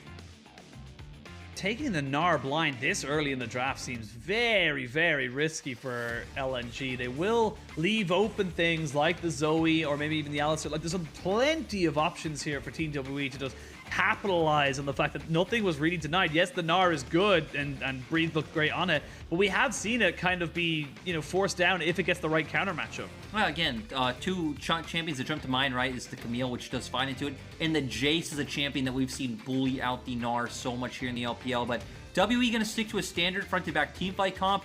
We were just highlighting how Shanks is most played and most comfortable on that Orianna, and WE are going to go back to that pick. Now we're going to go back onto the Orianna. Shanks able to get that one away from Icon. Does not need to go to the Zoe. I like Shanks on pretty much all the meta mages right now. Haven't seen him go anywhere too off meta, but so far has been solid on everything else. But Lilia locked in here for Tarzan. Now this gives him a little bit more, I suppose, in-game pace or acceleration if he wants to try and put pressure onto Beishang. I'd say it still depends a lot on what LNG do pick in the mid lane. Whenever you see Lilia, one of the first things that always jumps to my mind is something along the lines of a Lucian, having Lucian push in the mid lane. Then you are contesting the enemy Raptors, you're outpacing Graves, you have mixed damage for ganks, mixed damage for skirmishes. There'd be a lot of good things there if they do take a more aggressive mid laner along the lines of a Lucian. Yeah, actually, the word I was looking for was tempo. Tempo was the word I was looking for. But final bans coming in. The Zoe, the Azir banned away by Team WE, and as LNG banned away the Camille. They do not want that mirror matchup in the top side. Mikuya feeling like he doesn't really have as much of an advantage as he has on the Camille side. And then Leona as well. So with the Alistair locked in, I feel like this is better for Iwandi. It gives him a little bit more playmaking ability, that he's not just relying around the ultimate like we saw him with the Rakan. Definitely agree. So now LNG does have a solid front line coming out. So maybe someone just opt into having a mid lane mage to go along with that 5v5 team fighting aspect. Despite the fact that Lucian enables Lilia well, not the greatest lane matchup into the Orianna. On WE side, we do see the Graves coming, the Gangplank coming out, which is a fine matchup up against the Gnar, and then missing bringing out his set, which was so good in 2020. Yep, set has been the very aggressive kind of answer to people who do end up going towards the Alistair. It's something that has worked very, very well. You can use his very big hitbox against him. You can poke him down very effectively as well. And the Gangplank, we saw Breathe on this Gangplank. He doesn't really do a lot in terms of engagement, but he just ends up getting 3 items out of nowhere and blows up backlines with those barrels. So still something to be respected. And for LNG, I like this composition that they've built for themselves. I like that they've gone with a little bit more like, Light, you're our carry, you're the one who are going to be focusing all the kind of resources into, and we're just going to try and keep you set up for success. That's why I'm also interested to see what build Tarzan goes with, because You know, on the surface, their composition does look very low damage, so you would think maybe they don't go towards the Moonstone build and maybe do just opt into going with the Liandry's Anguish, but again, it is a very durable comp. If you can keep it healing, maybe just having the one threat composition is enough. And we know LNG definitely believe in Light being able to carry the rest of the team on his shoulders, or you wouldn't have 2 games of Tristana played this split.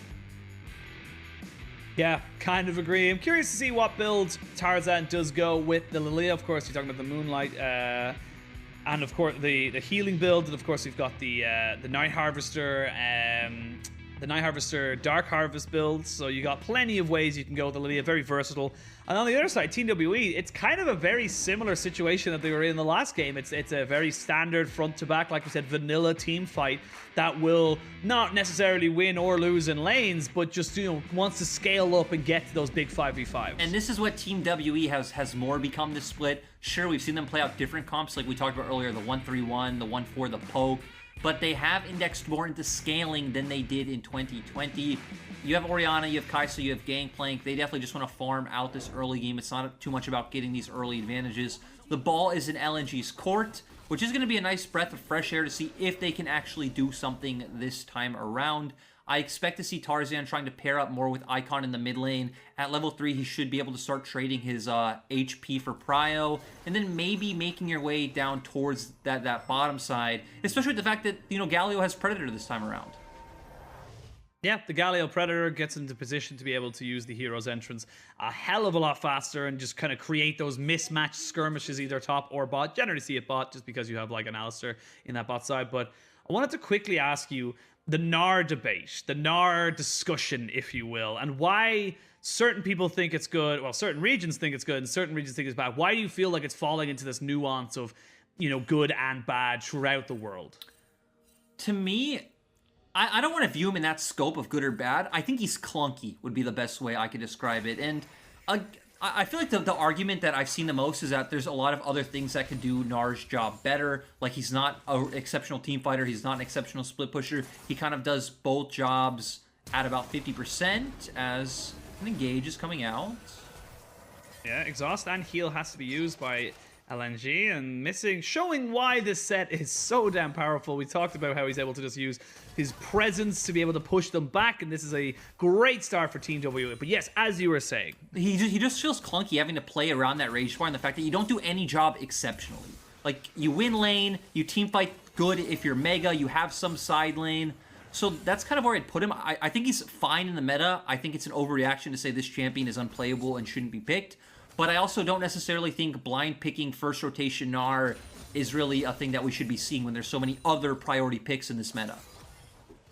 Yep, I feel like that's a great way to kind of summarize the whole setup down, and we can actually see Makuya having a bit of an issue up in this top side. You can see on the minimap and on the scoreboard, he's already down in CS. The wave is very much pushed right up into him, and with Tarzan having started top side, and I feel, oh, I might have to stop myself very much now as I get the Iwandi knocked back into the minions, and this is why set support's so oppressive. If he gets control over that bush, if he gets control over that, you know, area of the jungle, it's very difficult to see when he's going to go for it. You just go for Hex Flash after Hex Flash after Hex Flash. W doing a good job of using their bot lane prio. You already highlighted set. Doesn't even need his own flash. You can just flash level 1 to gain that bot lane prio, and as missing...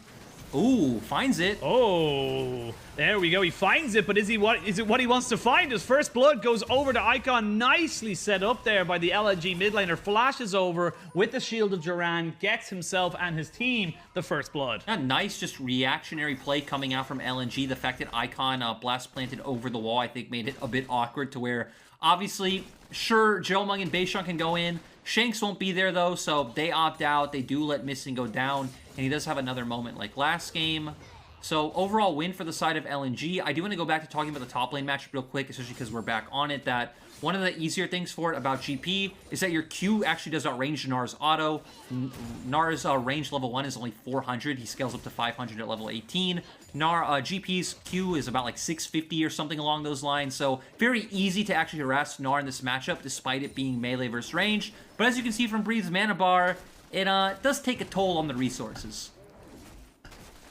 Yeah, you have to be constantly pushing. Does give him a bit of a free, easy back so he can get himself a Sheen, which is only 700 gold with the new items, was 1200, so it's definitely a lot cheaper of an item. As we see the Hex Flash, Light, does get knocked back with the Face Breaker, and they're seeing if they can get anything else going for them. There's the Haymaker.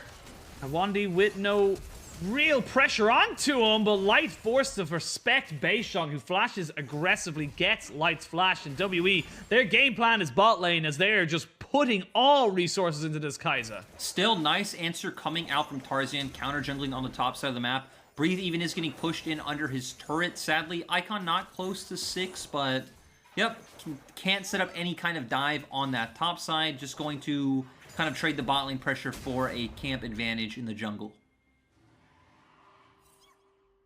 And that's good little movements there from Tarzan. Of course, you'll always take... if you were asked if you would give away Wolf Camp and get the AD carries flash for 5 minutes, you're going to take the flash, your trade-off. That's just a guarantee. But good to see that Tarzan isn't letting these things or letting these small little happenings go for free. As I say that, we actually see the Predator being used by Icon up top side.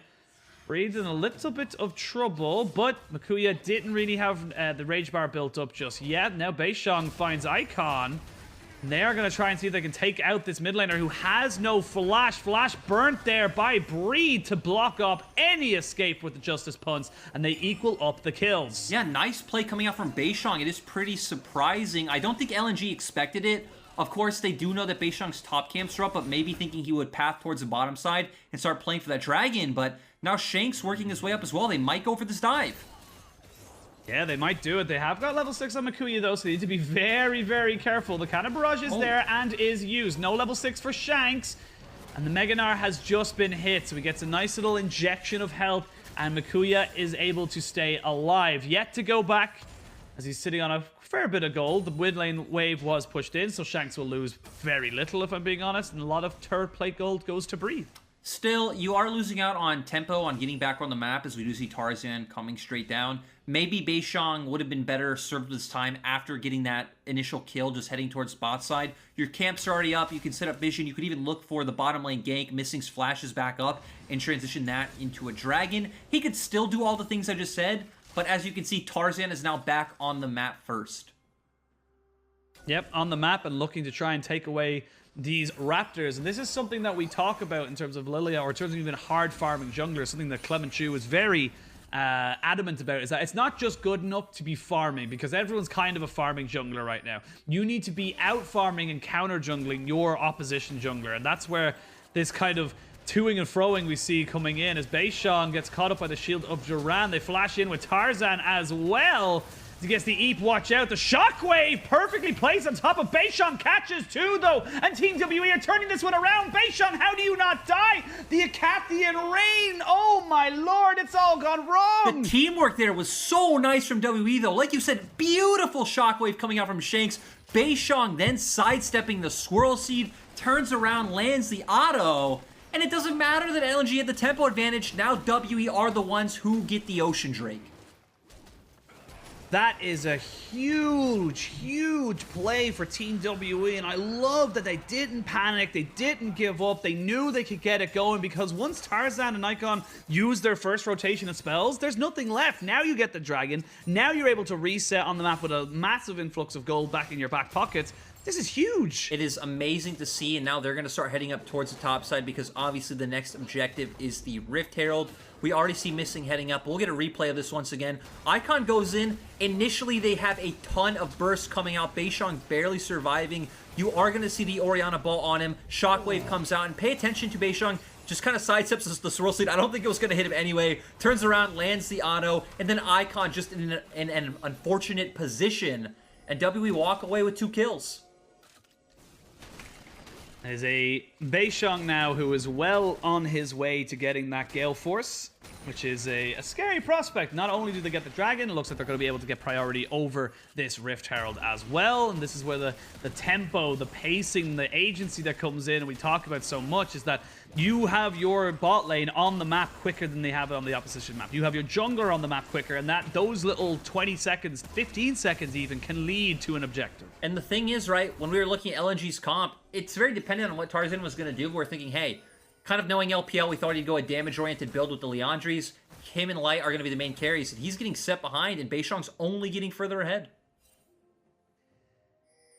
Not all doom and gloom. It is only about 1,000 gold lead for WE, and they might try and catch out Missing. Very difficult to do, especially when he has the showstopper. Gets himself out if in any need whatsoever. Light is a little bit ahead as well of Jomong. Actually, probably be equaled out once these minions get taken down. But again, not doom and gloom. There are still opportunities, and this is a very different game to the last one, where your team comp has a lot more options available to it to try and make stuff happen.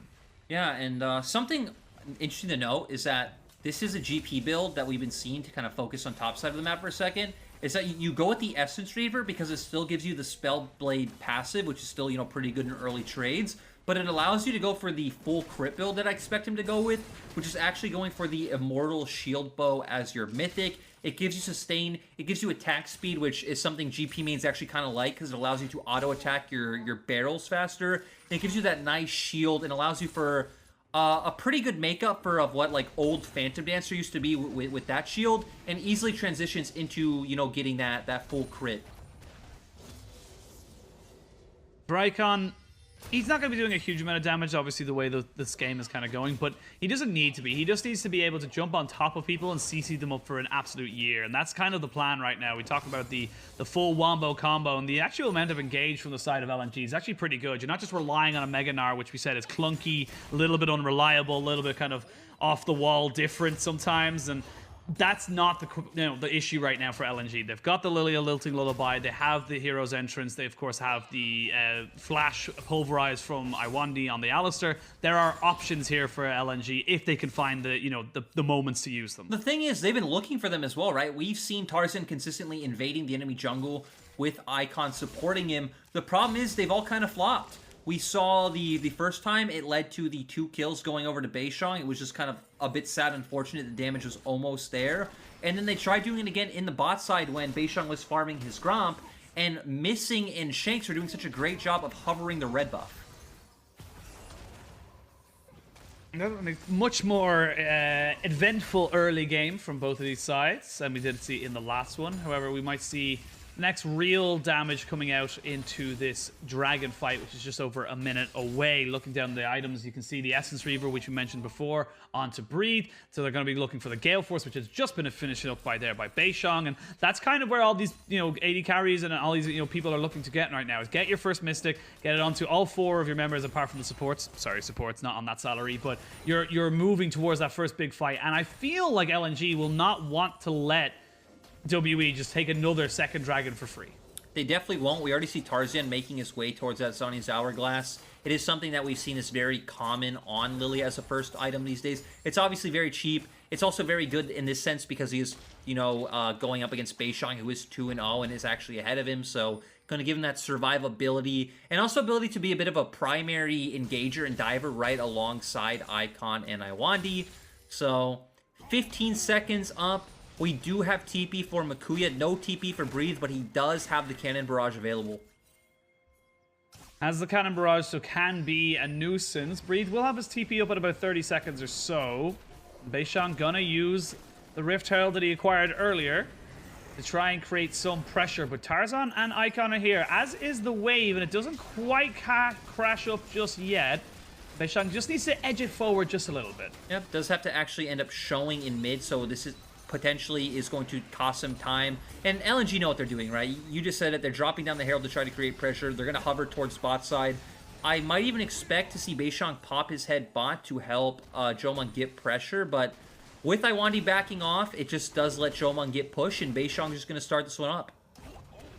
Well, Icon jumping in on top of Shanks, lands the shield of Duran and gets him down to about half HP, but Tarzan got chunked out by the shockwave of Shanks, so Shanks doing a very good job in the mid lane to make sure there is absolutely no question whatsoever over this second Drake. We will have another Infernal Soul popping up onto our Rift, and now Icon has Flash. Cannon Barrage does go down. They have got another way to follow him up, and Shanks will take that kill. Absolutely no problems whatsoever. Tarzan will get a blue. Will he trade a red, or will this be Beishang just overstepping himself a little bit? He has not got Flash available for him. Lilting Lullaby is down. There's not a huge amount of mana here either. The TP coming in. Beishang solo will be dropped down. Breathe is here, but just a little bit too late. And now he has to exit stage right if he wants to try and keep himself alive, he should be able to get out no problems really whatsoever. But a little bit of a mistake there from WE, and LNG nicely, punish it very hard. I think both teams actually ended up making mistakes, Penguin. Initially, Icon going for that trade onto Shanks, I don't think made much sense. You know that WE are going to go for the bottom side Drake. As I pause... Yeah, we're seeing the bot side. Jomon gets exhausted. The feathers do go flying. He can't rip them back just yet, though. Is missing. Is there to able to stop them all. But, wow, a lot of teleports used towards this bot side. But they will only be able to get a turret from it. They shouldn't be able to get any more kills. And, okay, you just use double TP. You force the play. You throw an exhaust. You only get heal from the AD carry and flash from Set. And we all know Set doesn't need flash, so... LNG just throwing so much at such a potential small play. And this goes back to the point I was making before. LNG knew that W were going for Dragon. We actually saw that Mikuya's Rage Bar was almost all the way up, and Tarzan was invading the top side of the jungle. I'm not quite sure why LNG didn't just call to dive, breathe, when Icon was full HP and also has ultimate. His first mistake was getting caught out there. But then Beishang, wanting to be a gambling, greedy man, does go into the enemy jungle and gift it right back. So I guess it isn't too bad, but... Overall, 2 games in a row where it feels like WE is solidly in control. Yeah, I like the idea from Light, specifically down the bot side. They recognized that the Gale Force was finished up for the Xayah. They did not have the Kraken Slayer at the time of the play for the Kai'Sa, so they maybe felt like they had a way of bursting him down. But without that, you've invested 2 global teleports to try and get it. It didn't really come out with much at all. You will now take down that turret, but with Mikuya on the bot side, that means that this Rift Herald is almost certainly going over to the side of Team WE. And that is, again, 4 objectives in a row. The 2 Dragons and the 2 Rift Heralds picked up here by Team WE in the early game. Beishang going to be able to place this one down. Maybe even at some point just going to throw it down mid, since you did already drop your first one there. You would think that this Herald should be able to break open that turret. Shanks playing a bit of weak side right now, just catching waves, as Breathe is actually going to have a fine time in the side lane against either of these champions. Doesn't matter whether it is Gnar or Icon, he will have pressure. And as we pointed out, he's GP, he's just chilling, he's building towards that Immortal Shield bow that we expected, and WE are kind of in a fine place with this one. Yeah, you can't really be too unhappy with Team WE right now, as Iwandi finds Beishang and didn't know whether or not Jomon was there, but rightfully backs himself away. We actually see 2 early Zhonya's picked up. No mythics for either Tarzan or Icon. They actually go with the defensive move here, and this can be a big 5-head move, or it can put you very far behind. Mythics are very expensive. Yeah, it is a bit surprising for Icon. This is the usual move for the Lilia. Again, it is pretty good with the fact that Graves is getting ahead. There's a Kai'Sa on the opposite side, the GP, but I'm more curious that we do see Tarzan with the winged moon plates.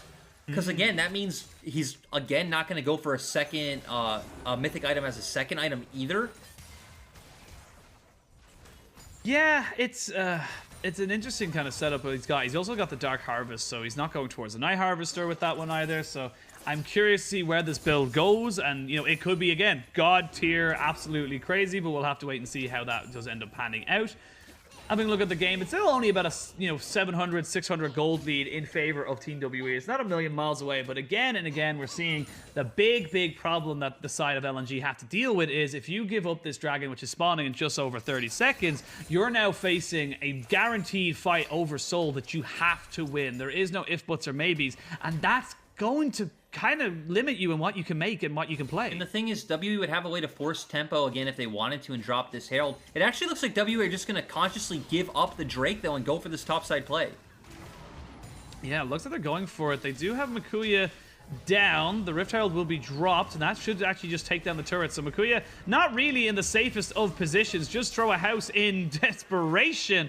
They kill him off, and they are giving away that dragon just to try and get some more gold in their pockets. I'll be honest, I don't even necessarily think they would need to make this trade. Sure, we talked about, hey, LNG's comp is a bit stronger early. WE clearly just wanted to scale, but I definitely think they could have gone toe-to-toe with what LNG have put together, but it seems like instead they're like, hey, let's get some more items onto both our Graves and Orianna. I mean, you're getting global gold as a team as a whole. No one's missing out on EXP. You do scale, so I could at least empathize and understand with the decisions WE are making. Yeah, it feels like maybe they didn't want to even risk the fact that they might lose a dragon fight. There is, as we've mentioned many times, a lot of ways for LNG to make things happen. Just like this, Jomong forced to flash away from that swirl seed, but not giving them an option. They gained themselves a lot of gold in the back pocket. Now what was an 800 gold lead is now about a 2,500 gold lead in favor, sorry, just about 2,000 gold lead for Team WE. So they're making sure that, as you said, they have the items. They're not taking anything to chance, and they know that LNG's not stacking dragons as of yet. True, but you know, this is the LPL, Penguin. We love risk. We want to see risk absolutely everywhere, but you know, maybe getting some items on, you know, Oriana GP. That's acceptable, I guess, but we're just gonna see. Risk lost us the world championship, man. That's all I'm saying. Yes, all right, we did not get the right moves. We did not take the right risks. That is true. That is 100% true. But you know, we're gonna just see WE default to catching waves on sides. We might start seeing teams drop this vision around the Baron side. I think both teams actually have a reasonable Baron time, so both teams need to be afraid of the potential sneak. So that is why we see both supports heading up to the topside river right now. Yeah, we see everyone just kind of fanning out, gaining as much vision control as they possibly can. See both supports, like you just mentioned, hovering towards their, you know, AD carries and their junglers, but again, not likely to see many things happening over the next little few minutes. We probably wait until 3 minutes and that Infernal Drake does spawn. That's where TWE, I feel, will look to try and start putting that clock back onto their favor and say, right, now we have a timer for this. And yeah, with all 5 people from TWE mid, they're going to look to try and take themselves this, you know, second outer turret. Yes, but more importantly, Penguin, we know what Tarzan's going for. He is going for the Moonstone build. He's picked up the components for that. So that's the question I've been asking myself for the past 5 minutes. Is Mikuya doesn't get caught out, luckily. Ooh, doesn't get caught out, but barely. Facebreaker was there, just barely scraped him across his knees. This is where Team WE feel like they're feeling a little stronger. LNG trying to contest them with his vision, and Shockwave lands onto Light and the Cannon Barrage with every ultimate thrown at this AD carry. What's he to do? He's just gone. And you know the worst part, Penguin? Now that we know it's Moonstone Lilia, Light is the comp. Light is absolutely everything for the side of LNG. If they don't even need to get close to him to burst him out, I don't know what LNG are supposed to do. Look at him. He's scratching his head. What could the man do against that? You have no way. He healed. He didn't have time to flash. He was just basically killed. They threw so many ultimates at him. There was nowhere for him to go at that stage. And as you said, like with this being a light carry composition, with them being reliant on this Xayah, if that happens, you don't have damage. You don't have a way of burning through these health bars on the side of LNG. I'm so happy we get a replay. So ulti. Okay, GP ult, they and just threw collateral. everything. Yeah, they just threw every ranged ability they possibly could, and he's just gone. Great opportunistic moment there from Shanks, recognizing that the ball was perfectly placed to bring Light in. They were able to throw down all of it. And this is the thing. The Dragon's not up for a minute 20. You're going to have all those ultimates back up. In fact, they're almost all up now. So it doesn't matter that you used all of them onto one pick, because there's no objective. Nothing LNG could really force off of that. And again, great play coming out here from Team WE. Iwandi taking down to just above half HP as he tries to contest some vision up in this top side. And I appreciate him trying to go for it, but you do not own this river right now. You cannot walk up. You need a buddy system. You need to be holding hands with your jungler if you want to be trying to go for those kind of wards. You know, I just want to say, if the whole comp is going to do that every time, Oriana ult, GP ult, Graves ult, and just burst out Light, I would have loved for him to just go AP, GP, and just all in on your ultimate and be useless in every other aspect. Would it be optimal? Probably not. Would it be pretty funny to watch? Fun. Yeah, exactly. And that's all. We're 9 times out of 10 for regular season, we just want entertainment. We want to see, you know, dragon steals. We want drama. But sadly, we're not going to get it. We're going to get our very bog standard, you know, crit gangplank who will just blow up backlines with 2 or 3 barrels. It's not going to be as fun as the ultimate blowing them up as Iwandi goes in, trying to see if he can catch somebody out. Makuya will have his Mega Nard just about. Shanks, though, will be saved by missing. They do drop down the Cannon Barrage, and they keep peppering him down. He's forced to flash away. There is Jomong jumping straight in on top of Light, and that's a fantastic engage here from Iwandi. Gets on top of all 5 members as the fight kind of re-engages. Icon goes golden, keeps himself alive. The feathers fly backwards, but they catch nobody out. It's actually a trade of support from mid laner. Two-man shockwave, and that's the go button. Fantastic move from Shanks. He courts them in and takes them down. Iwandi, it's a quadra kill for Beishang. And in the final man, the final person to potentially be taken down is going to be Tarzan, but he's a fast little deer. He's going to be a long way away for him to be taken down. You can see Beishang, he wanted the penta, but he's given it up. He'll take the quadra, and they'll back themselves to the Baron. First of all, that is totally BM from Tarzan. You just need to give that over, but that engage looked so good for LNG starting off with. You said it, Iwandi found the perfect angle, but Shanks with such a beautiful shockwave. It hit 3 or 4 men, lines up perfectly for Beishang to get all of those kills. You're on soul point now. You're going to have a massive gold advantage. Let's go into the replay because I actually didn't like how WE used so much on Makuya to start off with. 2 ultimates, Jomong going in as well. Sure, you do bait out Tarzan's flash, but beautiful 5-man pulverize coming out from Iwandi. We see Icon following up, but keep your eyes on this Orianna ball. Sure, Icon goes down, but it's going to be right about here, hitting 2 key members, lining it up perfectly for that Graves. He just has so much mobility, goes forward, and they take down Iwandi as well in the end. That was so good. Look at that damage. TWE, and like, yeah, I was actually just noticing, you can see Light in that fight. He actually gets about 3 auto attacks off and then uses his ultimate offensively to try and get some kind of a drawback, catch people out so he can move forward. And this is why we tend to see people, you know, maybe questioning the Xayah picks, because it is, again, like we've said multiple times, a very short-ranged AD carry. You have to be in the thick of it in order to make these things work. And for LNG, it just didn't, unfortunately, for them. Well, the weirdest part is that at first, LPL, as much as Iwandi finds engage. Missing, turning it around, though. They have got the TP coming in. They are going to jump straight on top of Breeze with the Galio ultimate as well, but he is just so hard to kill. Shockwave only land on the Tarzan. You can see they're trying to move forward. They will trade the top laner for support, so this is still good for the side of LNG. They still have the damage, but there's still a Beishang and there's still a Shanks. You have to respect it. True. Still, like you pointed out, a 1-for-1 is actually fine for the side of LNG, who are behind, and support for top laner is always worth it. The bad thing is they are losing side lane gold right now in both bot and top lane, so WE can just fast track to mid, potentially push down this turret, and LNG just lost a bunch of passive gold on side lanes. Oh. But they are going to look for the engage off the back end of this. The TP comes in, double TP. It's Makuya and Icon. This is the play to bring them back into this. Shielded Durant does land on the Jomong, and he will be sacrificed to the LNG gods. Baron is up. You still have Beishang, and they have just about gotten the cooldown, or the deck cooldown off of Breathe. He has no Cannon Barrage just yet, but do LNG go for this? It's a bit of a risky play. I do think LNG should go for it. You have the numbers advantage. Jomong isn't up anytime soon. This is the best play you can hope for. You are already 7k gold behind. Your 7k gold. This is the Hail Mary. You're throwing it downfield. Do you get that 80-yard touchdown pass, or do you fall flat on your face?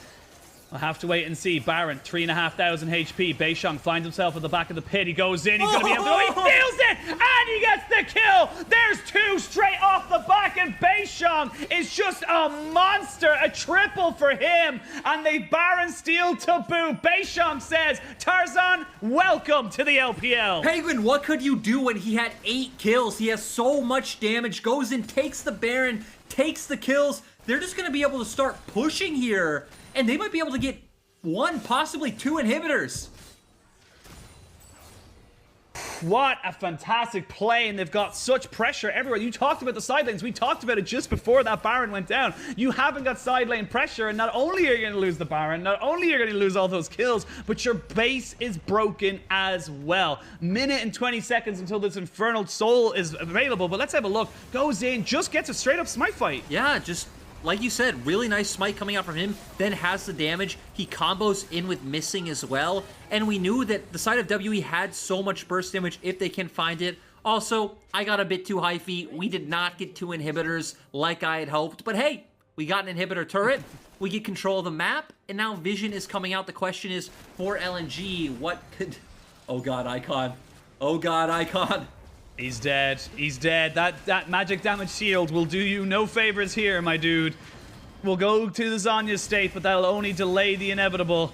Flashes as well. You gotta respect an effort, but it's just too much. It's too far gone. LNG are thoroughly routed right now by Team WE, and Team WE, it's not as if like you can even rely on scaling on the side of LNG. Gangplank's still gonna destroy you. He's got a 3 items now with a crit cloak on the back pocket as well. You just can't do anything. And I love this GP build. Again, you do so much damage, so much survivability, you're right. He still hits like a truck. And now they're going to get Soul for free as well because Icon actually spawns after that Drake and has no TP. No TP. We're going to see the showstopper starting off the fight. They're going to drop in the cannon barrage as well. They're forcing everything out of light, and this fight has only just begun. See, Beishang, he's feeling it. He was. Or Jomung even feeling it, but Beishang is the one who picks up the kill.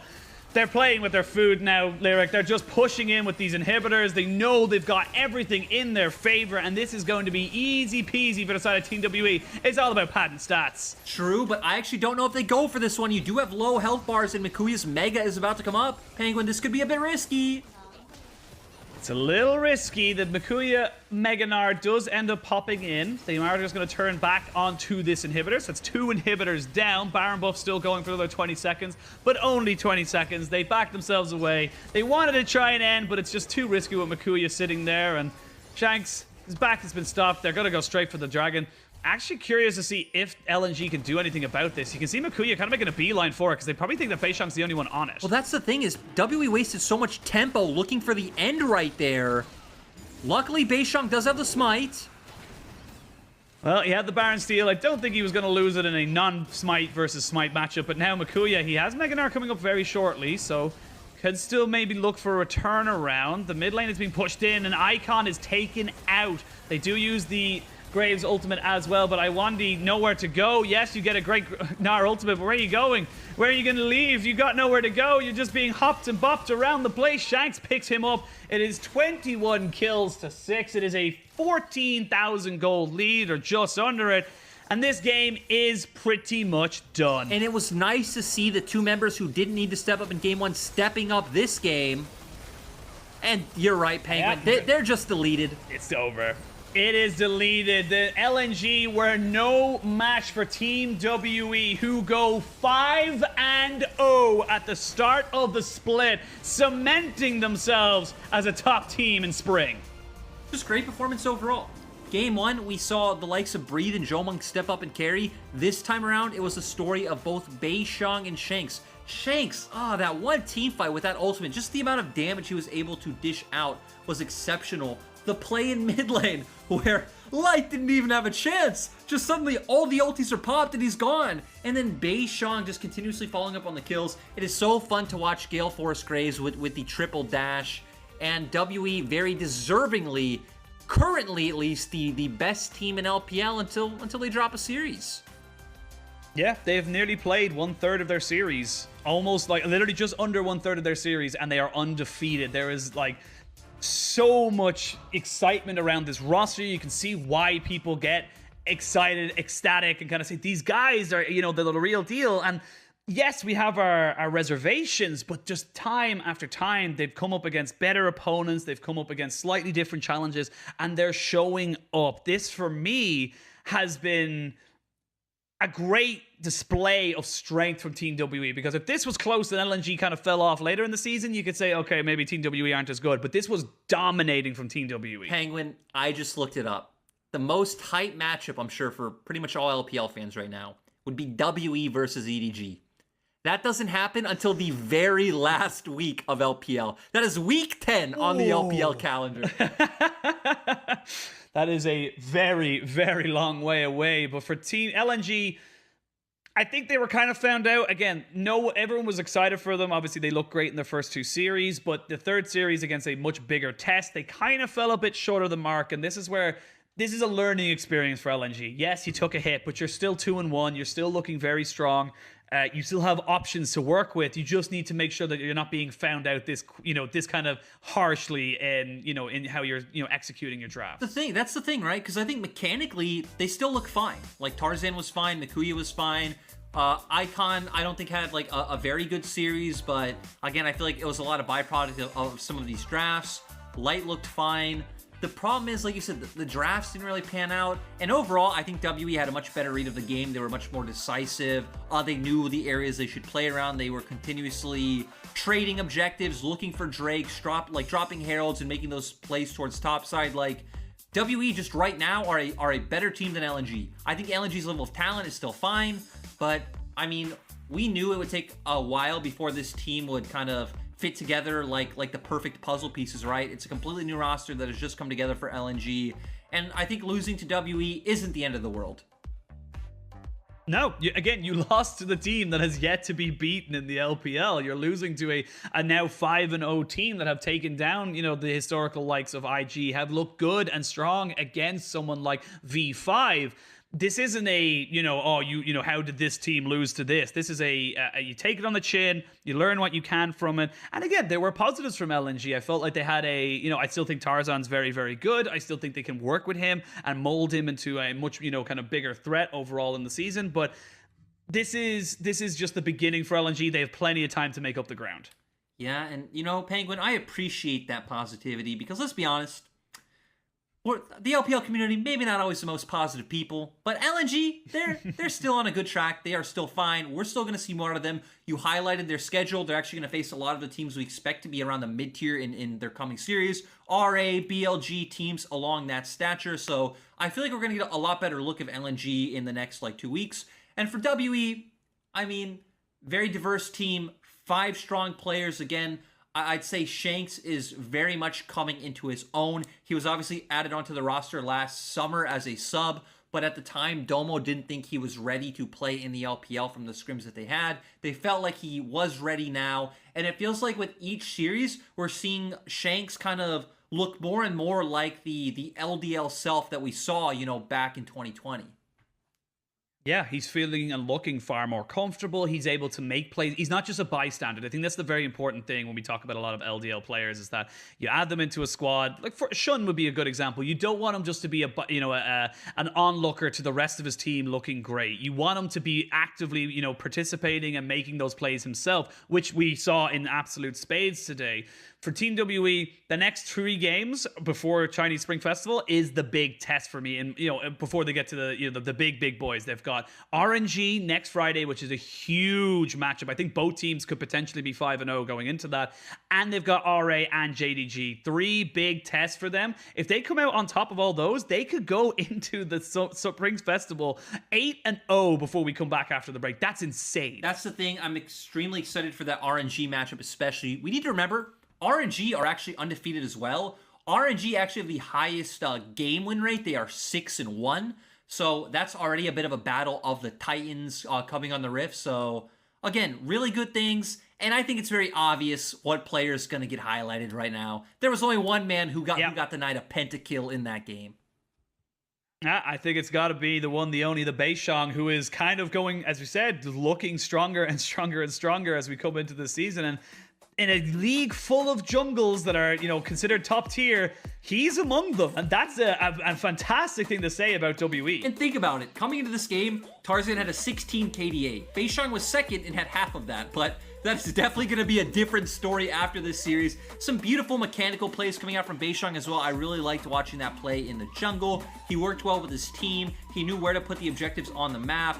And my God, man, this series was filled with highlight moments.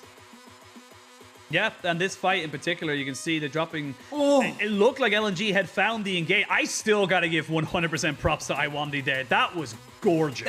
We're in a Beishang highlight. I can't stop praising LNG as well. Again, a lot of fun moments from both sides. We got some high octane team fights. Beishang though, again, was the man who came out with the win. And it goes to, again, the match you titled the Rumble in the Jungle. This is why it was all about Beishang and Tarzan, because they were the key players on their teams. Nice to see him come in and also steal a Baron as well. This man was just so on point today. 96% kill participation is absolutely nuts when he's been involved in like 24 kills. Like, holy moly. Yeah, that is absolutely absurd. I'm in my head, I thought about it just while you were talking about how impressive this guy is. Imagine you were asked as an Alistair support, you get a 5-man flash pulverize. It's like, oh my god, that's awesome. But the enemy team gets a Quadra. Like, how do you even think about that? It's just insane to think you get such a perfect engage, yet it goes the way of Team WE. And again, credit where credit is due. Team WE, this is why we're praising them so highly. It's probably also why people are starting to become, like, I'm sure Raz is, in the chat and everything like that, yourself included, weren't as high on the Team WE hype train, but they are turning those, I wouldn't say haters, but definitely, slight, kind of reservations around and saying, no, this team is working together. Exactly, because, right, I think I initially had WE somewhere in, like, the top 6 of my expected power rankings coming into the split. I thought they'd be good early on, and I expected them to taper off as the season goes on. I kind of still expect that second part to be true. I don't know if they will keep this up against teams that just have higher skill ceilings in them, but I definitely would have never expected them to come in and, again, just be dominating everyone, undefeated still. And this team still has room to grow, right? They might not have the same potential skill ceiling as a team like EDG does right now, but there's a lot of room for growth in the future as well. Yeah, well, we'll have to wait and see how that future goes, but we will recap the end of the broadcast by telling you what exactly happened today. It was a quick one for our first duo cast together, Lyric, as we saw V5 decimate Rogue Warriors in a very quick 2-0, and then we just finished it up. Beishang carrying him and the rest of his team, just looking fantastic against LNG. I have only one thing to say, Mr. Penguin, if that is your name. It's the year of the mole. Victory 5-1, 2-0 was great to see. Not biased at all, but kind of sad for Rogue Warriors. I have a lot of belief on a lot of the players on this roster. It just isn't meshing well. And for WE, again, it's so insane to see their run so far, and I'm really excited for their next matchup against RNG. Yep, well, we'll have to see how that one goes. That won't be until next Friday, but we've got League of Legends all day, every day, ladies and gentlemen. 7 days a week. You can catch us on the LPL Twitter, or on the LPL Twitch, excuse me. But tomorrow's match is EDG versus TT, looking to equal out Team WE and going 5-0. Let's be totally frank here. We are expecting that to go to EDG's favor. And then JDG, who are kind of struggling right now against an RA who are still yet to find their feet. That's the thing. That second matchup's going to be really interesting because both teams are kind of coming in under where we expected them. We thought both teams would be stronger than where they're currently sitting, and it's going to be really interesting when you have two different focal points, right? Fofo for RA, and then kind of Zoom for JDG, the battle of different solo laners. Yeah, and I'm very, very excited to see that one. And for JDG, we can kind of touch on it. It's kind of a big must-win for them because this is their season doesn't really kind of get any better if they start losing against, again, a lot of these playoff teams that we talked about. They're already 1-2. That would put them in 1-3. Sooning's along there as well. This is a very different start to the season that we expected from our third and second best team if you count them as seedings. Hey, but, the good thing is with playoffs being 10 teams, you only got to be better than the very bottom of the barrel, so there is still hope for JDG. Slightly below average is totally fine. We'll leave it on that particular realization. But ladies and gentlemen, and everyone else, thank you so much for joining us today. Thank you again to everyone behind the scenes, of course, to TJ Sports and the LPL. Without them, none of this would be possible. Of course, you've got a fantastic color caster here with you in Lyric, who is joining me all the way from Taipei. I'm here in Dublin, and this has just been a great day. Have you got anything you want to say there, Lyric, before we sign off? Thank you for being such an Irish play-by-play caster, my friend. The only Irish play-by-play for now in the LPL. But again, ladies and gentlemen, we will see you again tomorrow at the same time. Thank you so much.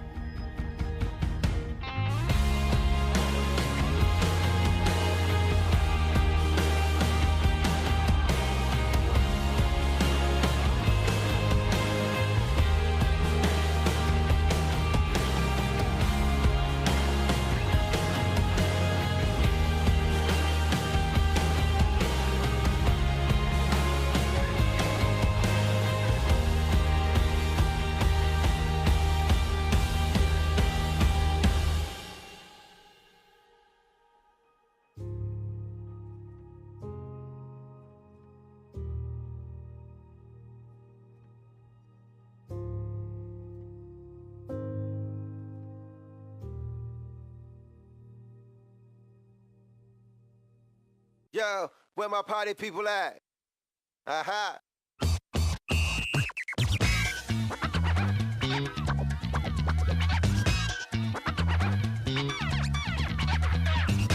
We pump the party up. We pump the party up. Pump the party. Kick it.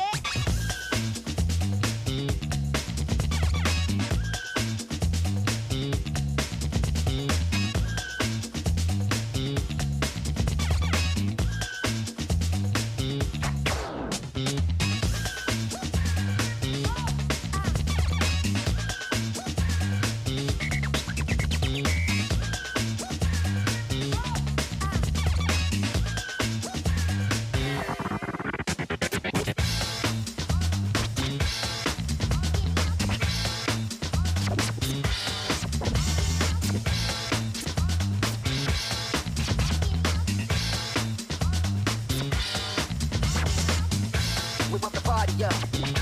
We pump the party up. We pump the party up. We pump the party up. We pump the party up. We pump the party up. We pump the party up. Pump the party.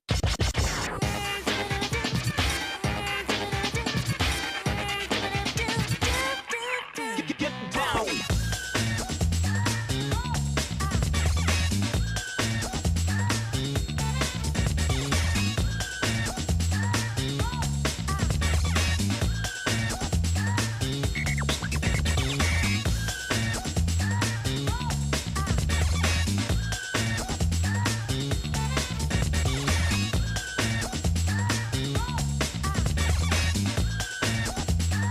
Here we go again.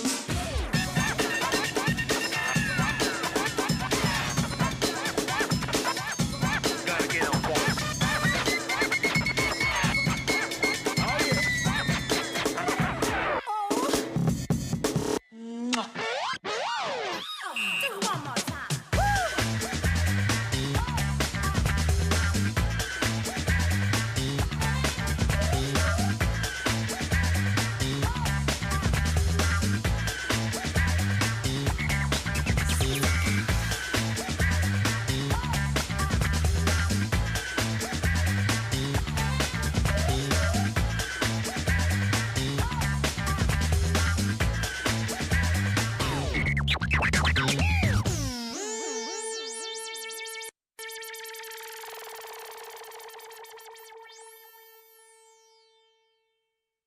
I can't be starred, you are, get out my way. I gotta win, act like I'm not the one on the top. We've been it before, you know what I did. I'm on my job, I'm doing my thing. I flex on you boys, I do it again. They said whatever, and I don't do talking, you see the score. I'm going in, I can't be starred, you are, get out my way. I gotta win, act like I'm not the one on the top. We've been it before, you know what I did. I'm on my job, I'm doing my thing. I flex on you boys.